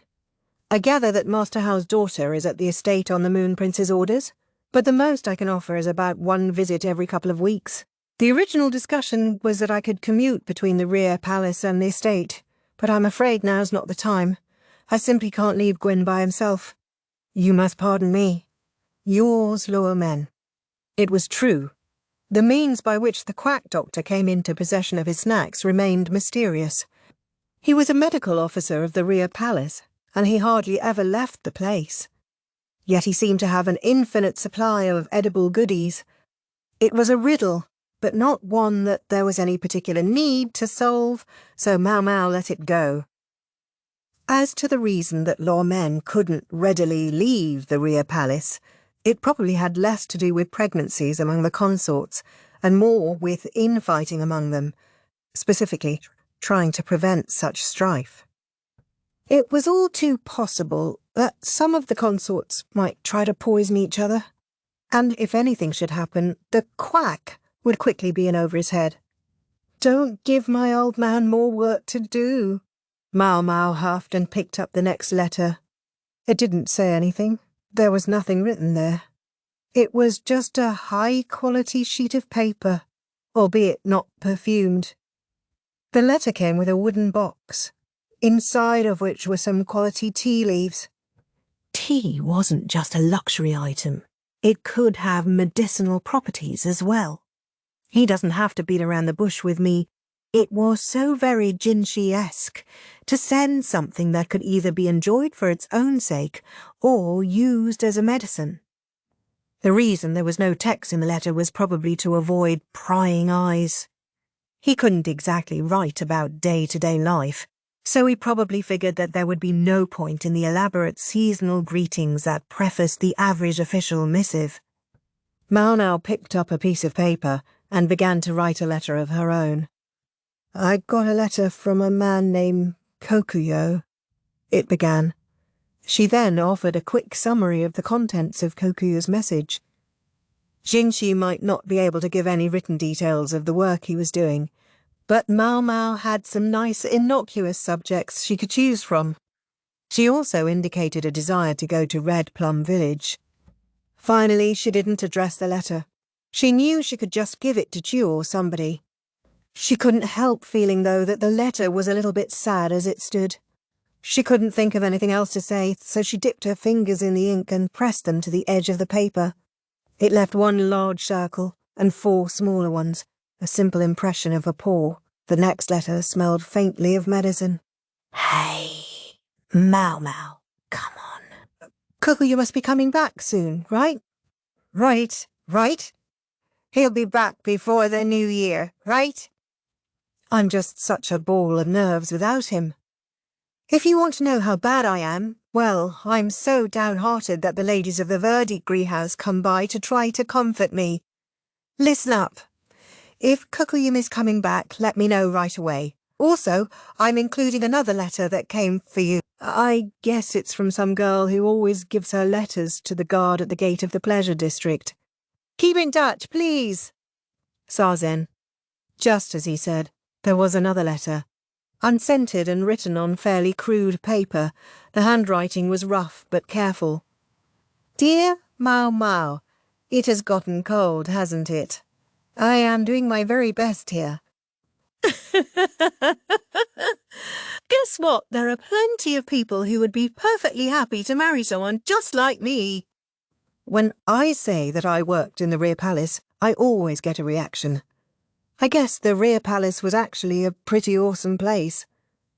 I would like to visit the Verdigris house once in my life if I could, but with my salary I would have to save for years and years. Maomao, you are a celebrity in the pleasure district. All I could do was give this letter to the guard, but when I mentioned your name, he said, "Oh, I knew exactly who I meant. I hope this reaches you safely. Okay then, if I can get some more nice paper, I will send you another letter. Sincerely, Shaolun." Damn it, you need to include your address. How am I supposed to write back? Maomao groused. Then again, she couldn't help wondering what Shaolun's current employer would think if they discovered she was corresponding with a brothel. Maomao heaved a sigh and put the note in her letterbox. Chapter 16. Peerless Changsha. Exactly as Kokuyu had promised in his letter, he and Yo returned to the capital for a visit. Sorry for the trouble, Yo said. Good to be back, Kokuyu exclaimed. Things really are hard on her, Maomao realised, when she saw how thin Yo had gotten in just a single month. She was frankly amazed that a girl still in her late teens had survived even that long. I could have kept going, Yo said. Yes, she probably could have. But then what? I believe you, Maomao said, but it would have taken you past the point of no return. She's right. That's a big fat no, said Kohoyo. They were at the medical office to make a report, but Maomao wished Yo would hurry up and get some rest. I'm going to go give our written report to Dr. Liu. Maomao, if you could look after the doctor? Yo asked. Sure. What am I, a little kid? Kid or no, Maomao made tea for Kokuyu. He looked like she could have offered him swamp water, and he would have drunk it down with a smile. But for his sake she got out the slightly nice tea leaves. She figured he had earned it. And to go with the drink, a potato. You look like you've got plenty of vim left, she remarked. Oh yeah, I'm feeling great. Well, nice. Now tell me about the thing about cows and horses that you wrote about in your letter. As Kokuyu had requested, Maomao had considered places with said livestock. Howe's household was home to some cows, but Red Plum Village, where Lishu worked, was probably a better bet. I've made some inquiries, she said. She had visited Red Plum Village before, after all, and when she had asked, Chu had agreed to arrange things. The only catch was that she'd had a nasty little grin on her face when she had said it, and Maomao had to wonder if she was plotting something. I'll be going with you. That all right? Sure, fine, Kokuyu said, taking in the aroma of the tea in a couple of great sniffs. But in exchange, I've got a favour to ask. What is it? Maomao said, fully intending to oblige so long as it wasn't something like crazy. Could you get a breather? Kokuyu asked, looking like a child making an extra special request. What would pass for a breather? For Maomao, that would be mixing medicines or collecting herbs, but Yor probably would prefer something else. But what? Ah, that, I believe, would be a drinking party, drawled that peerless purveyor of information Cho. Alcohol. That was one of Maomao's specialties. Bring it on, she thought, but Cho waved a finger at her in warning. Having to go head-to-head at the table with you would be cruel and unusual punishment for poor Yo, she said. Cruel and unusual. Putting it that way, now that was cruel. The kind of drinking party we have in mind here, you see, Chu began. And they were off. Thus it was that Maomao found herself with the others at a restaurant near the dormitory. The others included Yo, Changsha, Yo, Enen, and Chu. Gee, this place looks pretty posh. Yo and Changsha were somewhat ill at ease as they were led to the group's private room. The price is a lot more commoner-esque than it looks. Chu chirped. Plus, we can have way more fun by starting out in a private room than by waiting for some weirdo customer to invite himself to our table. The point is, today you can eat your fill and enjoy. Why are you even here, Miss Chu? Chu pretended to weep at Maomao's unpardonably brusque question. What? Why shouldn't I be? It was Miss Chu's idea. But you're not a medical assistant, Maomao said flatly. Oh, pay Miss Chu no mind. Everyone here knows her, and anyway, renting a private room costs money, right? The more ways we split it, the smaller the bill for each of us. You're not wrong, but I'm betting you're going to eat the most out of any of us. If things really went sideways, Chu might eat more than the other 5 of them combined. No matter how Maomao cut it, everyone else would end up paying the price. Literally. Ho, ho, ho, ho, ho, ho. What's so wrong with that, Miss Maomao? It's thanks to Miss Che that you were able to get a restaurant that could accommodate everyone's needs on next to no notice, remember? That's true. The place had a private room available, and it wasn't too far from the dorms. The unassuming facade had deterred Maomao from ever going inside. She was surprised and impressed to discover what a fine place it really was. Changsha went around the table pouring tea. Maomao would personally have preferred alcohol, but with Yao's damaged liver and kidneys, it was better to abstain, and Yao still wasn't back to full strength. Changsha could probably match Maomao drink for drink, she suspected, but given that she was the one pouring the tea, it didn't look like she was in the mood to imbibe. Well, Maomao could read a room and go along with a group. And here I was hoping to recoup my investment, in liquid form. Maomao didn't have it in her to be quite as brazen as Chu. All right, everyone, let's eat and be merry. Chu snatched the food from a server who had come into the room and placed it smack in the middle of the table. There was a bamboo steamer full of dumplings with translucent skin, as well as a soup with fluffy egg floating in it. The soup had only a mild, salty flavour. It was up to each diner to use the spices and flavourings at the table to tweak it to their own taste. That made it the perfect thing for Yao. Yao, though, turned to Yo, who hadn't even picked up her chopsticks. Aren't you going to eat? It tastes really good. I believe you. But I keep thinking, should I really be here enjoying this luxurious meal when Dr. Lau and the others are still hard at work? Yo wasn't very good at switching between the professional and the personal. Yo, Maomao began, but she was interrupted by a most unexpected person. Miss Yo, Enan broke in, if you let that leave you high-strung every minute of every day, eventually you're going to snap like a string. She hustled some food onto a plate and placed it in front of the other girl. The human body has some capacity for self-healing, but there are limits. They sent you home out of consideration for your needs, because it was better that you get a little rest and come back ready to go again than that you destroy yourself from strain. So it's important to take this time to get your strength back. But you're doing a job that none of the rest of us can do. Who do you think will replace you if you keel over? Listen to her. Talking sense. For a moment, Maomao was taken aback. But really, Enen was a sensible person. She could be very reasonable so long as the topic didn't involve Yao. Maomao wished she would work on attenuating that fixation a bit. Enen might owe Yao a lot, but her obsession was a little much. She's right.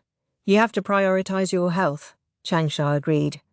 You really think it's all right for me to be eating delicious food and enjoying myself? I can tell you one thing. Dr. Liu doesn't like to crush his physicians under their workload. I'm sure the same is true of us ladies, Yao informed her. Yes, he'll cut you loose in a heartbeat if he thinks you aren't useful, but the very fact that they're giving you this break means that they do see some purpose in you. If anything, I think you should be proud of that. Maomao crossed her arms with a wow, even Yao's matured look on her face, which earned her a glare from Enen.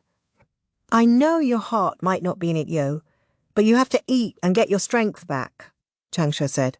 Frankly, if you don't eat something, you'll never feel better, and then they'll never let you go back to the village. Of course. If you don't actually want to go back, you could just make sure you stay haggard and thin, so that the physicians never send you out again. She was awfully tough with Yo. Nothing like the way she spoke to Maomao and the others. Partly that was just the way it was when you were peers. But in any case, she obviously felt closer to Yo than to the rest of them.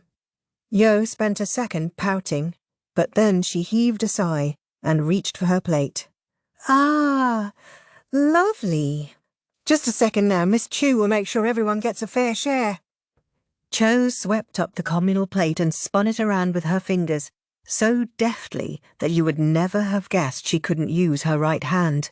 The left hand worked overtime, while she used the part of her right arm above the elbow, the part that wasn't paralyzed, to assist it. I don't think we need you to dole it out, Yao said, reaching with her own chopsticks. Enen was visibly fidgeting. She wanted to be the one to offer Yao her portion. Oh, but I do. It's all well and good for you and your friends to get your own food, Miss Yao, but don't forget that there's an unspoken understanding that your junior colleagues can only touch the food that their seniors have started in on. In a free-for-all, that would be fine and dandy, but there's no alcohol here. So, Miss Chu will give everyone a little bit of everything, and then whoever wants seconds of something can go at it. Now mantai. No problem.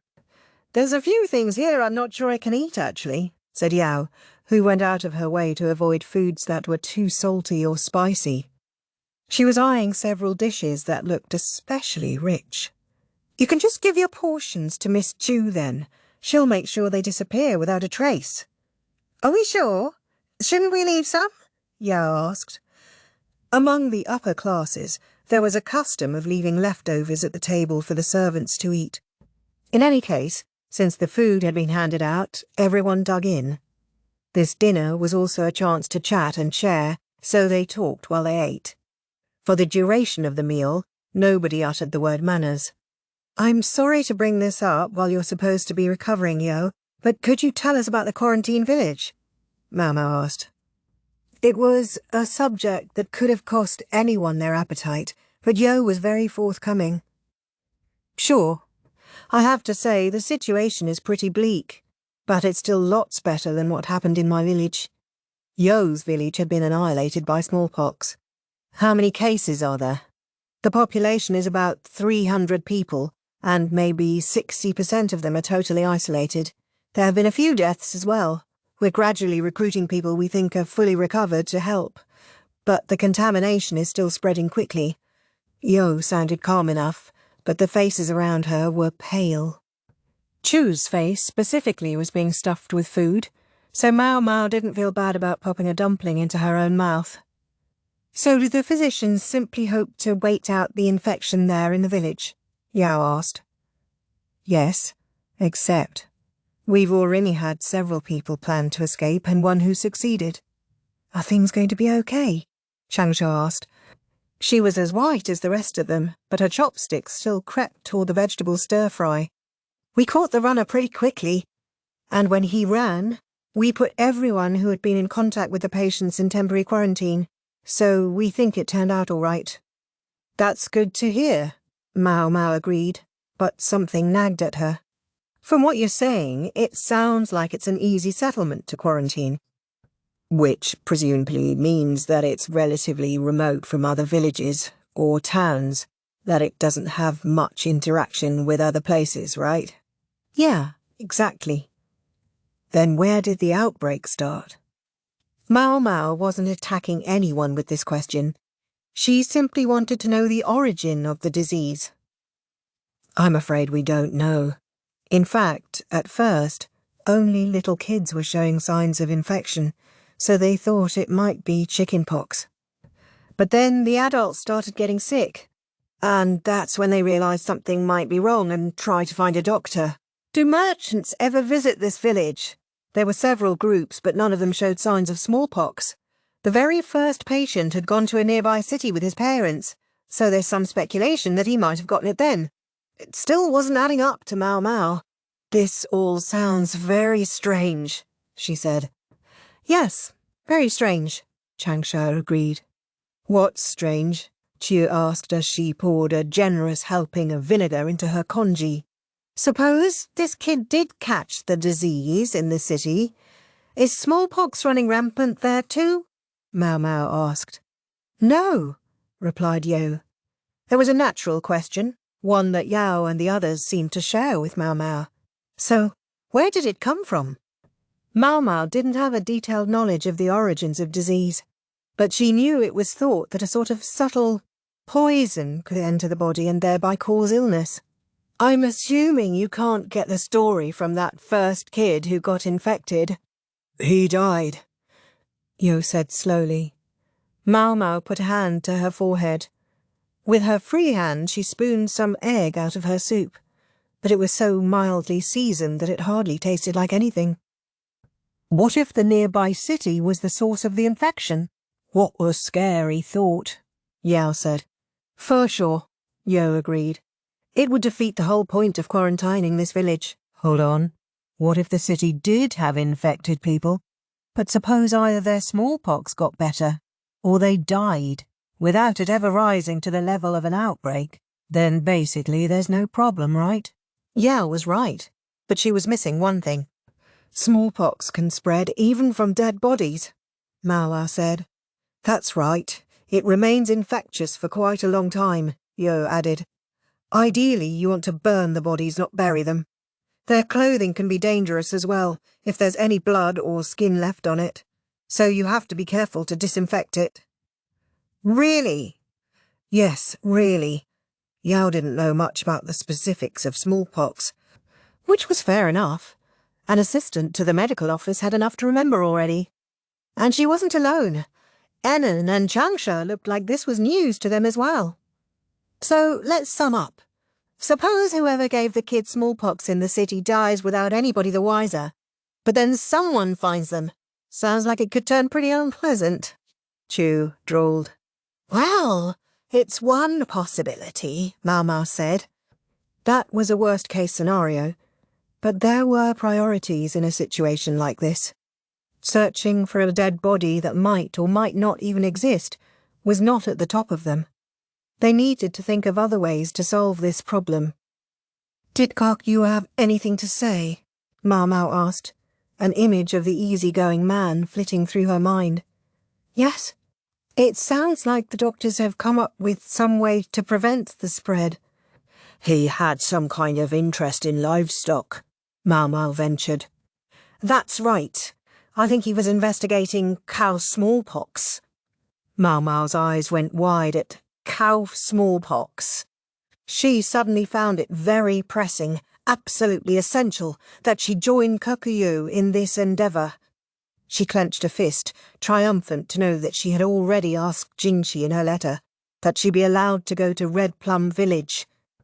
The doctors seem to believe that it will give them some sense of how to prevent the disease, Yo said. Just a second. I don't think Congee mentioned that before. Didn't he claim it wasn't in his mentor's notes or whatever? Maomao asked, wheeling on Yo, getting uncomfortably close, in fact.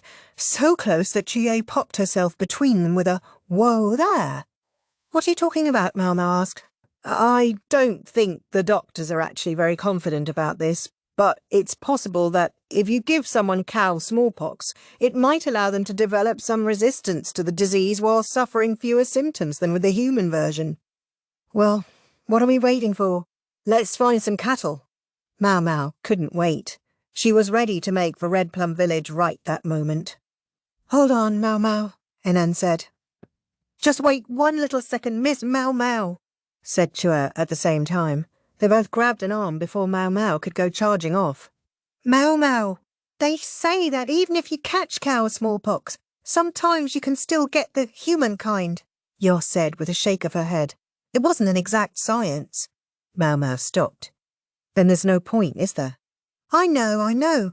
Sometimes it confers resistance to smallpox, and sometimes it doesn't. It's probably because it's a similar disease, but not the exact same one. That's a pretty serious gamble. You could give yourself cow smallpox, but until you actually encountered the human variety, you wouldn't know if it had worked. And I would have tried it, if it hadn't been for that letter from Pops. Maomao bit her lip hard. She couldn't experiment with smallpox if it meant putting that kind of burden on a woman. Leave it to him to see where her mind would go, and stop her before she got there. "All right. The vibe has gotten a little weird here, but let's reset. The star of the show has just arrived." Chu made a da-da-da and ushered in a server carrying a platter of whole roast duck. The big fat bird glistened invitingly. "Monsieur," Maomao said, "you didn't bring this duck from home, did you?" "No, sadly. I only wish I could have." Maomao was relieved to know that she wouldn't be eating Barson's beloved friend.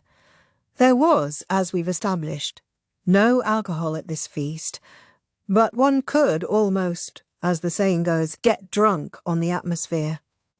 The talk grew more and more no-holds-barred as the night went on. It was Changsha who finally confronted Yao and Enan. "I can't believe you two. You understand perfectly well in your heads, but you let your hearts lead the way. Everyone else has been dying to say that," Maomao thought. Yao listened quietly. Ordinarily she would have been feistier about it, but recently she had matured a little bit. Enan was practically frothing at the mouth, but Yao held her back, so there was nothing she could do as Changsha went on, her momentum building. It would be one thing if it were an older person telling them off. Changsha, however, was the youngest person in the room, and that young lady carried on upbraiding them. "You want to know what I think? I think Enan has been such an enabler to you, Yao, that's why you're in limbo now. How old are you? 17? You're an adult woman."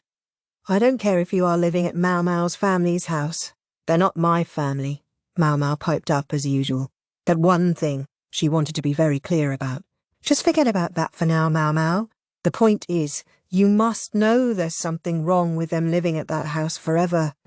Whatever you think of him, there's an unmarried man of their own age there. And yes, I know it's a big estate, but so what? Are they going to stay there for years?" "You're absolutely right. I agree completely," Enon said. Which was all well and good, but Changsha's expression only darkened. "Yet you haven't done anything about it, and that's my point. That's why even though everyone thinks it's weird, Yao can't make up her mind and just hangs around forever with Maomao's family. I think Yao is more sensible than she looks. And if you had laid down the law with her, she wouldn't have done this. I know you've dropped roundabout hints about leaving, but you haven't actually said it. This? Master Lahan, is it? You haven't told her what a bad plan it is for her to stick around just because she can't get over him." Yao and Enan both froze. Yo was giving Changsha a mystified look, while Chu slapped her forehead and groaned. Maomao pondered to what she could compare the atmosphere in the room at that moment. Suppose it was like a side dish made in summer, then set aside for later and forgotten for days in a corner of the room. Yes, it was like that. The special way everything froze at the moment you opened the lid of that stew pot. Yao's lips trembled, and she slowly went red in the face. Anan looked like a devil incarnate. I think I'll sit this one out. The only measure Maomao took was to order another drink. Cho continued to munch on her food while Yu's eyes began to shimmer as it dawned on her that they were talking about love. Lady Yao needs A better man, Enan exclaimed. I knew a woman like you, and then she said the same sort of things and never had anything to do with the male sex, Changsha replied. It was my great-aunt, and she spent her whole life unmarried. In her final moments, her very last words that if my great-grandfather was in paradise, she would drag him down to hell herself, and then she died. Is that how you want Yao to feel about you, Anan? Well, Yao, I think you realise very well by now that it's time to change how you approach Master Lahan. Yes. You just don't know if what you feel for Master Lahan is true love or mere curiosity. Believe me, I understand. Let's set that aside for the moment. Forget about how unpleasant you might make things for him. This reflects badly on you and Enan. And it impacts your work too. That was the way to get Yao's attention. How does it impact my work? She said. Smooth move, Changsha. For better or worse, she had a conversational agility born of having been raised in a commoner household. This was a subject Maomao would have avoided for fear of treading where she shouldn't. The willingness to go for the jugular, though, must have come from being raised in an environment that basically looked on the bright side even if there were occasional problems. There was no question in Maomao's mind that Changsha's house had been a friendly place. In the future, that attitude would probably land her in hot water with the physicians once in a while. But here, at least, it was proving useful. How do you want Master Lahan to see you, Yao? Changsha asked. I'm not sure what you mean. Do you want him to fawn over your exquisite beauty? Hell no! That would be such a pain in the neck! Would it, though? Chu muttered. Maomao agreed with her. Yao had an attractive face and an ample body. In other words, she had problems known only to those young women who were popular with all the boys, not a subject that had much to do with Maomao and Chu. I guess Jinshi has more problems than anyone that way. Maomao sipped on the tea the server brought her. So you want him to see that you're someone who's good at her job, then? Well, yes, Yao said, but she didn't sound terribly convincing. Anan was giving Changsha a pouty glower, as she had been throughout the conversation. What if you went back to your family home, then? And why would I do that? If you want to show that you can work, it should be as more than just a palace lady. Don't you think you should demonstrate that you understand domestic matters? She's so right, Chu said, snatching up the last of the cube-simmered pork. Then she ordered more food for good measure. Your uncle is still in the western capital, isn't he, Yao? Yes. By this point, we need make no smart remarks about how Chu was somehow well-versed in the matters of Yao's family. This would be the perfect time then, wouldn't it? Seize the reins of your house while Uncle's away. This conversation just took an unsettling turn, Maomao thought. Chu continued to mop up various leftovers as she spoke. Who's looking after things while your uncle isn't there? She drawled. That would be my mother. She must be very clever with household matters, then. I'm not sure I would say that, Yao replied. There was an element of her inferiority complex that came from the fact that her mother couldn't get along on her own. Then you should take over for her. Or are your hands so full with helping the doctors that you can't possibly do anything else? Chong taunted her. Much as Maomao liked to think that she and Chong were on friendly terms, Chong could appear awfully unpleasant when she was needling someone. Is this even, safe? Maomao had grave doubts. Pushing Yao further and further might simply result in her working too hard and breaking down. It was the same threat that had hung over Yao's head in her haste to go back to the smallpox infection zone. Cho, however, was not going to let up. Maomao, assuming she had a plan, chose not to say anything. Yo looked like she wanted to speak up, but Maomao discreetly stopped her. "I think it would be a great idea to go back to your family home," Changsha said. "I mean, you're hardly cut out to live on your own even if you did leave Master Lahan's place. I think it would be better to be with your family while you worked. You would have servants to take care of chores around the house, right?" "Now just a minute, Changsha," said Enon, pale as a sheet. "Yes, Enon, what is it?" "Did you just say live on your own?" "I did." Enon's face contorted. "Am I wrong? If she wants to learn to do real work, she can't have you cooking and doing her laundry for her forever, can she? She needs to learn to get along by herself, but she doesn't strike me as knowing very much about housework. Sure, she can wash bandages, but I'll bet she can't iron a set of clothes. So I think she should just give up the whole idea and go back home. Where if I'm not the one doing those chores, someone else will be. So is there really a problem with me doing it?" "You bet there is. The two of you share the same workplace, right? But once you get home, Yao doesn't have anything to do. Just take care of everything for her. Which means no matter how amazingly well she does at work, you'll always seem so much better than her. Conclusion. As long as you're around, no one will ever have an admiring word for Yao." An invisible arrow struck Enon through the heart. Changsha, Maomao reflected, was truly frightening. If she'll never be better at housework than you are, then I think going back to take over the family in her uncle's place would make her look much more like someone who can handle herself. Keeping a household running is at least a kind of housework. But... Enon looked desperately at Yao, but her mistress appeared thunderstruck. "You're right. I've let myself be coddled," she said. "And when housework is real work..."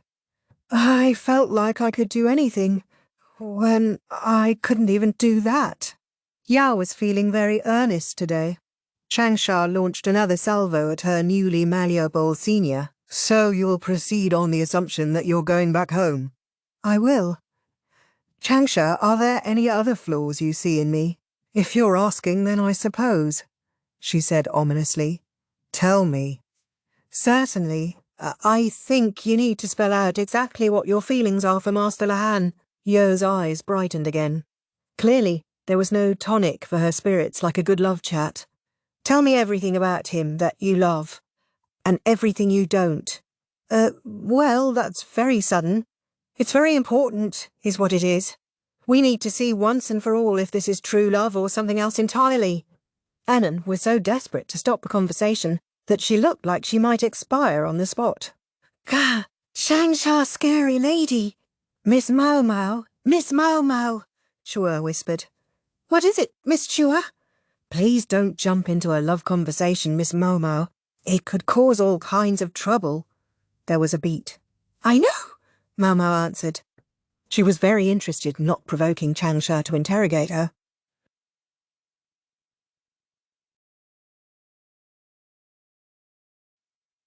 Chapter 17. The Jade Elder, Part 1. The morning after the medical assistant's private feast, Maomao felt something heavy on her belly. Chu was resting against it, while Yo was curled up on a bedroll in a corner of the room. Maomao said, trying to remember what had happened the night before. She hadn't had any alcohol, but the atmosphere had made it feel as if she had. Chu had been exactly right. It had been a good idea to pick a restaurant close to the dormitory. They had eaten late into the night, and by the time they left, it would have been impossible to get a carriage. Chu had sent a messenger to say that Yao, Nan, and Yo would be staying at the dormitory. Yao and Nan were sleeping in Changsha's room, in order to continue their love chat from hell. Miss Chu, wake up," Maomao said, shaking her. "No, hubby, not there." Still asleep, Chu puckered her lips and started leaning toward Maomao, who reflexively smacked her on the head. "Oh, Miss Maomao!" "Wake up, please, Miss Chu. It's morning." Maomao clambered off the bed and pulled on an overrobe. She flung open the window and let cold air flood the room. "Okay, today's schedule," she said. She and Yo were off duty. Yo was actually off for the next several days. She had only come in yesterday to make a report. The three in Changsha's room were all working today. Maomao assumed Aenaun would have things under control, but she went to check nonetheless. "Very sorry, Lady Yao. I'll get us ready to go to work right away," Aenaun was saying. "I'm telling you, it's a mistake for you to do that," Changsha snapped. "Aenaun, I can get ready by myself," said Yao. It sounded like the home truths of the previous night were taking effect. Maomao put her hands together as if in prayer, and decided to pretend she hadn't heard anything. A rather twisted ecosystem had developed, she thought. She was going back to her room when she heard a commotion outside. What's going on? Without much thought, Maomao changed course for the front door. She found a familiar face standing there. "Men are not allowed in here!" shrieked the auntie who ran the dormitory. "I'm not a man," replied the visitor. So saying, believe it or not, she opened her top to reveal her chest. 2 hills appeared, neither too large nor too small. The auntie blinked like a pigeon hit with a pea-shooter. "Ah, Lady Maomao," the visitor said. "Miss Sanfan," Maomao replied after a moment. "Please, just call me Sanfan." So she was their mysterious visitor, a woman who worked at the freak strategist's house. "You know, this person." "Well, she's your problem now," the auntie said. "No, Maomao started, but the other woman was already gone." Resigned, she turned to Sanfan. "I've come to fetch you, Lady Maomao." "Why?" "Because Master Lahan is in danger." Maomao didn't say anything. She was about to simply ignore the whole thing. What did she care, after all? When Sanfan hissed in her ear, "If you say no, I'll make a scene. You want that? Whatever floats your boat." "I gather that Lady Yao and Lady Anan are here." So the house had gotten the message that they were staying out for the night. "I told Master Lahan that the 2 of them were staying out for the night, and seemed to be having a lovely time." She sounded positively malicious, but it wasn't untrue. Maomao tried to force her still sleep-addled brain to function. Sanfan had come here because of some danger to Lahan. Maomao suspected the young woman wasn't so interested in getting any help from Maomao herself, as she was in the borrowed terror of the freak strategist who would raise hell if anything happened to Maomao. What could possibly be going on?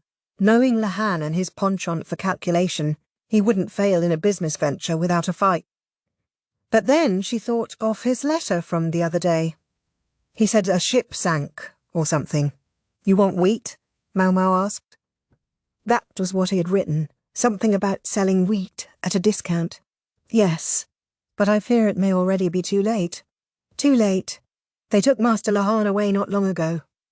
If that's a joke, even I don't think it's funny. But if it's true, wouldn't it be quicker to ask his adoptive father for help? He's playing Go with the Go Sage, and I was sent away with brusque orders that I was not to interfere with their game. No wonder Sanfan was ready to do just about anything. She was taking a deep breath. If Maomao didn't go along with her, she really would scream and shout until Yao and Enanan heard what was going on. Enanan might be more than happy to let Lahan suffer, but Yao certainly would not. At the same time, it would mean that all Changsha's diligent work in convincing Yao to be her own woman would be in vain. Maomao saw the writing on the wall. "Very well," she said. She left a message for Chur with the dorm auntie, then let Sanfan lead her away.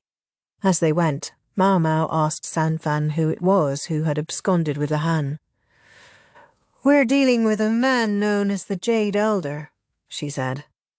As the name implied, he was an old man who always wore jade jewellery, a merchant famous throughout not only the capital but the entire country of Li. When it came to commerce, it was said he could outdo even the Gaiuku clan over the western capital. That's a big deal, Maomao thought. Those ships that sank recently belonged to the Jade Elder. He's trying to pin responsibility for them on Master Lahan. That doesn't make sense. Lahan would be the victim in that scenario. The ship's owner should be the one who absorbs the loss. He's claiming that the cause of the sinking was that Master Lahan tried to cram more grain into the hold than they had agreed on because of his own greed. That's an excuse if I ever heard one. Lahan could be a wicked schemer, but when it came to numbers, he was unimpeachable. He wouldn't do something like that just to squeeze a few extra pennies out. What about the Jade Elder? Is he the kind of person greedy enough to pull something like that? Maomao asked. As the Jade Elder wasn't a patron of the Verdigris house, she didn't know much about him.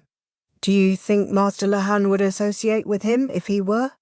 At the very least, Master Lahan must have believed he could trust this man to deal in good faith. Guess his glasses got foggy. Maomao admitted that Lahan was generally a good judge of character, but these things could happen. They arrived at a location on the southern side of the capital.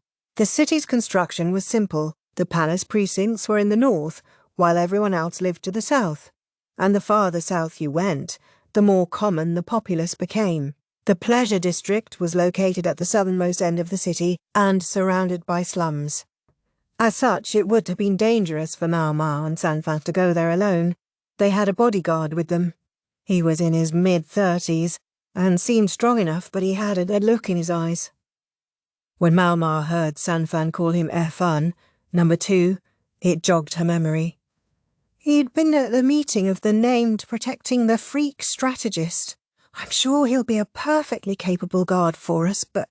The toils of serving the freak strategist seemed to have taken all the life out of him, which left Maomao a bit uneasy. He lives in a rough place for a rich guy, Maomao remarked. They were heading toward a house that was impressively large, but all the guards outside made it look like a gambling den. A truly prosperous merchant needs to be able to keep some things in the shadows, Sanfan replied. Meaning, he would have no mercy on those who defied him. In a ringing tone, she announced to the guards, "We are here to retrieve Master Lahan." The guards made a show of holding a whispered conference, then laughed at her. I don't like this at all. Truthfully, this was not the kind of situation where Maomao excelled. She was accustomed to places like the proverbial Garden of Women, environments that were more about hard talk than open violence. She wanted to stay well clear of places where someone might strike you dead with a single punch. Her body was not very sturdy. Then again, in Aisei province, she had been chased all over a bandit hideout by several of its occupants. Compared to that, this was a walk in the park. She could at least comfortably look calm. "Haven't you heard anything from your boss?" Sanfan asked. "Nah, not a word." "Oh, I see." She took a deep breath. "Pardon me," Efon said, and covered Maomao's ears. The next moment, Sanfan bellowed, "I'm here to retrieve my master!" She shouted so loud Maomao thought her eardrums might burst. If Efan hadn't covered her ears, she worried the noise might have scrambled her brains. Sanfan sounded nothing like her usual reserved self. Her tremendous yell overpowered the guards. What do you think you're doing?" they said, covering their own ears. "You won't let me through, so I have to speak directly to your boss. Loud enough that he can hear me." "Will you—" The guards drew their weapons, but Sanfan remained imperious. "No, wait." Maomao realized she could detect the smell of sweat from the other woman, the smelly kind that came out when you were especially nervous. Sanfan was afraid, but she was putting on a brave face. It showed that she really genuinely was concerned for Lahan. A blade stopped inches from Sanfan's nose. Beside Maomao, a light had come into Erfan's formerly dead eyes, and he was watching like a hawk to see what the guards would do. "Hey, what the hell is going on out here?" demanded some more men who emerged from inside. "They say they're here for the guy we brought in," answered a guard. The newcomers looked substantially more sensible than the roughnecks at the gate. When they heard what he said, he ate a knuckle sandwich. "Do forgive us," one of them said. "We apologize for making the visitor wait outside." "Not at all. Perhaps you could take me directly to my master," Sanfan replied. She was referring to Lahan, but it sounded unfortunately like she meant something other than what she was really saying. After all, the same word could mean husband. I apologize for startling you, Lady Maomao.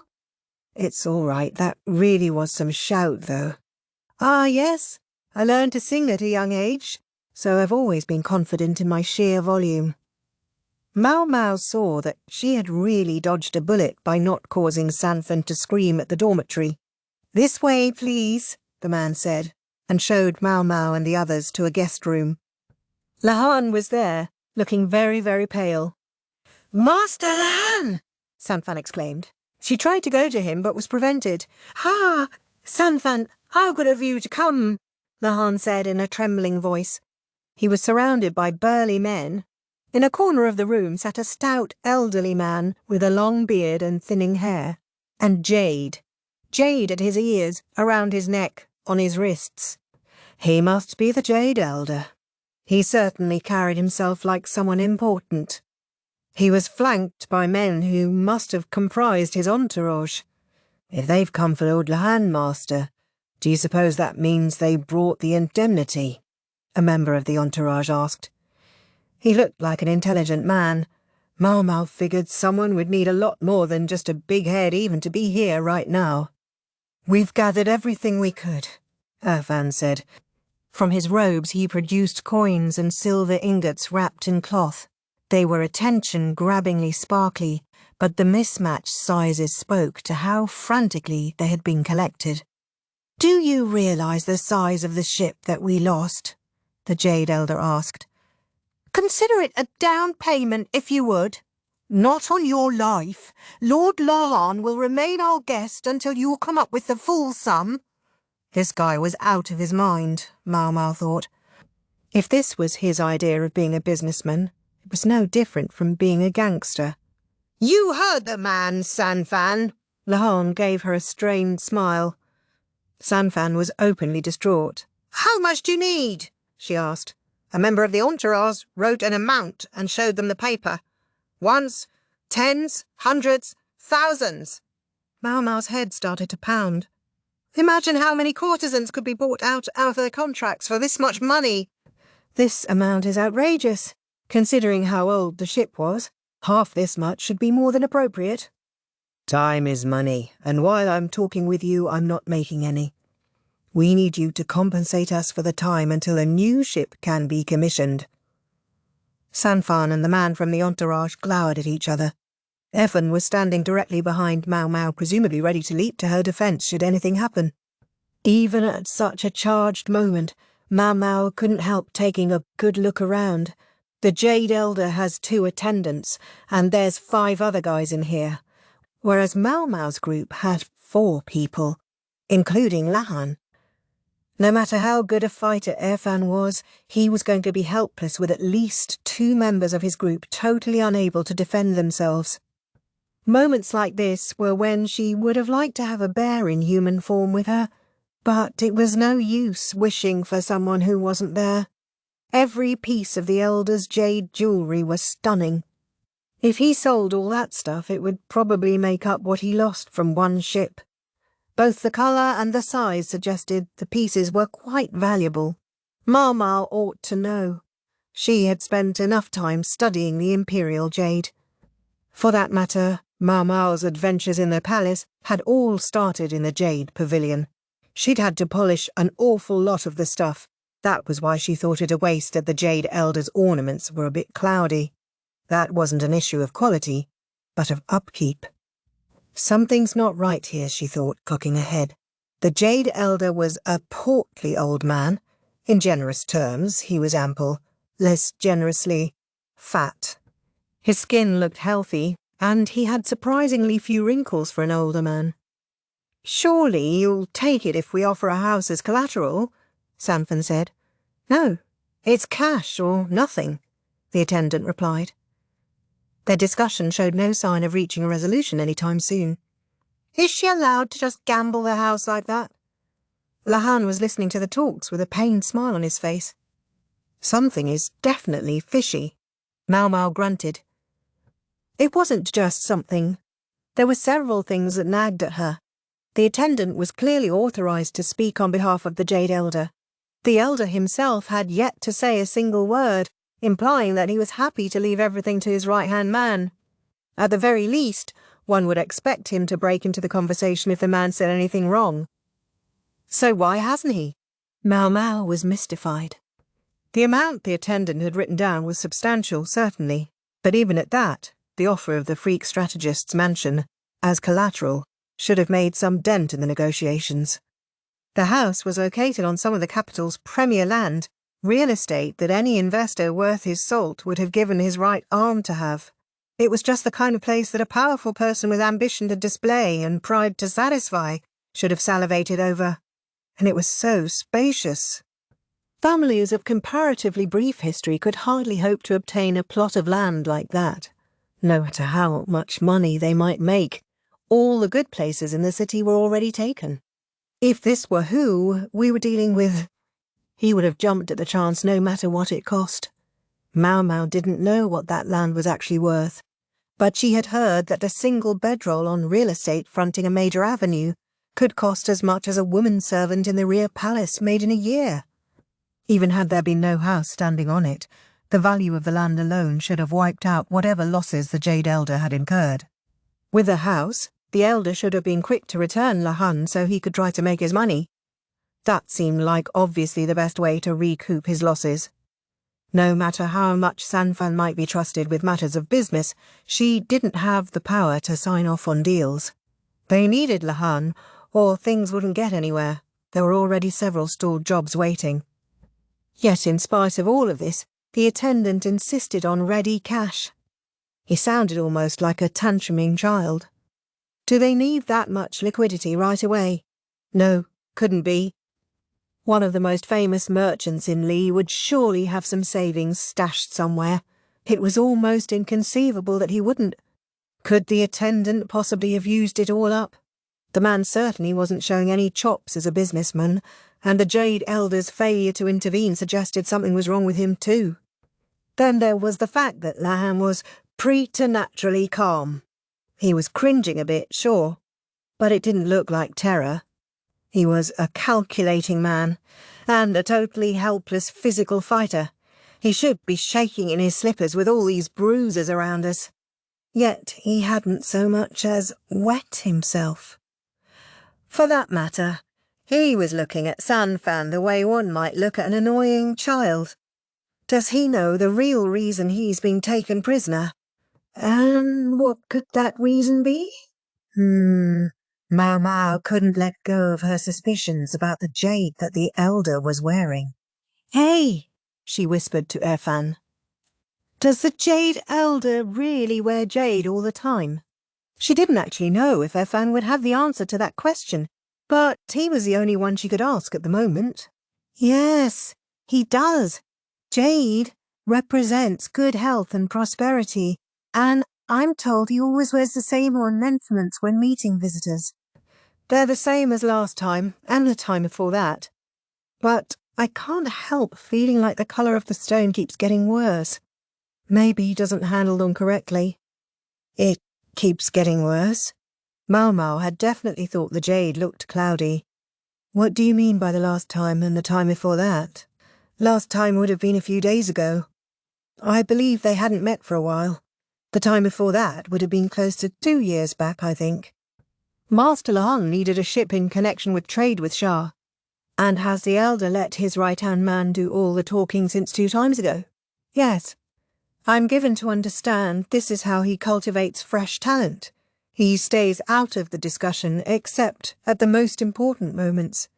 He'll pipe up if his subordinate does the wrong thing." Maomao's sense that something was fishy only got stronger. The fruitless conversation, meanwhile, continued, with neither Sanfan nor the attendant giving an inch.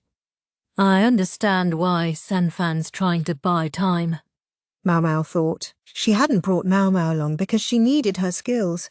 No, she assumed that if Maomao was here, it would spur the freak strategist to action. She must be trying to stall until he showed up. Meanwhile, the attendant, despite saying in so many words that time is money, was allowing the vain tongue wagging to continue. And as for Lahan, I'm just fine, Sanfan, he said. Could you go and make some money for the time being? but, sir, I'm all right. Lahan made a very sour face. He did not seem to like the fact that Sanfan wouldn't back down. And I know Lahan. He was too calm. The big-headed abacus spectacles could do with showing a little more fear under the circumstances. Then there was the Jade Elder himself. Maomao studied the portly old man. What's with you? You keep staring, the other member of the Elder's entourage said. Oh, it's nothing. I was just thinking, he doesn't take very good care of his Jade. Are you trying to start something? The man sniffed. Is that how you took that? Maomao let out a sigh. She looked the man square in the eyes and said carefully, I know Jade is very important to him. So important that he keeps it on him at all times. But don't you think the colour has degraded a bit lately? The attendant's gaze flitted to the Jade Elder.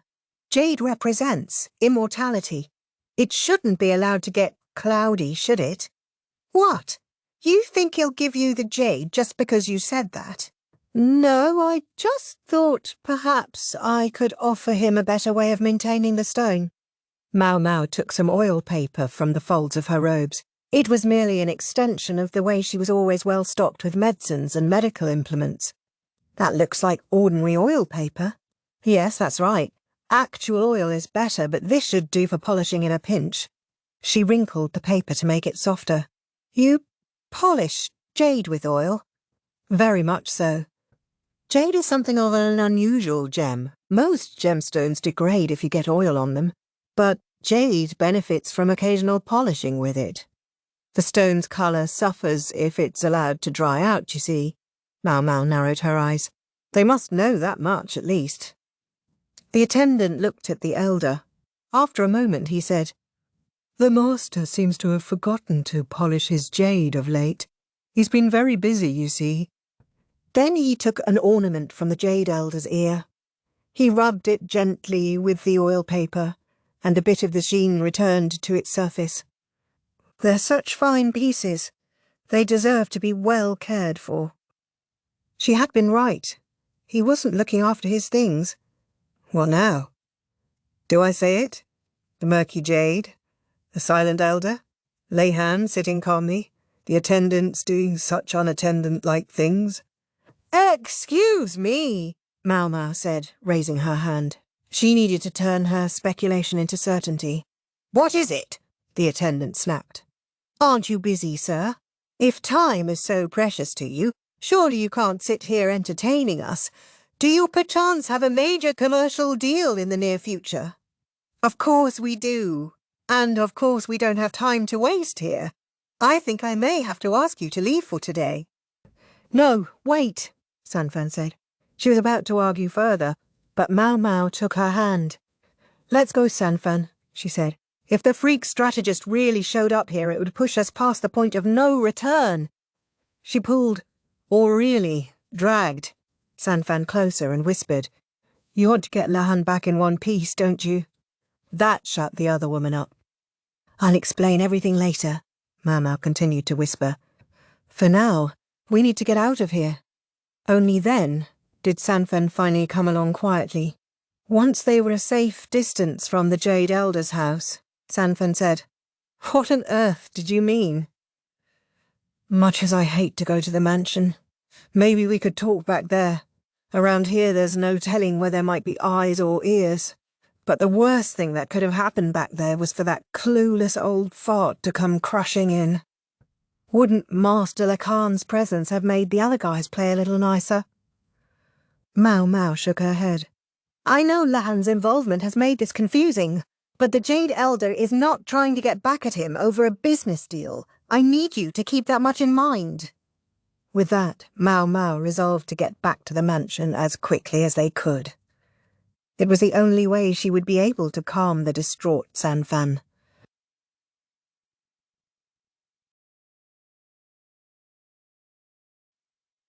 Chapter 18 The Jade Elder, Part 2. Very much against her natural inclinations, Maomao found herself at the freak strategist's house, and it turned out they weren't a moment too soon. "We're going in there, and we're going to rescue Maomao." Yeah, there was a whole gang of big, bad-looking men. Where had he found these people? And there was the freak strategist himself at their head astride a gorgeous horse. Standing in the vanguard of this impromptu squadron was a very put-upon-looking Onsu. The rest of the crew, Maomao realised, seemed to be comprised of household servants and the freak strategist's subordinates. The participants in this little rally included Congee and several of the kids. Vizzy was with Congee, and they seemed to get along quite well, maybe because they were similar in age. "Oh, I do not like this." Maomao didn't want to have one single solitary thing to do with any of what was going on, but she knew she had to stop it. "Tally-ho!" the freak strategist cried. He had no staff of command, but raised a feathered fan instead. "Okay, stop! That's enough," Maomao said, standing in front of the group and forming a big forbidding X with her arms. "Thank you all very much for your hard work. You are dismissed." She bowed her head. The entire group stood stupefied. "Maomao!" the freak strategist cried. In his haste to get off his horse, he slipped and tumbled to the ground. "I was so worried I heard you had been kidnapped again." "It's Lahan who's been kidnapped.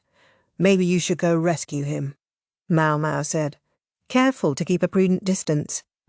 As she talked, she dug in her ear with her pinky, then blew away what she came up with. "Oh, Lahan. He'll come home when he's ready." Sanfan looked stricken. It had actually been a rather interesting day in terms of the wealth of expressions Maomao had witnessed from her.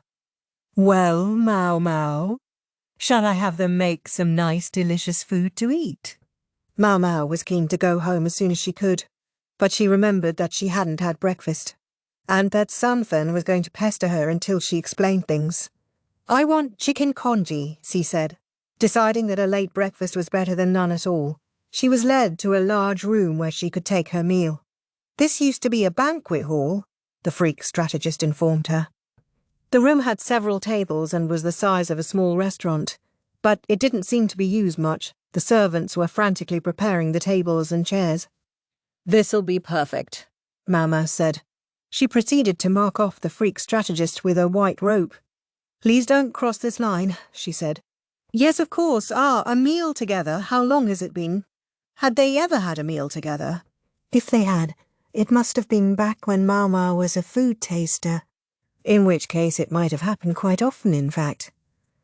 Once Maomao was sure that the freak strategist wasn't moving from his spot, she sat at a table across the room from him. "I've gotten better," she thought. It wasn't long ago that she wouldn't have abided being in the same room with him.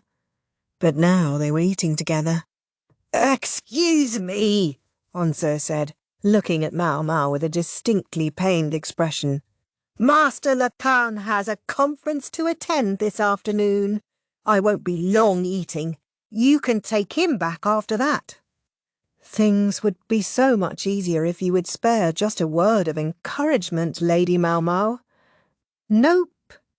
With that curt refusal, Onsu went to the freak strategist's table. Apparently he intended to dine with him. Sanfan acted as Maomao's waiter, making sure there was no one else in the vicinity. Erfans was posted at the door like a guard. "Are you almost ready to tell me now?" Sanfan asked. "Yes," Maomao said, putting some vinegar in the congee she was brought. She had asked Sanfan if she wanted to join her, but Sanfan had replied that servants didn't dine at the same table as their masters. "You're wondering why the Jade elder accused and then kidnapped Lahan. The reason wasn't money. It's because Lahan learned something he shouldn't have." "Such as?" Maomao took a bite of congee. The chicken was so rich, and the whole thing had such a salty kick that she was beginning to think the vinegar hadn't been necessary. Nonetheless, she stirred the stew idly. He realised that the Jade elder is an imposter. "An imposter?" They must have found someone who looked very much like him. Dress him up with enough jade, and no one would question him. That's his trademark, after all. And since the elder apparently left most of the business dealings to his subordinates, there's not even any need for him to talk. He just has to sit there and be imposing. Sanfan had gone completely pale. Then you're saying, don't worry. I don't think it's going to turn out that the real elder was murdered or anything. If he had been, they would have shut Lahan's mouth long ago. Maomao made a slashing gesture at her neck. I can understand how Master Lahan might have figured it out, but what tipped you off that the Jade Elder was a fraud, Lady Maomao? Lahan had a unique ability to see everything in terms of numbers. The numbers would certainly alert him if a person was not who they claimed. This ability could also be frankly creepy, such as when it allowed him to take the precise measurements of a woman's body at a glance. For me, it was the jade itself. The jade? You mean because it wasn't well maintained? That's what clued you in? I think it was being maintained, just not the right way. But there's no way that the true Jade Elder would fail to know how to take care of his jewellery. Although, if he were in good health, I don't think he would need oil to do his upkeep. Otherwise, it would be impossibly strange that his longest-serving subordinates would fail to notice a difference with a fraud Jade Elder. Jade symbolises good health and even immortality. And when it comes to health, at least, it's not purely superstition. It actually can be useful. Supposedly, it reveals the state of the owner's well-being when worn on the body. If the jade's colour becomes cloudy, it means the person's condition is suffering. Maomao took out the oil paper she had used to polish the jade. A healthy person's skin naturally secretes a certain amount of oil, and the Jade Elder is, let's say, stout. He shouldn't have needed additional oil to keep his jade in good shape. But the imposter has an ample figure as well. Yes. Which makes me think he doesn't normally wear the jade, but put it on in a hurry for your visit. Maomao stirred her congee again. If it's true that cloudy jade means the owner is sick, then I thought either the elder must have been wasting away from a long illness, or maybe was already gone. Lahan had noticed too, which was all well and good. His mistake had been in letting them know that he knew. It would be a bombshell if people learned that the Jade Elder was dead. He may have plenty of capable people to take on the work, but it would throw the commercial world into chaos for a while, Sanfan said. Yes, especially right before a major deal. With all the facts she now had, Sanfan was smart enough to figure out the rest. I presume they resorted to an impostor just to spare the market that upheaval. They know they can't get away with it forever. It's merely to buy them some time. And right when everything had almost ended neatly, Lone figured it out. Which would explain why they felt they needed to turn to force and kidnap him. Then when he says he'll be home soon, I presume you'll see him again once things have calmed down a little. Maomao got seconds. They know very well that their treatment of Lone was inappropriate. They just panicked. And to be fair, Lahan deserves some of the blame for running his mouth instead of thinking. Lahan must have been shocked at first, but once he understood what the Elder's people were doing, Maomao was sure he had agreed to cooperate. He would have to miss a few days of work, but by keeping the Jade Elder's secret, he would strengthen his ties with the Elder's people, and that would more than make up for the cost. It was a calculation on his part. Publicly, he would have to pay an indemnity for the sunken ship, but he would get back far more than what he invested in return. But if that old fart gets himself into the mix, it could mean the end of everything. The freak strategist was even more impervious than Lahan was to people's lies. Once it became public knowledge that the Jade Elder was no longer working, his business would take a major hit. His people would want to keep the situation under wraps until they had done everything possible to minimize the impact of the revelation. Business isn't about trying to snatch money from your partner. It's about negotiating to find the most advantageous outcome for everyone involved, isn't it? Maomao said. She hated having to speak up for Lahan, but it was probably in matters like this that he found his aesthetics. After a long moment, Sanfan said sincerely, "Forgive me, I was too impulsive." "It's fine. Most of all, I'm just glad to know that Shizzy is doing so well." "She is. Saifan and the others play with her all the time. Is that all right? They're all former orphans." "What's the problem?" "Shizzy's older brother visits constantly. If he hasn't said anything, I don't think there's an issue." Everyone knew that Jeezy's mother was not to enter the mansion, and even Hao knew better than to mess with the freak strategist. Maomao wondered how much Hao would even really care about Jeezy now that she was of no practical use to him. "Lady Jeezy still has a voracious appetite. I'll watch out to make sure she doesn't get overweight." "Sure. I'm also making arrangements for her education. I think it would be best if she had one." "That's a big help." Maomao found herself wondering why Sanfan was so perceptive about everything except matters relating to Lahan. She's very attached to Master Lahan's honoured older brother. She eats raw vegetables all the time. Even here, Lahan's brother wasn't called by his real name. Wasn't that kind of a mouthful? "Okay, but make sure you wash them first," Maomao said. "Understood." Maomao finished her second helping of congee and set her spoon in her bowl. I want to just do absolutely nothing now." It was past noon already, and the day was growing short. She needed to go to the market to do some dinner shopping and then prep the meal. There was no hard and fast rule, but generally Maomao and Changsha made dinner on days when they were off work. "I'm sorry, but is there any of this congee left?" Maomao asked. "They made plenty," Sanfan told her. "You think I could take some home with me? I'll make sure you have sides to go with it." Sanfan knew her business. Maybe, Maomao thought, she could score some of Lahan's brother's vegetables while she was at it. A few days later, it was announced that the Jade elder had died. Maomao had expected turmoil in the markets at the news of a great businessman's passing, but the elder's people had done everything right, and there was far less consternation than she had expected. Later, Maomao heard that the man's cherished Jade had been buried with him. That news struck her as a terrible waste. Chapter 19. Dr. Liu's question. "Maomao, is this an appropriate way to write the daily report?" Yo asked. "I think it's fine," Maomao replied. Yo was working in the same office as Maomao.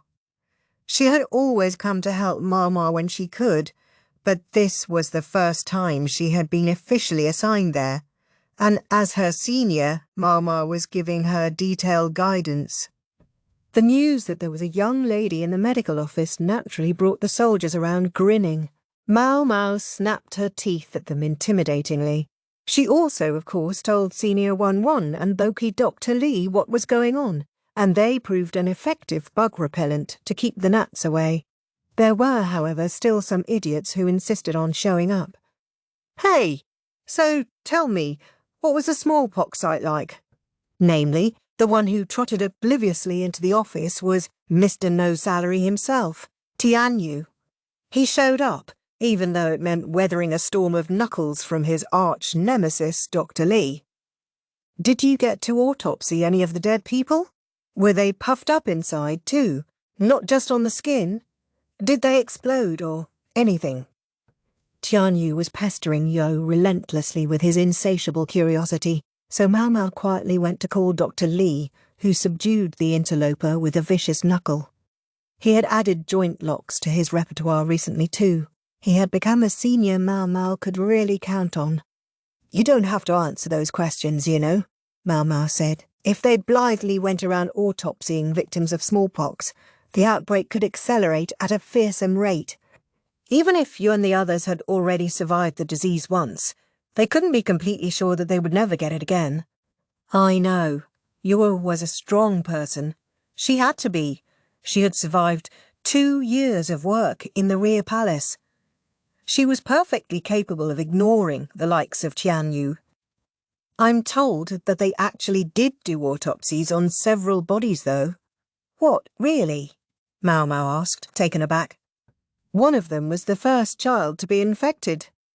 What did they learn? Yo shook her head. It sounds like there was nothing unusual, but I'm in no position to try to find out much more. Her? Doctors were doctors. They had probably been too curious not to do an autopsy. They were desperate to know the mechanism of infection. Where did this outbreak start? Maomao went back to work, still feeling distinctly uneasy. The question that inspired that unease turned out to be answered far sooner than she expected. When their shift was over, she was summoned by Dr. Liu. She straightened up when she saw the grim look on his face.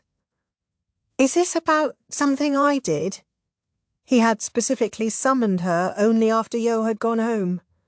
I want to ask you again if we can trust this man Kokuyo, Dr. Liu said. After a moment, Maomao replied, His medical knowledge is unimpeachable, as I'm sure you know, Dr. Liu. Yes, I've seen that much.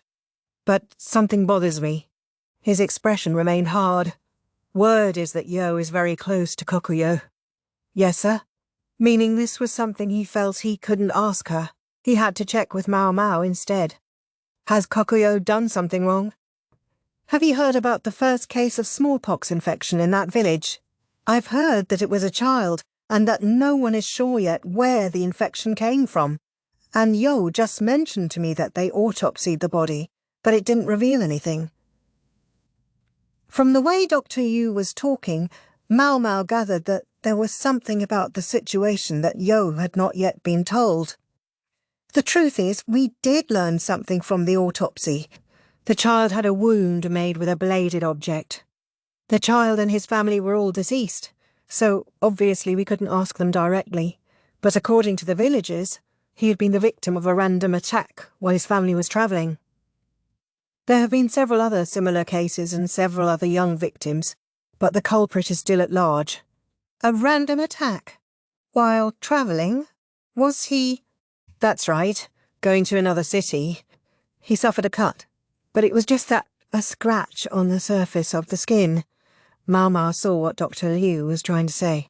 Couldn't be. Could it? Dr. Liu was quick to notice the change in Maomao's expression. If you have any ideas, speak up. I know Liu Men's taught you not to say anything too lightly, but right now I want to hear anything you have, even the most outlandish speculation.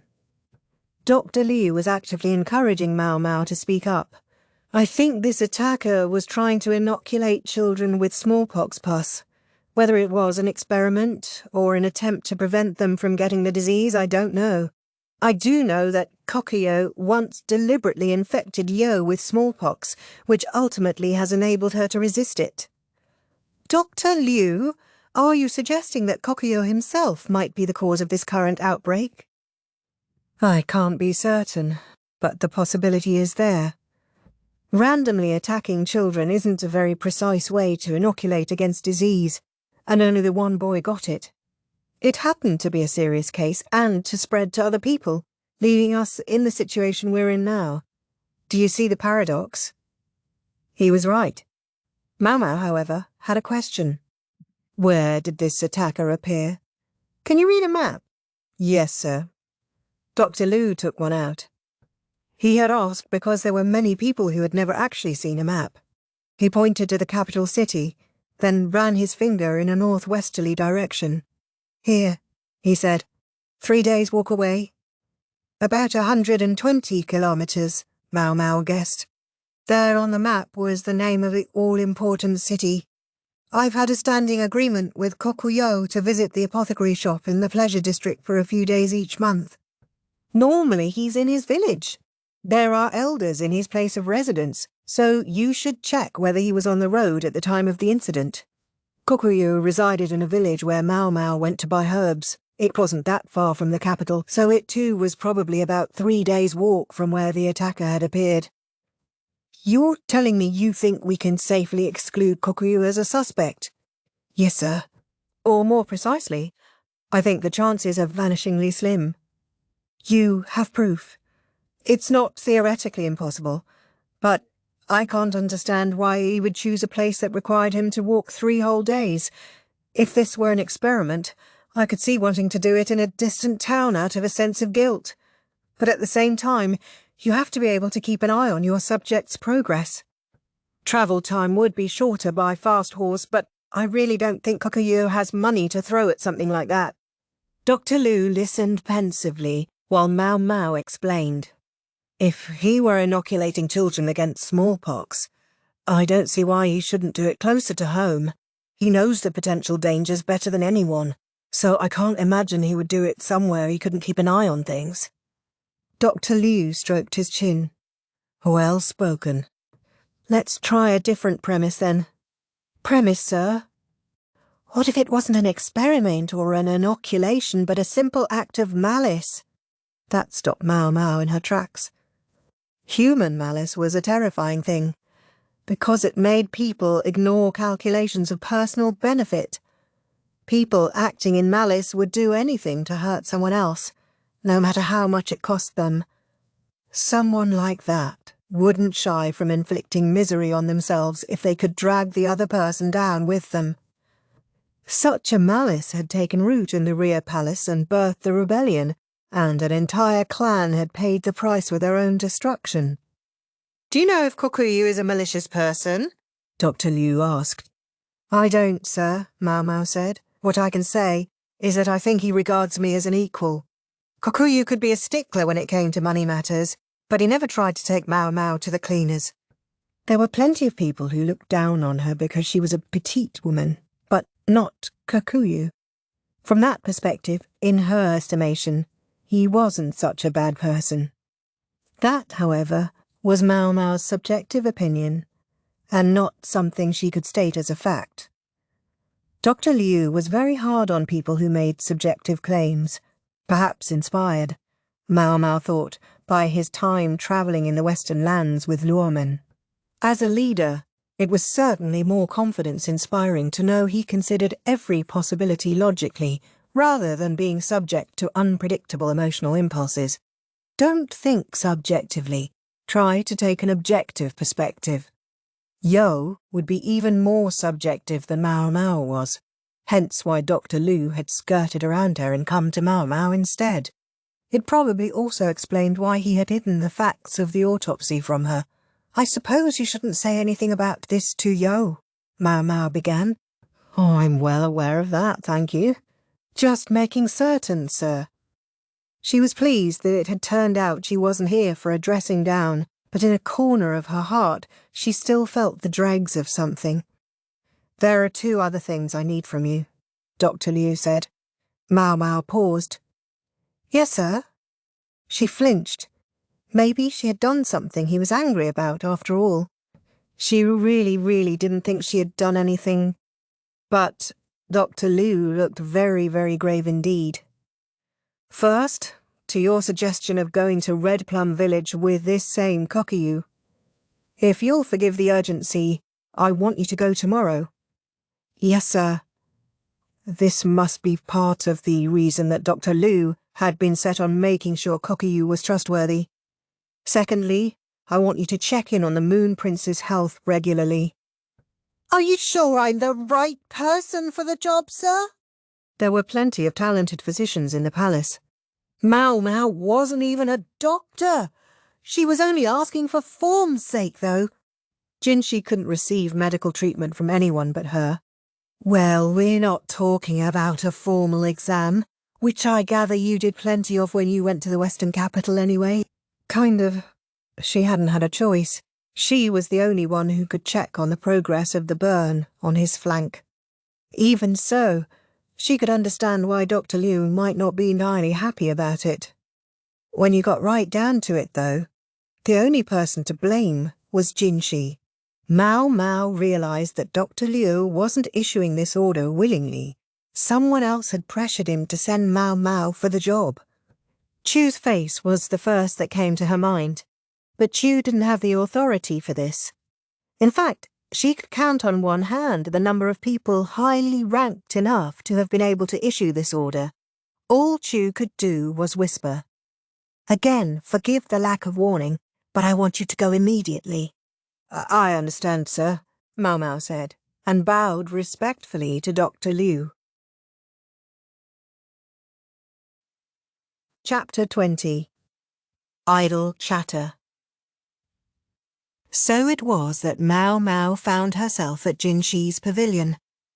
She knew most of his guards on sight, and she was admitted with just a quick check of her possessions. Right. I'm sure you haven't had dinner yet. I've got something ready for you, Suiren said. She, of course, had a meal laid out like she was Maomao's own aunt. The meal was full of things that Maomao would gladly have eaten, but she had to mind her place. Insofar as she wasn't mistress of the house, she could hardly just tuck in front of a member of the Imperial family. These two place settings look oddly alike. Maomao was perplexed. Just sit down. Maomao often ate first, supposedly in order to taste the food for poison, but from the way the meal was laid out, she took it that today they were to dine together, although it was a shame that there was no alcohol. Still can't eat before the noble does. Maomao fixed her eyes on Jinshi. He took an awkward sip of congee. You may eat, he said. Finally! Having received Jinshi's blessing, Maomao started in on her own congee. It was rich with the flavour of chicken. Rice and pieces of meat floated in it. Jinshi regarded her as he sipped some tea. How is work going? He asked. Maomao swallowed her mouthful of food before she answered. No changes for me. None for me either, Jinshi replied. For me either, huh?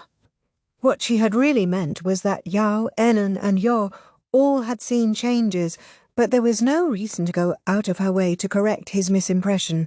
Besides, it was better not to say, hey, I wasn't asking about you. Jinshi looked like he wanted to talk, but wasn't quite sure what about. He doesn't have to force himself. Maomao ate silently, then remembered that she was here on the pretense of checking on the Imperial younger brother's health.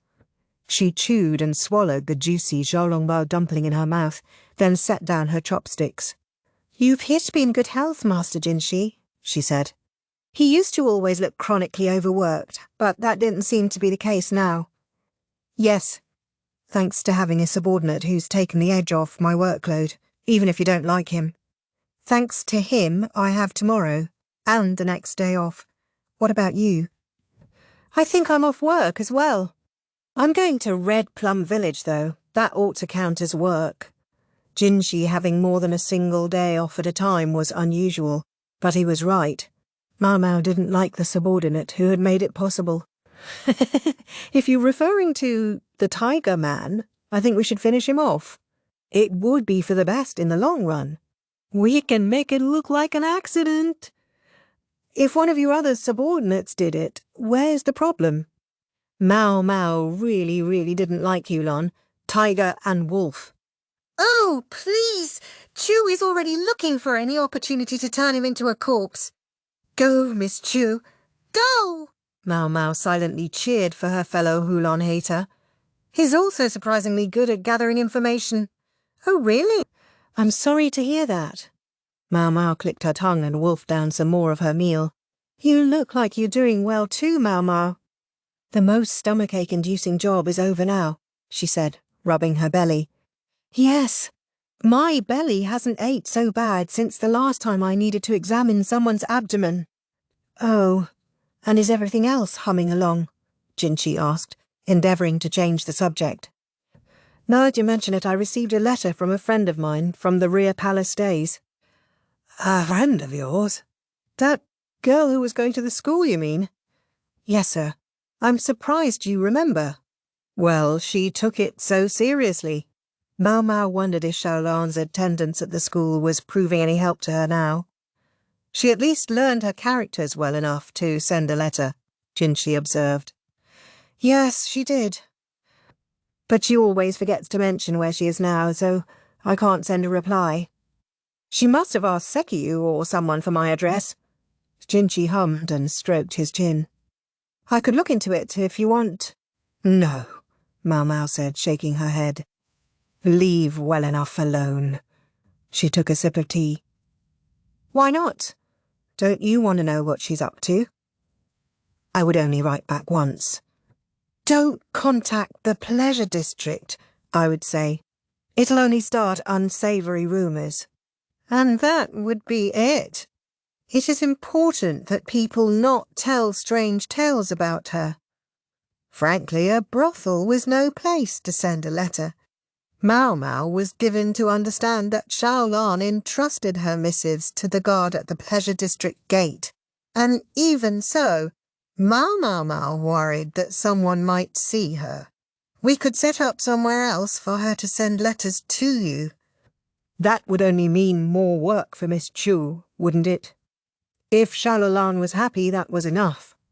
If she had anything to do with Maomao, she would end up under surveillance herself. The censors would probably read her letters, and Maomao could only write back about the most innocuous things. So long as Lahan was enjoying a peaceful life, the right thing for Maomao to do was to leave her alone. There were too many things Maomao had to be careful not to carelessly mention: Jinxi's burn, the Emperor's surgery, the smallpox outbreak. At the same time, though, she was aware that she was being very cruel to Lahan. It was precisely because she wanted to keep hearing about Lahan's innocent, ordinary days that she didn't respond. At least until Lahan gave up writing to her. I like that she makes me feel like I'm talking to her. The letters allowed her to go back to those days in the Imperial Palace when they sat by the laundry area together, eating snacks and reviewing the latest gossip. Maomao turned to Jinxi. "Master Jinxi, have you heard anything about smallpox?" Even with him, she had to choose her words carefully. She had to be cautious not to say anything she shouldn't. "Hulan is investigating that very subject right now. I gather they don't know where it started." "Yes, sir. Even among the doctors, certain things were not mentioned casually, by tacit agreement. That was probably why Jinxi simply said it. I'm told that a man named Kokuyo is suspected of starting it, that he may have spread it by deliberately infecting children." "You even know about that, sir? Is he the culprit?" Maomao shook her head slowly. "It's not unthinkable, but he has no reason to do it." "So you at least don't believe he's behind this. He's the one who sent you a letter begging you to get him to the Red Plum village, isn't he? Wanted to investigate their livestock." "Yes, and I'm going there with him tomorrow. Don't worry, if he does anything fishy, I'll let you know." If she spent too long lounging at Jinxi's place, it was going to be awfully challenging to get up in the morning. She increased her eating speed a bit. "Assuming Kokuyo isn't the culprit, then, what kind of person do you think is?" "You're asking me to speculate?" "Not speculate, call it deduction." Jinxi's face implied that he wished he could tell her to solve the mystery, like she had back in the Imperial Palace days. Maomao crossed her arms. That, she thought, was inappropriate. This person targets children and scratches them with the seed of smallpox. It might sound like the same thing Kokuyo did, but it's different in specific ways. Such as what? Kokuyo chose children who were in prime health to minimize the chances of the disease worsening. This criminal, however, is attacking kids at random. And because it's random, there's no chance to monitor the child's progress. Maomao tried to get her thoughts together as she spoke. It feels like they're playing pretend, but not doing a very good job of it. "Playing?" Jinxi inquired. "At being a doctor, perhaps. But it's like the way a child would do it. Like they've only scratched the surface and don't understand why a doctor does the things they do. So it's all pretend to them. Meaning they may have taken measures to prevent people from getting smallpox, but because they were only imitating what they had seen, those measures failed." "I thought so too at first, but there aren't that many people who know what measures to use against smallpox. Most of the people in the village Kokuyo attended died, after all." "What is it?" "I heard something suggesting that at least one adult from the village had survived." Maomao tapped a finger to her forehead. She was pretty sure it was something Yo had mentioned, but her memory was hazy. "Talk to the palace lady named Yo and you might learn something," she said. She was pretty sure Yo had mentioned it. Maomao munched on some more pickled vegetables. They were perfectly salted. She had a mind to eat everything in front of her. I have to say, it sounds like you have an awful lot of trust in this Kokuyo person. What kind of man is he? Maomao was surprised to realize Jinshi hadn't interviewed Kokuyo personally.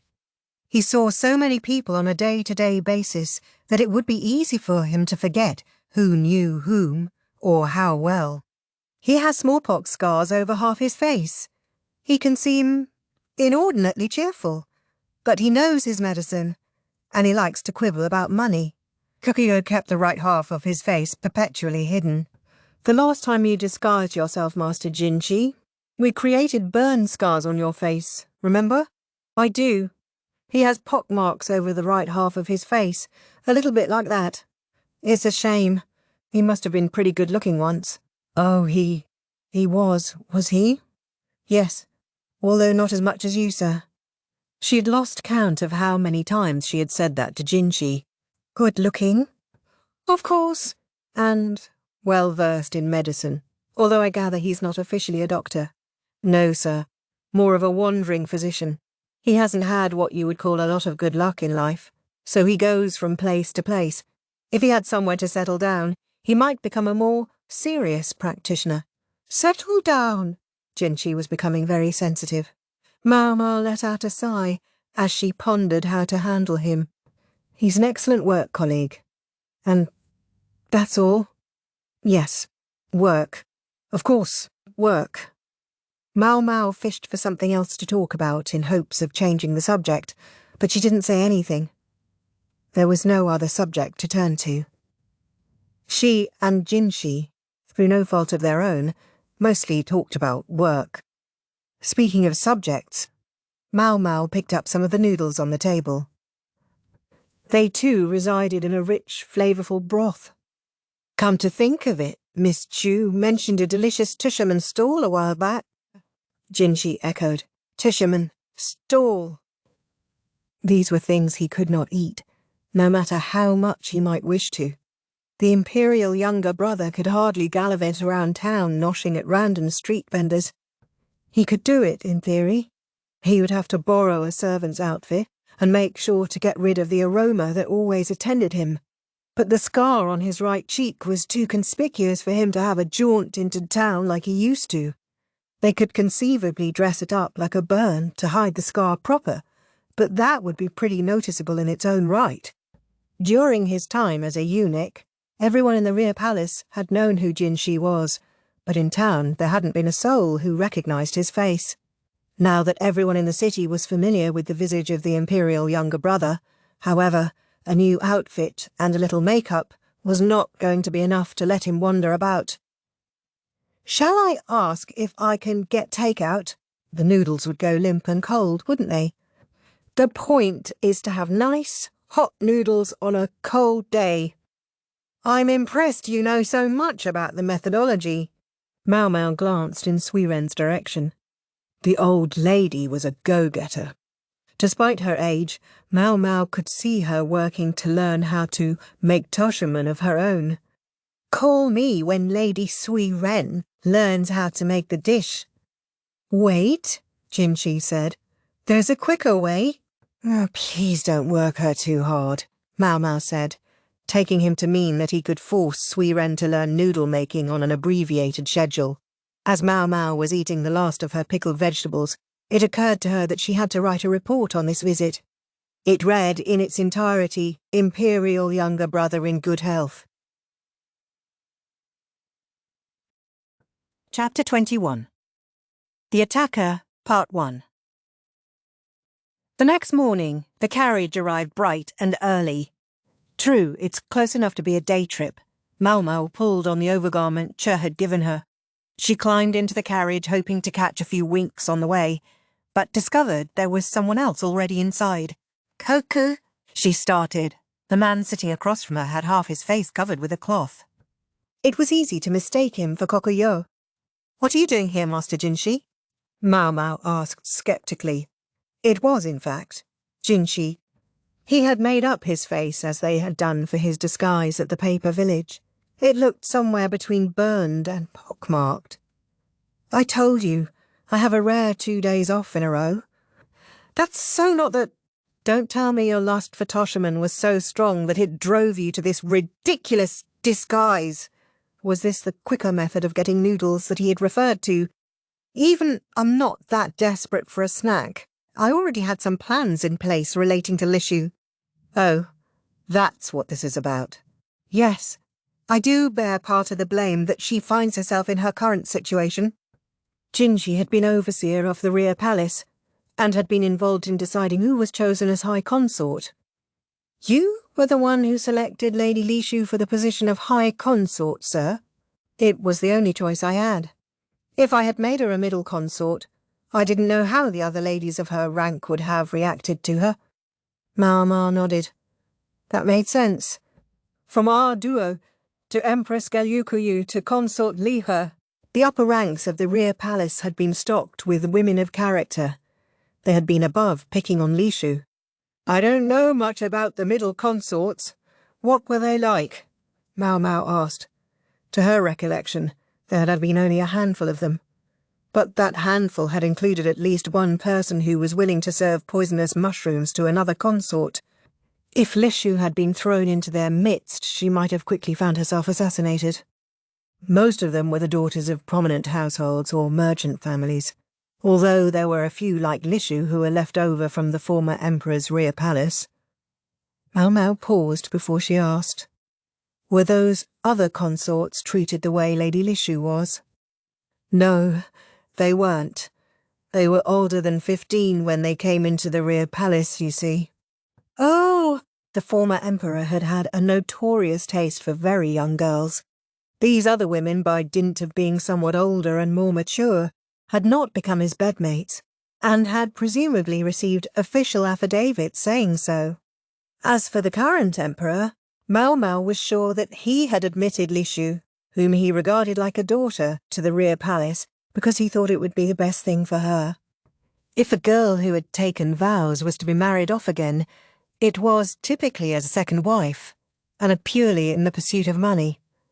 That must mean Master Basen is with us today as well, Maomao said. Indeed. You know about that? Yes. Lady Maomao is very considerate of her younger brother. She had sought Maomao's help more than once. Maomao seems to have a streak of, well, let's say she believes love conquers all. Yikes. Don't say it. I've had enough stinging rebukes at her hands thanks to that. Maomao wondered what Maomao had said to him. Even if it wasn't as brusque as the way she spoke to Basen, she could imagine the other woman being distinctly uninhibited with Jinshi. Maomao wasn't completely sure she approved of that, but since she did enjoy watching Jinshi squirm, she settled on simply offering a small smile. Come to think of it, Jinshi said as if a thought had just occurred to him. He reached into the folds of his robes and took out a letter. What's this, sir? I've had a report from Hulan. Don't make that face. Maomao's expression must have contorted when she heard the hated name. Maybe the reason she had grown Safflower on the freak strategist was because she had transferred her contempt to Hulan. And what did it say? She asked. Whatever she thought of him as a person, he knew his business. It would be worth finding out what report he had made. Jinshi unfurled a map. It looked like the same one Dr. Liu had shown her, marked with circles, dates, and arrows. This is the path taken by the person we're calling our random attacker, as they sowed the seeds of smallpox. I say we're calling them that since we don't know for certain that they're the culprit, or a criminal. Maomao looked at the direction the arrows were pointing. They terminate near the capital, don't they? The most recent date was 2 days ago. That's right. This person may be approaching the city. Isn't this something catch your attention? No, sir. It's just near the village where I often go to buy my herbs. I hope it's just coincidence.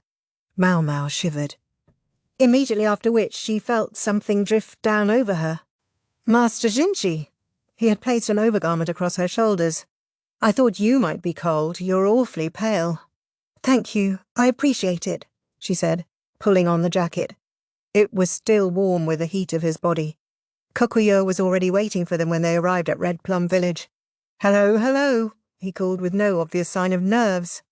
In other words, like his usual self. Basin stood beside him, looking very anxious indeed.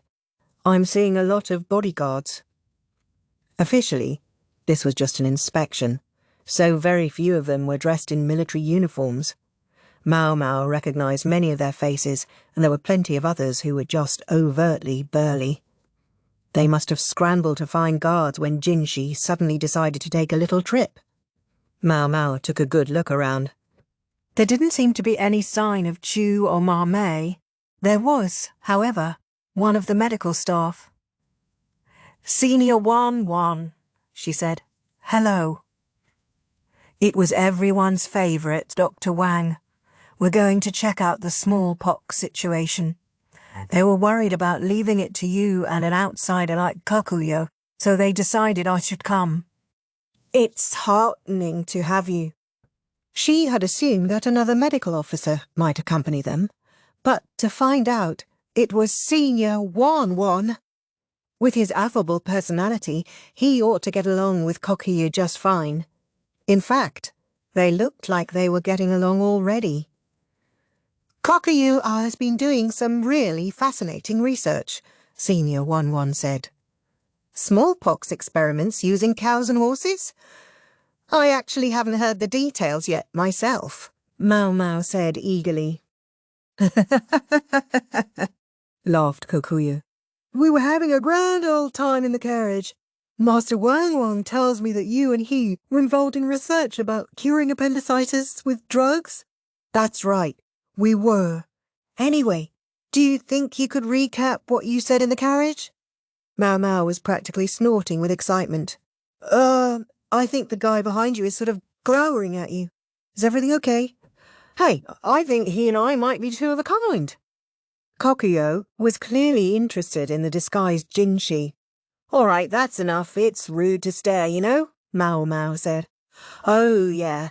If she let Kokuyo look too hard for too long, he would see through the costume." Jinshi's bodyguards looked distinctly uneasy as well. "All right, shall we start off by checking out those cows?" Kokuyo said. The stables were close, but the plan was to see the horses on the way back. "Huh, is that person part of the tour? We've got quite a party for a simple inspection," Senior 1-1 said. Evidently, he hadn't been informed that the Imperial younger brother would be joining the inspection party. Jinshi had not only hidden the scar on the right side of his face, but disfigured the left side with makeup, so the good doctor seemed unlikely to catch on. There was, however, a distinct risk that someone would inadvertently be rude to Jinshi, and that Bazen would get physical with them. Jinshi was constantly shooting the young man little glances to keep him in line. Just like before, the guard at the gate of Red Plum Village let them through without a fuss. "Guess we can pretty much come and go as we please." Jinshi was of the same mind, for he said, "Is it wise to have such thin security here?" "I had the same thought, sir, but I don't think there's much to be done," answered Basin. "Red Plum Village covers a large area. There are plenty of ways to get in without going through the gate." One might have expected the hard-headed young man to insist on proper security. Maybe someone had sat him down and explained it to him.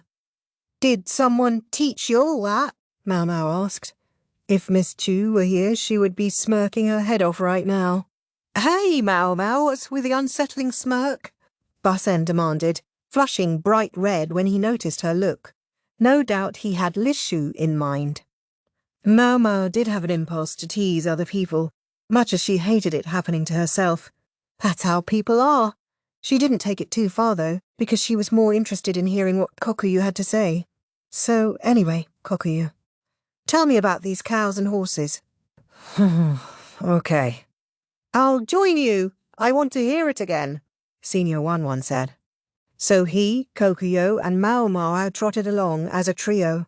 Behind them, Jinshi just stared, but Maomao was more focused on Kokuyo's story. "There are many varieties of smallpox, you see," Kokuyo began. "Humans aren't the only animals to get it. Cows and horses do too. Maomao made thoughtful sounds as she listened. I discovered that, among the pox caught by cows and horses, there's a variety that's similar to the one humans get. As you already know, once the human body has had a disease, it's harder to get it again. That's the common wisdom anyway. Senior 1-1 said. My mentor had this theory. He thought that if you got a disease, it could make it harder to catch other diseases later. I guess he had heard that houses with cattle don't get smallpox or something. I thought maybe it was the milk, but it looks like if a person catches cow smallpox, then it's harder for them to catch human smallpox after that. Oh, Maomao nodded to encourage Kokuyo to continue. As it turned out, though, when he actually found a cow with pox and exposed a person to it, that person later got smallpox like anybody else. This is just an idea, but maybe there are several different kinds of cow smallpox and you have to use the one that's similar to human smallpox or there's no point. He had then collected pox pus from several different cows.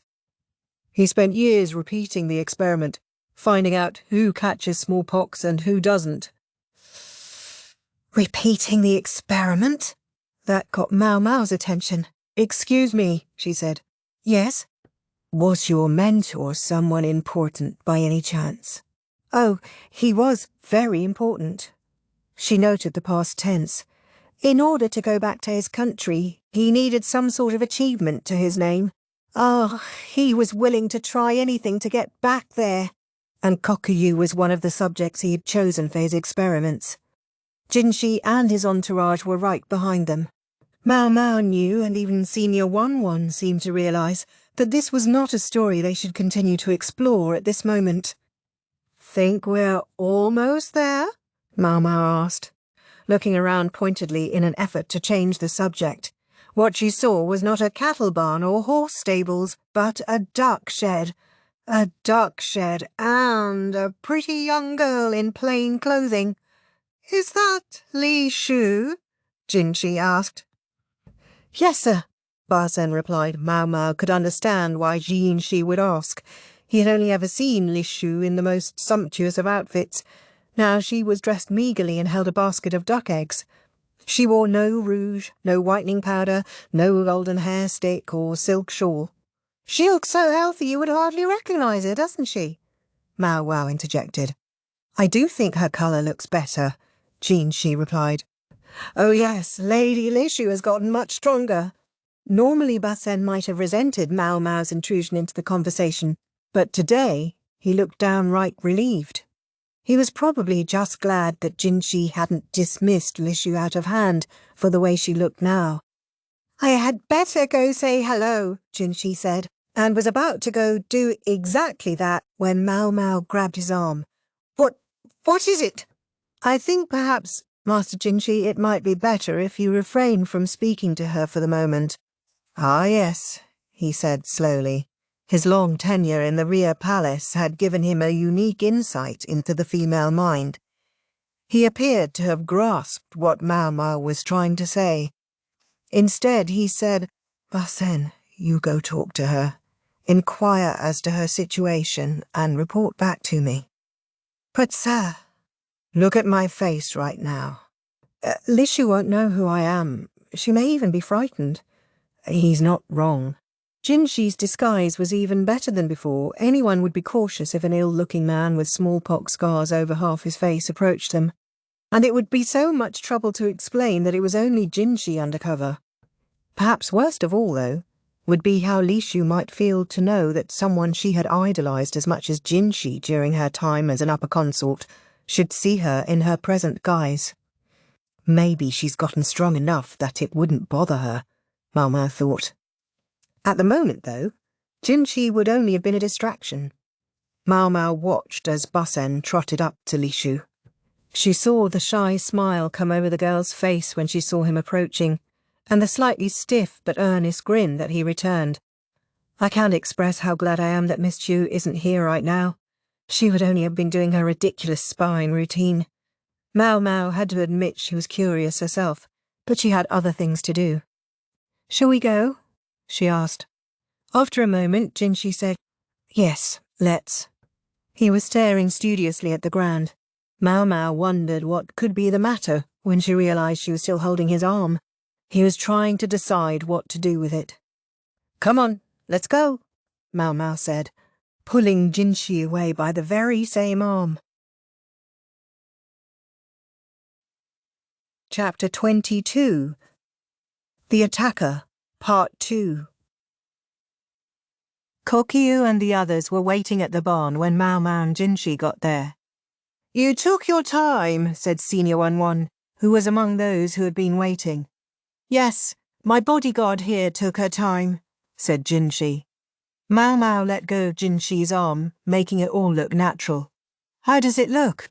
she asked Kokuyo, who was inspecting the animals, looking closely at their abdomens and milk. "All beautiful, healthy cows. Not a trace of pox anywhere." He sounded downright disappointed. There were almost 20 head of cattle there, and all of them had lustrous coats. Someone took very good care of them.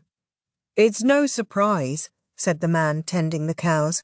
"They keep a close eye on the animal's health. If there's anything wrong, the animal is immediately quarantined and switched out for a different one." "That's the right thing to do." "I know it is, but—" Maomao ground her teeth. "Is it the same in the stables?" she asked. "Sure is. Here we take every care with the health of our cows and horses. If one of the chickens or ducks gets sick, we cull it immediately." Maomao didn't say anything but clenched her fists, caught between frustration that they wouldn't get what they came for and the knowledge that the village was making the right choice, since avian diseases could sometimes jump to people. Before she could quite stop herself, Maomao asked Jinshi, "Is this place really for monks and renunciates? Or does it just look like it when it's really just a bunch of rich folks? I hear they have many patrons drawn by the lure of ageless immortality. Youth and life, 2 things for which the rich might be willing to pay any price. At least it looks like they get good food here. It wasn't just the abundance of livestock. There were ample farm fields as well. They should have brought Lahan's brother along," Maomao realized.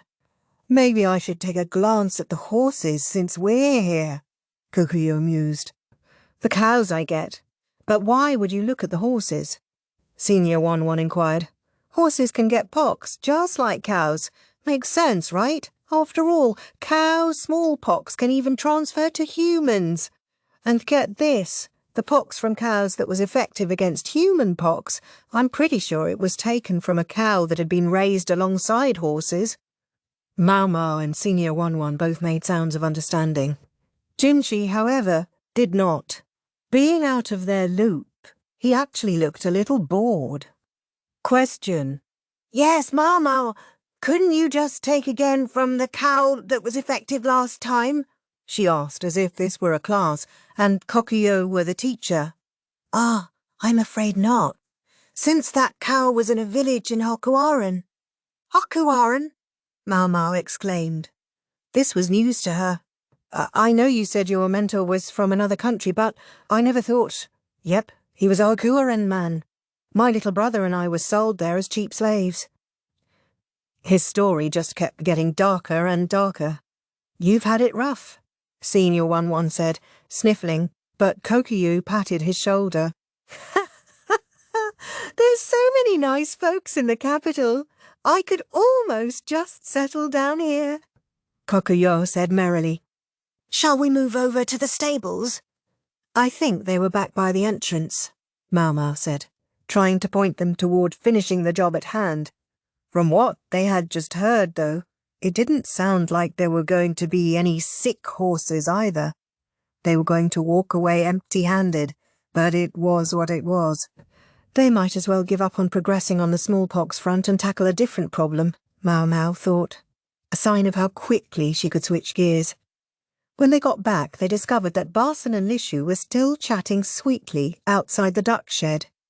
It seemed better not to send Jinshi into the fray, while Senior 11 could sense the tenderness of the moment and kept his distance. And they definitely couldn't send Kokuyo. By the process of elimination, It was Maomao who went up to the two. Master Barson, Lady Lishu. I'm very sorry to interrupt, but we need to be moving to our next destination. Oh, yes. Lishu looked at Maomao and seemed to be trying to come up with a greeting, but stumbled over the words. It's been a long time. It has, milady. Your pallor looks much better now. Yes, thank you. She smiled politely, but somewhat hesitantly. Ducks pecked the ground around her. I've taken you away from your work. I'm sorry. I'll be going, Basen said, but in fact he showed no sign of moving. He only lingered longingly. These people! Maomao knew perfectly well that if she burst out that they should just get together already, she would only make things worse. Hence she kept it to herself, but she wasn't above giving them a little push. Lady Lishu, we have business at the stables. Perhaps you could show us the way. Lishu flinched, but said, Yes, of course. Please wait just a moment. She hustled the ducks at her feet back into the shed, then came back outside. The stables weren't actually that far away, and with Maomao and the others present, Basen and Lishu declined to carry on their conversation. If they're not going to talk, I had better. Everyone was looking anxiously at the two youngsters. They were like a pair of open books. They couldn't have hidden the romantic tension between them if they had wanted to. In Maomao's opinion, the smell of roses was so thick in the air that the simple thing to do would have been to hurry up and get engaged. Then Maomao and Chua would be spared having to play matchmakers any longer. Maomao recalled that Ujin had visited the medical office the other day and made her opening gambit. Come to think of it, it looks like Ujin is acquitting himself well in the military, specifically as a gopher for the other soldiers. Oh, I see. My older brother must be working hard. Maomao didn't mention Lishu's father or half-sister. She had heard that they had been banished from the Yu clan, but she didn't know if Lishu knew that. No need to go out of her way to bring them up. Not as hard as you are, Lady Lishu. If I may be honest, I never expected to see you in such rude health. Maomao was genuinely impressed. The chopping isn't too painful? She asked, noticing the redness on Lishu's fingertips. No, Red Plum Village has a very effective ointment. You think I could take a look at it sometime? What? They were researching immortality here. They must use all kinds of medicines. Maybe it was more than stables and fields. If they had a medical production division here, then by all means, Maomao wanted to see it. Do you have anyone in the village who's particularly adept at making medicines? She asked. I think there's a building on the north side where they gather people making different kinds of medicines. Could I possibly tour the facility today? Maomao, Senior One said, patting her on the shoulder in a way that said, Give it up. We're almost there, Lishu said. Indeed, the gate had come into view. The stables should be right beside it. Red Plum Village didn't have as many horses as it did cows, and Maomao had mostly given up hope that they would find any animal infected with pox. Wait, something's off, Basen said, turning vigilant. The guard at the gate was talking to somebody. No, more like arguing with them. Oh, someone else is here. Another visitor, Congee said, and trotted closer. Instinctively, Maomao grabbed his shirt and pulled hard. Congee wasn't expecting it, and tumbled square on his behind. The man having it out with the guard was filthy. He obviously hadn't bathed in days. His eyes went to Maomao and the others, and almost bulged out of his head. Congee! He bellowed at the top of his lungs, spittle flying from his mouth. He flung the guard aside and charged through the gate, driving straight for Maomao and her group. He was clutching a grimy dagger. The bodyguards drew their swords. Even Jinshi pulled out a blade, pushing Maomao behind him with his free hand. The man's knife was aimed right at Jinshi. In the rear of the group, Lishu froze.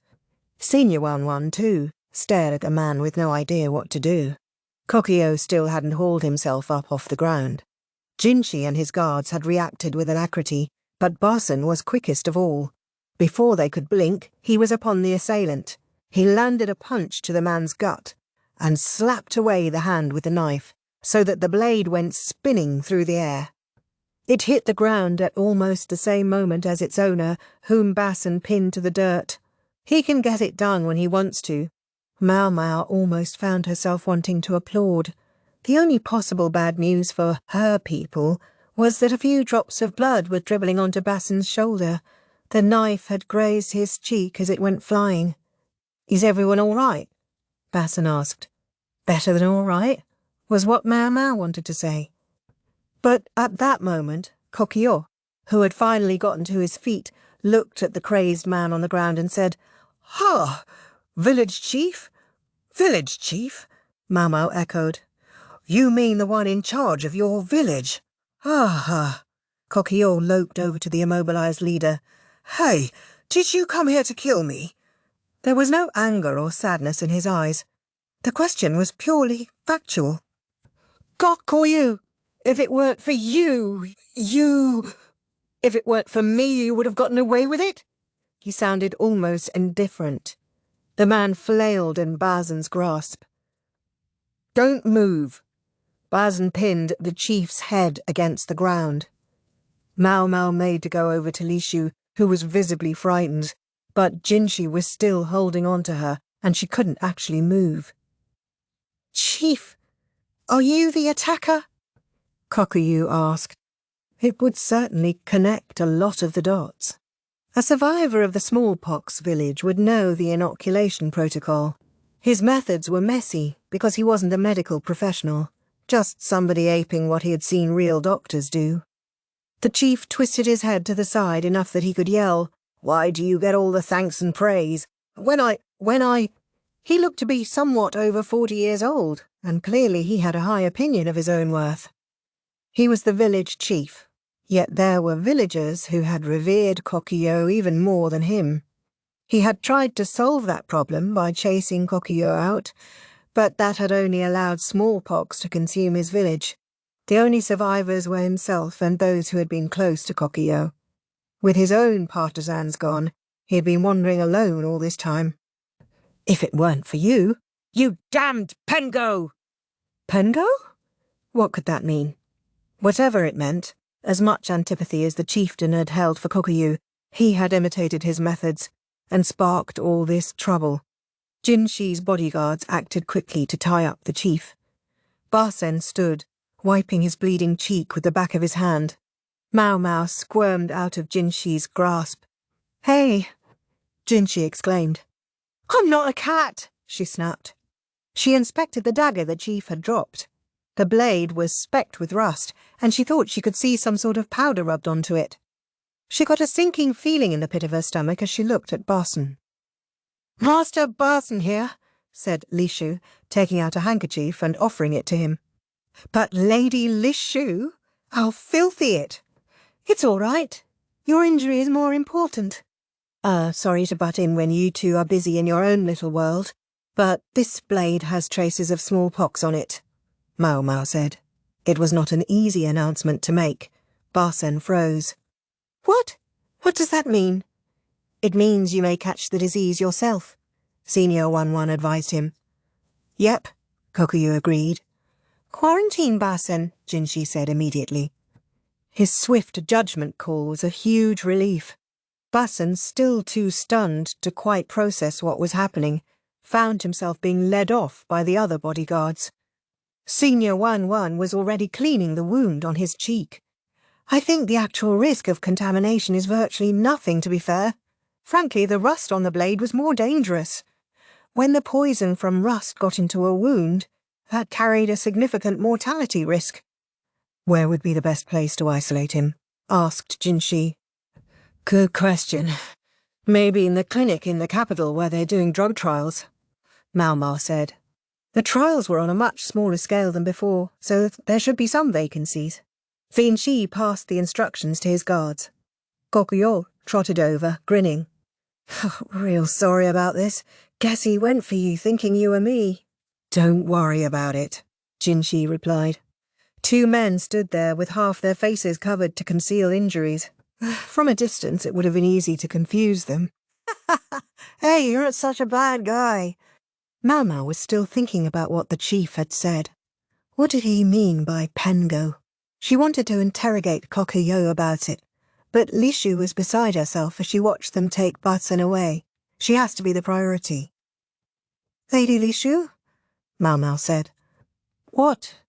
What will happen to Master Batsun? He'll be quarantined, just for safety's sake. He'll simply have to take a rest for 10 days or so. I have an idea. Maomao looked straight at Lishu. If you're worried about him, why don't you stay with him the whole time? She had decided to take a page from Changsha's book, to get straight to the point of things. I'm hardly in any position. No, why not? Are you worried about what people will say at this late date? I would only be a nuisance to Master Batsun. So if he says it's all right, then there's no problem, I take it. Lishu went beet red. Maomao's eyes flitted to Jinshi. There's the ducks to take care of. Lishu had actually learned to stand up for herself a little. She was demonstrating both her commitment to her duties and her attachment to the fowl. I'm sure we just need to talk to the right people. A compassionate superior should be able to hammer out a compromise or two, Maomao said with another glance at Jinshi. Lady Lishu, there are more people hoping for your happiness than I think you realize. With that, she set off toward the stables. They still hadn't checked on those horses. Chapter 23. Quarantine. Quite against his will, Batsun was removed from duty for 10 days. As Maomao had suggested, he was housed at the clinic where drug trials were being conducted. Just leave this to me, said Yo, who was examining Batsun. She was far more qualified than Maomao to deal with a potential smallpox case, and having only one patient to worry about must have been a cakewalk by then. The only real problem was Batsun's discomfort around women in general, but he would just have to live with it. Maomao could visit this clinic once every few days, so it made it easy to check on his progress. When can I get out of here already? That was Batsun's question every time she talked to him when work brought her to the building. They were speaking through a closed door. We already told you, quarantine is for 10 days, she replied. But I'm fine now, and after all the disinfecting you did. What problem could there be? She felt for him. But there were appearances to keep up. People at the smallpox infection site have been saying the exact same thing and trying to run away, making all kinds of trouble for everybody. Are you going to do the same thing? Maomao asked a bit acidly. When Batsun fell silent, Maomao took a letter out of the folds of her robes. I have a letter for you from Lady Lishu. Read it over and try to calm down a little. A letter from Lady Lishu? Yes, as well as some from Lady Maomao and Lady Tame. Batsun didn't say anything to that. Maomao slid the letters under the door. She couldn't shake the sense that she would be in for the exact same conversation in a few days' time. Batsun was alone in one of the clinic's rooms. Yo prepared his meals and set them outside. The toilet was communal, but other than that he wasn't allowed out of his chamber. Right? She had checked on Batsun and delivered the letters. She had intended to help a bit around the clinic and maybe replenish some medicines, but she discovered that Yo had been hard at work and had finished all those tasks. Please, Maomao, take a rest, Yo said.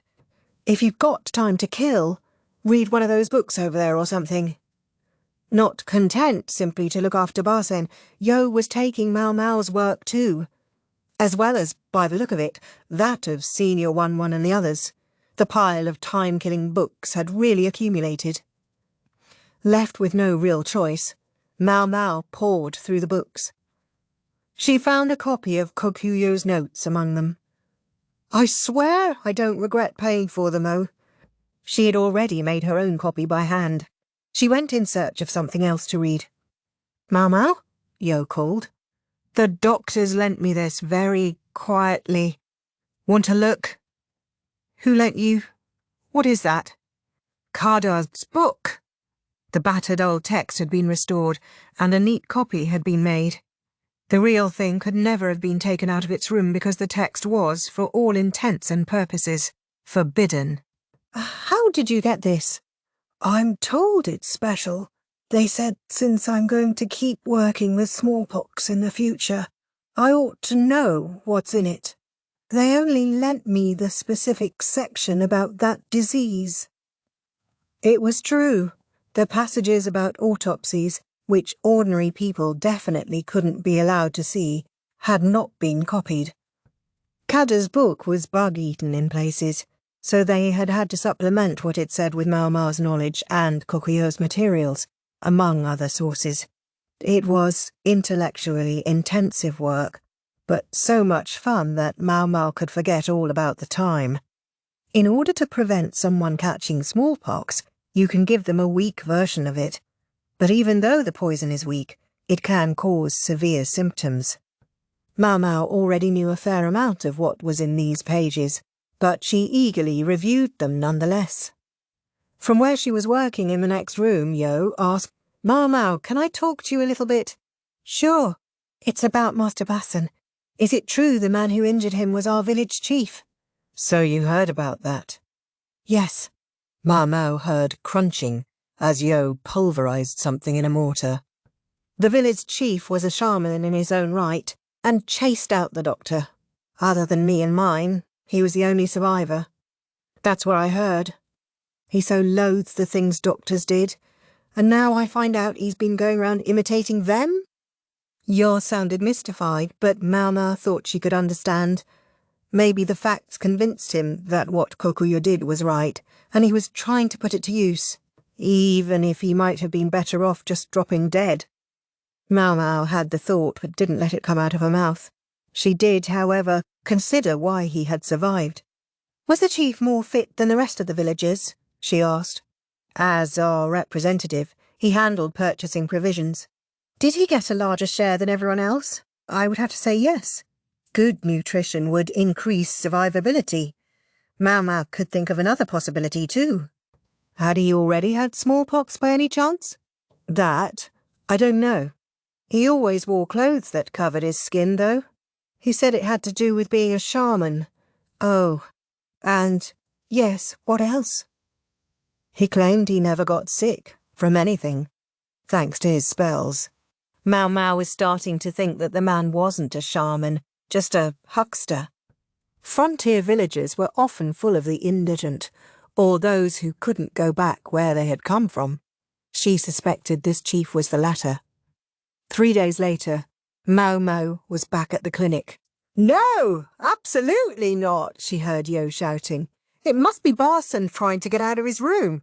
She discovered that Yo had once again appropriated Maomao's work, so Maomao set herself to reading some more.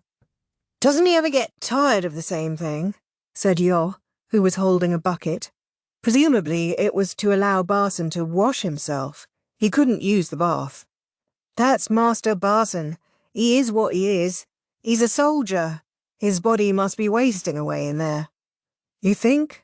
I keep hearing a lot of crashing from his room, and he asked me to bring him the biggest rocks I could find. Must be doing his strength training in there." The crashing was probably Barson grabbing rafters to do pull-ups, and the rocks must double as hand weights. Maomao smiled wanly. Yo put the bucket away and started making medicine again. It was nice, simple work. All Maomao had to do was take a peek now and then and make sure her technique looked good. Do you know what will happen to the village chief?" Yo asked, watching Maomao's reaction as she spoke. "No matter what his reasoning was, I don't think he'll escape capital punishment. He had injured multiple people and caused a smallpox outbreak. Furthermore, even though he hadn't realized it, he had attacked a member of the Imperial family." "What was the chief like?" Maomao asked Yo. "I can only speak for my family," she said after a moment. "But we followed him to that frontier village.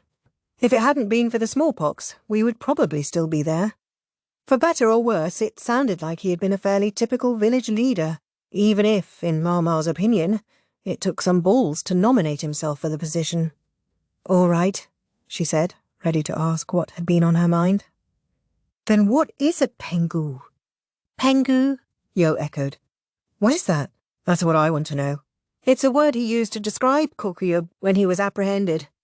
"I've been trying to figure out what it means." Yo took a brush and wrote 2 elaborate characters meaning surging and lord. "What's this?" Maomao asked. "It's the name of a kind of fairy. There are different versions of the legend, but in the one I know, it's a tree spirit, much like a kodama." "A kodama?" You mean those things that supposedly echo your words back to you when you shout in the wilderness? "Exactly." Yo added a little illustration of a mountain. "I remember now. Doctors often return what their patients say like an echo, right? So the people of my village used to say that they talked like Kodama. Or Penghou," Maomao mumbled. The villagers weren't wrong. Maomao headed to the clinic on the 10th and last day of Basen's quarantine. She didn't have work that day. She mostly just wanted to gawk at Basen when he emerged after all that time in isolation. She and Yo were just about to let him out of his room when they heard distinctive pattering footsteps. "I'm here to fetch my brother," the newcomer drawled. Maomao only knew one person who talked like that. "Miss Chu," she said. "Yes, indeed. Miss Chu is here." Drawl, drawl. Miss Maomao and Miss Yo, and, without missing a beat, she flung open the door to Basan's room. They found him, bare-chested, in the middle of a push-up. "Whoa, you can't just burst in here," he exclaimed. He flushed bright red and grabbed his shirt to cover himself. For such a slim guy, he was awfully buff. Congee was relatively well-muscled himself, but Basan was at least 2 degrees beefier. "Oh, it's just family. There's no need to be so embarrassed," Shu chortled. "I can't be caught in such a compromising state in front of a young lady," Basan said, and pointed at Yo. Maomao would be ignored in these calculations, as she always was. "Anyhow, my dear little brother, let's go home." "I can go straight to work." "Ho, ho, ho." "You smell like someone who's been locked in a room for 10 days. Go home and take a bath today, then go to work tomorrow. Unless you want the Moon Prince to chase you out for reeking so bad." Basen hurriedly took a sniff of himself. "There's a horse waiting outside. Use it to get home," Chua said. Basen was about to charge out of the room, but then he paused, went back, and picked up a bundle of papers. It was a sheaf of letters. "There! Miss Chu's work here is done. I think it's time for a little tea." Chu started making tea, appearing to know exactly where everything was. As far as Maomao was aware, she had never been to the clinic before. But this was Chu, and Maomao was willing to accept that as explanation enough. Maomao wiped off a table and let Chu give her tea. There were no snacks, but Chue produced meat buns from the folds of her robes. "My lord, I warmed these up before I came," she chirped. Maomao didn't say anything. The buns were lukewarm in a sort of gross way. She set hers beside her drink to let it cool down. Chu's theatrical behaviour might have had some meaning or purpose, but Maomao had no idea what it could be, so she ignored it. "Miss Yo, do you want one?" Chu asked, taking out another tepid bun. "No, thank you. I think I should be getting home too," Yo said. "That's too bad." Chu waved a handkerchief in farewell to her. Normally, Maomao would have expected her to try to convince the other woman to stick around, but today she seemed unusually accepting, almost as if she were waiting for Yo to leave. "Is this something you can't talk about in front of Yo?" Maomao asked. "Life is so easy with you, Miss Maomao. I never have to explain myself." I wish I hadn't said anything." Now she would have to listen to whatever Chu had to say. Maomao made a show of covering her ears. "Oh, don't be like that, just hear me out. You want to know more about that village chief, don't you?"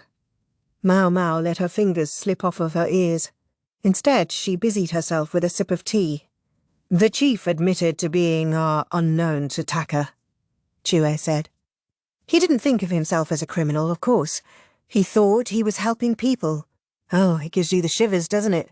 Good intentions with bad perspective. Yeah, you know what they say about the path to hell." "Precisely. While he was doing that, he was also looking for Mr. Kokuyu, a man with half his face covered in smallpox scars. Not a lot of people fit that description. If he really threw himself into the search, he was bound to find his man eventually. That's what brought him all the way to the capital." "And what is it about this story that you can't tell, Yo?" "Monsieur's family seems to have bumped into the chief somewhere along the line. Pure chance. That's how he learned that Mr. Kokuyu was being treated like a proper doctor." "Ah." The chief must have really ground his teeth at that. It didn't matter that he was the leader or a shaman. He had never been able to command the full respect of his villagers, and in the end his village had been destroyed. He had decided that maybe imitating what Kokuyo had done would get him what he wanted, but his whole plan backfired. Then, to add insult to injury, he discovered that the very person he hated and envied so much was serving at the palace. Then he sees a man with half his face covered leave town in a carriage. What do you suppose he made of that? Maomao didn't know whether it was Jinshi or Kokuyo that the chief had spotted. "That's why he followed him all the way to Red Plum Village," Maomao said. "Yep," Chu grinned. "After they were done asking him everything they wanted to know, he was sentenced to death." "That's about what I expected." "But a couple of days ago he hanged himself with a sash in his jail cell." Maomao almost dropped her teacup. "I suppose it was his last defiant act of rebellion. That's why I didn't want Miss Yo to hear about this. Her own family let slip about Mr. Kokuyu, leading to an assault on an Imperial family member and then a suicide. Yes, Yo probably would feel somehow guilty about it. But then Miss Chu had a thought. This village leader, he might seem pretty awful to Mr. Kokuyu, but maybe the other villagers didn't think he was that bad." "Maybe," Maomao agreed after a moment. At the very least, Yo's family had been willing to chat with him about her and Kokuyu. They didn't seem to hold the destruction of their village against him. "People see things very differently depending on their situation," Maomao said. "But I wonder how Kokuyu appeared to the village chief?" "Oh, guess we'll never know now," Cho said, and reached for the bun that sat untouched by Maomao's teacup. Each person, each perspective, could see a different side of a situation. "Penghou, huh?" Maomao felt it was essential that she learn what kind of person the chief had perceived Kokuyo to be. Miss Chu, she said. "What is it, Miss Maomao?" "Do you think I could see Kokuyo?" "Of course. Just leave it to Miss Chu replied, and grinned again. Chapter 24. Penghou. Maomao found herself led to a mansion somewhere in the capital. She didn't know whose house it was, but it was redolent of medicine. "Where are we?" she asked. "This is Dr. Lau's house," Che drawled. "Mr. Kokuyo is staying here." The building was modest, but clearly had a long history. "Miss Maomao, I know you're about to be busy, but they do need you to examine the moon prints. We're leaving that in your hands," Chui said, the delicately coded message being, "Hurry up and get this over with." She went on, "It's a pretty nice place to stay. It's got that perfectly imperfect feeling." Dr. Lau's family and servants bowed their heads and didn't move as Maomao and Chue went by. The only exception was a woman Maomao took to be the doctor's wife, who raised her head and smiled softly. "What's the story for why I'm here?" Maomao asked Chue, noting that reverence on the wife's face. "Dr. Lau's household has a way of being a little too friendly with visitors, so I told them you were here on the Moon Prince's orders. Borrow the fear of the tiger, as I say. Can we do that?" Didn't that constitute an abuse of her position? I decided it would be a bigger problem if you were late to visit the Moon Prince, Chu replied, herding Maomao to an inner room. He's this way, come on. She stopped outside of the room. You're not coming in? Maomao asked. That's a good question. I'm loath to leave you alone with a man, Miss Maomao, but let me ask you, do you really want Miss Chu there for this chat? Maomao didn't say anything. Chu was a sharp one. She was probably alluding to the subject Maomao intended to bring up with Kokuyo. If anything happens, just say the word, Chu chirped. Gallant Miss Chu will race to Miss Maomao's rescue. I appreciate that, Maomao said, and then entered the room alone. She found Kokuyo sitting and reading a book. Hello, he said, just like he always did. Did you hear about the village chief? Maomao asked. Sure did. Heard he hanged himself. He must have been through a lot. He looked real different from how I remember him. He called you a Penghou. Penghou? Kokuyo cocked his head. He didn't know what it meant, either. It's a kind of fairy creature. A tree spirit, I'm told. Huh. I wonder why he thinks I'm like that. Kokuyo looked sincerely clueless. Maomao had been equally flummoxed, but now she understood. You know what an echo is, don't you? Well, sure. It's when you're out in the wilderness and your voice comes back to you.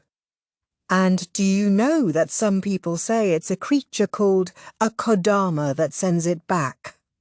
Oh, yeah, I've heard that one, Kokuyo replied, his smile never faltering. Maomao didn't think he was a bad person. When had they first met? It was on a wharf on her way home from the western capital, wasn't it?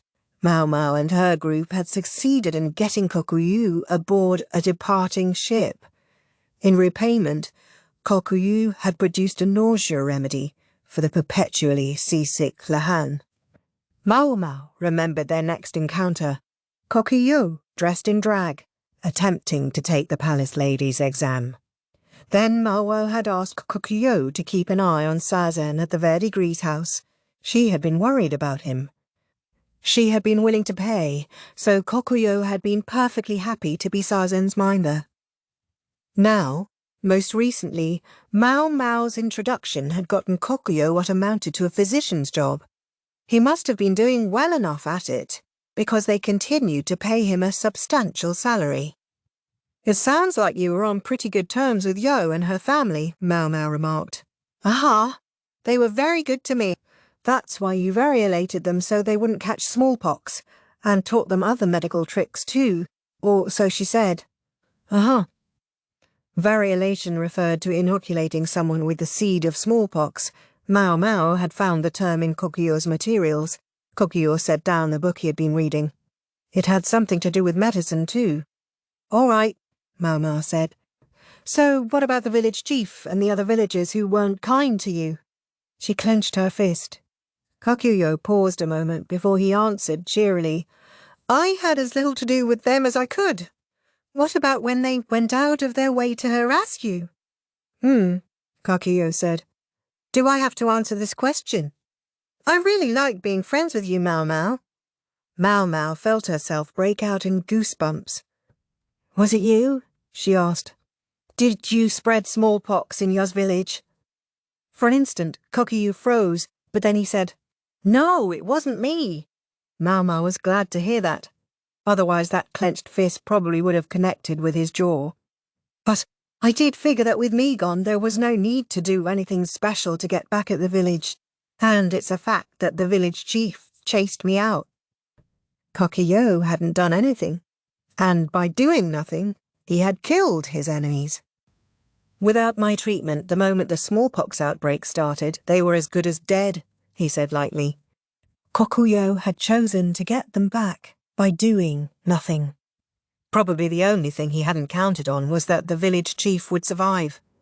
Echo, Kodama, Penghou. Maomao saw now why the chief had called him what he had. You're like a mirror, she said. He returns decency for decency and malice for malice. Simple as that.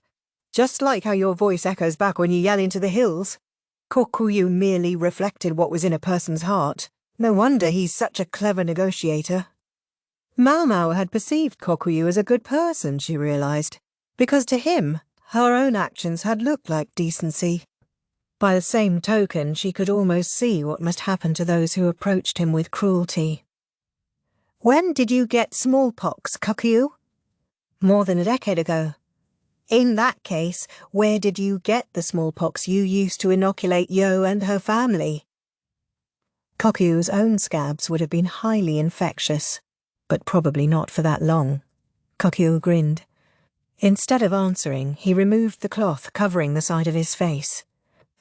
His otherwise handsome visage was covered in pits. Can you tell that I've got more than just pockmarks here? He asked. I think I see some divots. You got it. I was beaten with a club. A bandit. He stripped everything off me. I hadn't done anything. I was just fleeing in a daze, trying to take every step I could away from the lands that held the memories of my time with my mentor and my little brother. The tone of his voice never shifted. He sounded just like his usual cheerful self.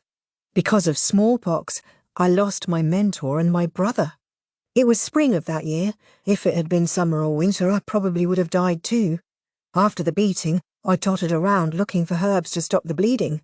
It's the strangest thing, it would have been so easy to kick the bucket, but instead I went around trying to survive. Barely clinging to life, I begged for help at a nearby village. There was someone really kind there, kind enough to nurse a pock-scarred person like me back to health. But it wasn't all good souls. The other villagers didn't like me and wanted to chase me out. Oh yeah, one of them was the bandit who had attacked me. He told people he was going out to do day labour, but he was really attacking and killing travellers. Kokuyu's tone remained unconcerned, and his story remained as dark as ever. Boy, did he not like having me around. I was pretending not to know who he was, so he was desperate to get me out of there before I figured it out. I get it. He would come back with the money he had stolen, and everyone loved him for earning more than anyone else in the village.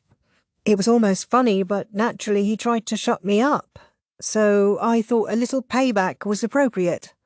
What kind of payback? I turned him into a seedbed. A seedbed for what? Maomao didn't have to ask.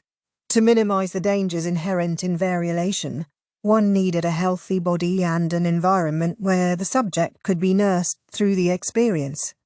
A seedbed required none of that. The weaker the subject, the better the seeds would grow. I would like to ask where your compassion is, but I guess he technically started it, Maomao said, pressing a hand to her forehead. And I'm sure the other villagers would never have listened to me, no matter what I said. Maomao wasn't willing to dismiss Kokuyu's logic out of hand. The thing was, though, there seemed to be no limits on what he would do. He would do unto others as had been done unto him, with no thought for whether the others would live or die. Did you do it with malice, Kokuyu? Malice? No, never. It's just, my little brother taught me that when someone gets you, you have to get 'em back. So I did. That's all. Your brother? The twin brother who died and left me. Yes. Maomao did recall hearing about that. You were each given different kinds of smallpox in an experiment, right? She asked. Yeah. I got the human kind, and my brother's came from livestock. His was real weak, so he was fine, but I got super sick and almost died. Kokuyu's hand brushed the scars on his cheek. My mentor was a brilliant doctor and was kind enough to raise us. But he was a coward.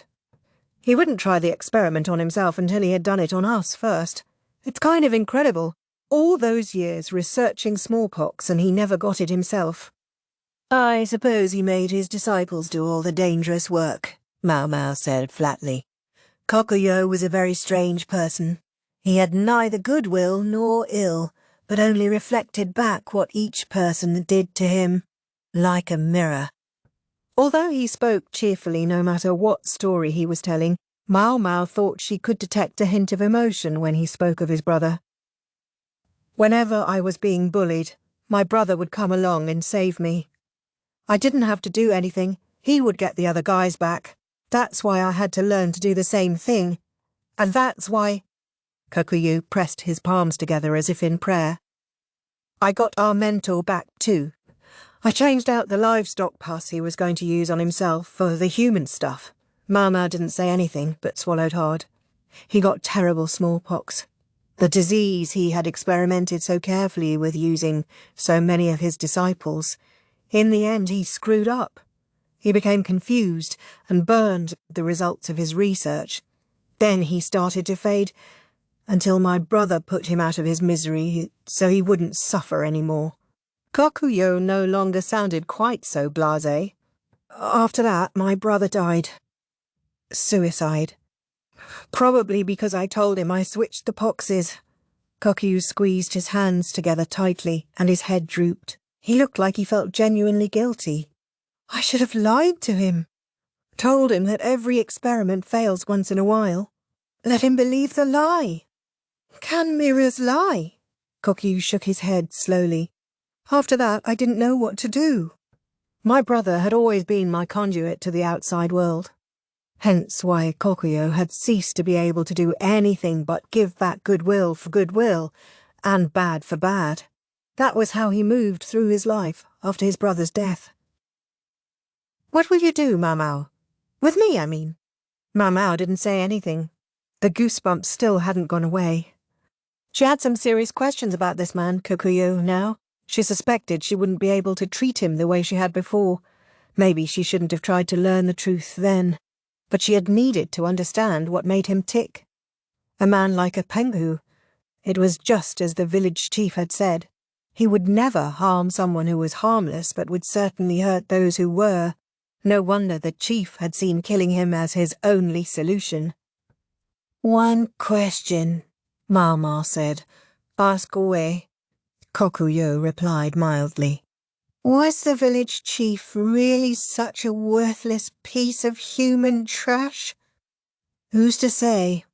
If nothing else, he was doing a fine job of running the village, right up until the smallpox outbreak.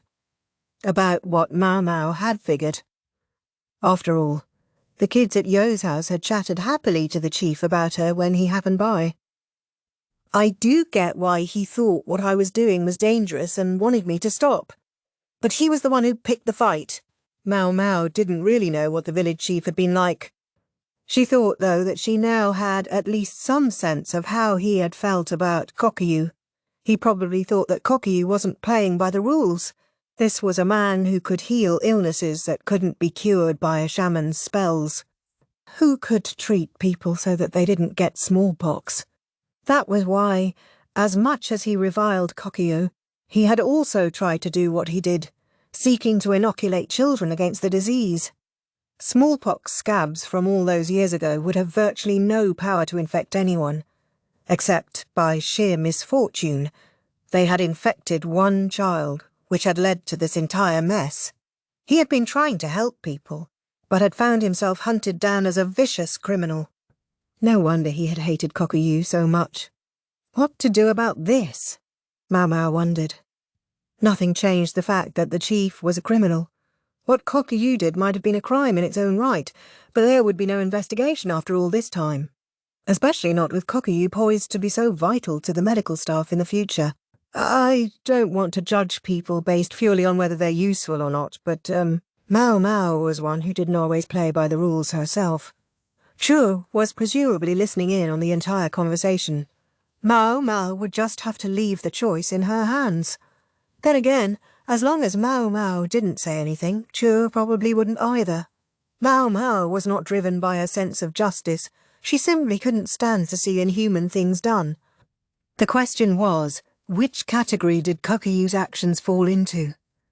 This must be punishment for dancing around it until now. Maomao didn't feel she was suited to sit in judgment over other people.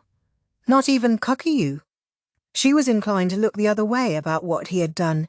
If she ignored it, he could go on keeping an eye on Seizen. He could keep playing with Koeu. And, as a doctor, he might be able to find a way to stop the smallpox outbreak that was still raging. So long as no one acted maliciously toward Kokuyu, He would be a source of help and aid to many people. "Let's say I pray you only ever have decent folk around you," Maomao said.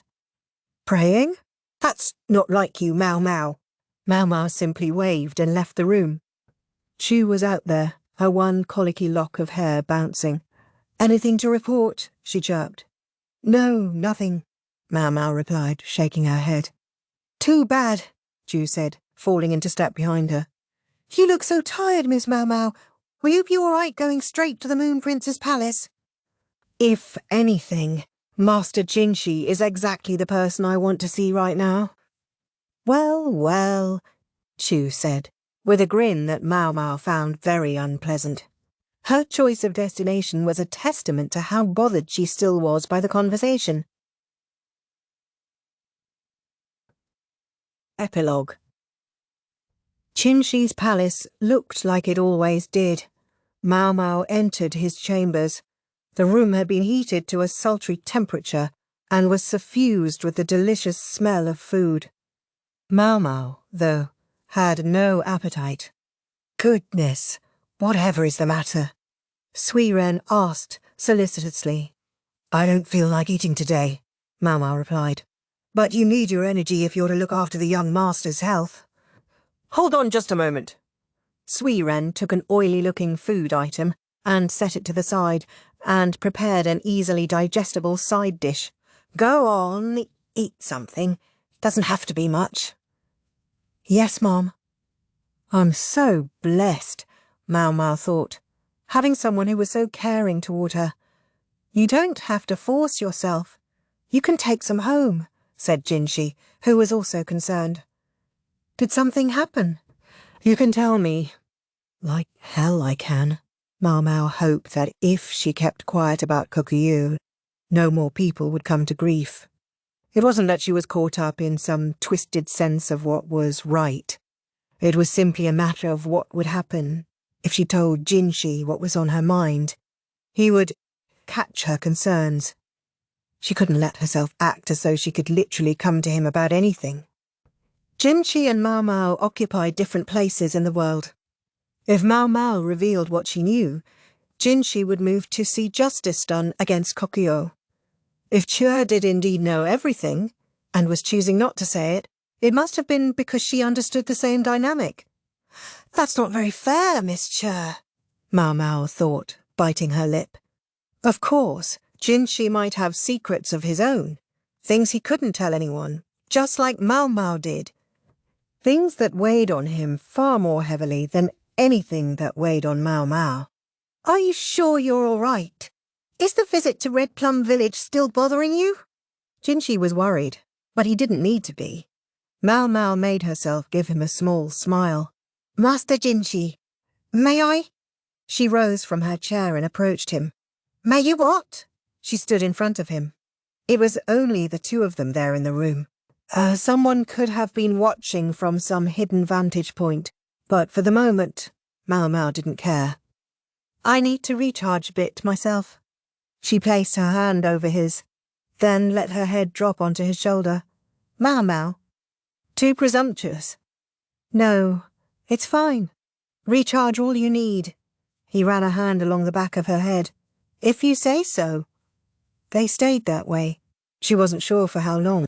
All she knew was that when she raised her head again, she had found some of her appetite. Jinshi must have made many decisions like Maomao had. He must have resolved problems that she had so far avoided. "What's wrong?" Jinshi asked, stroking her back. "I mean it."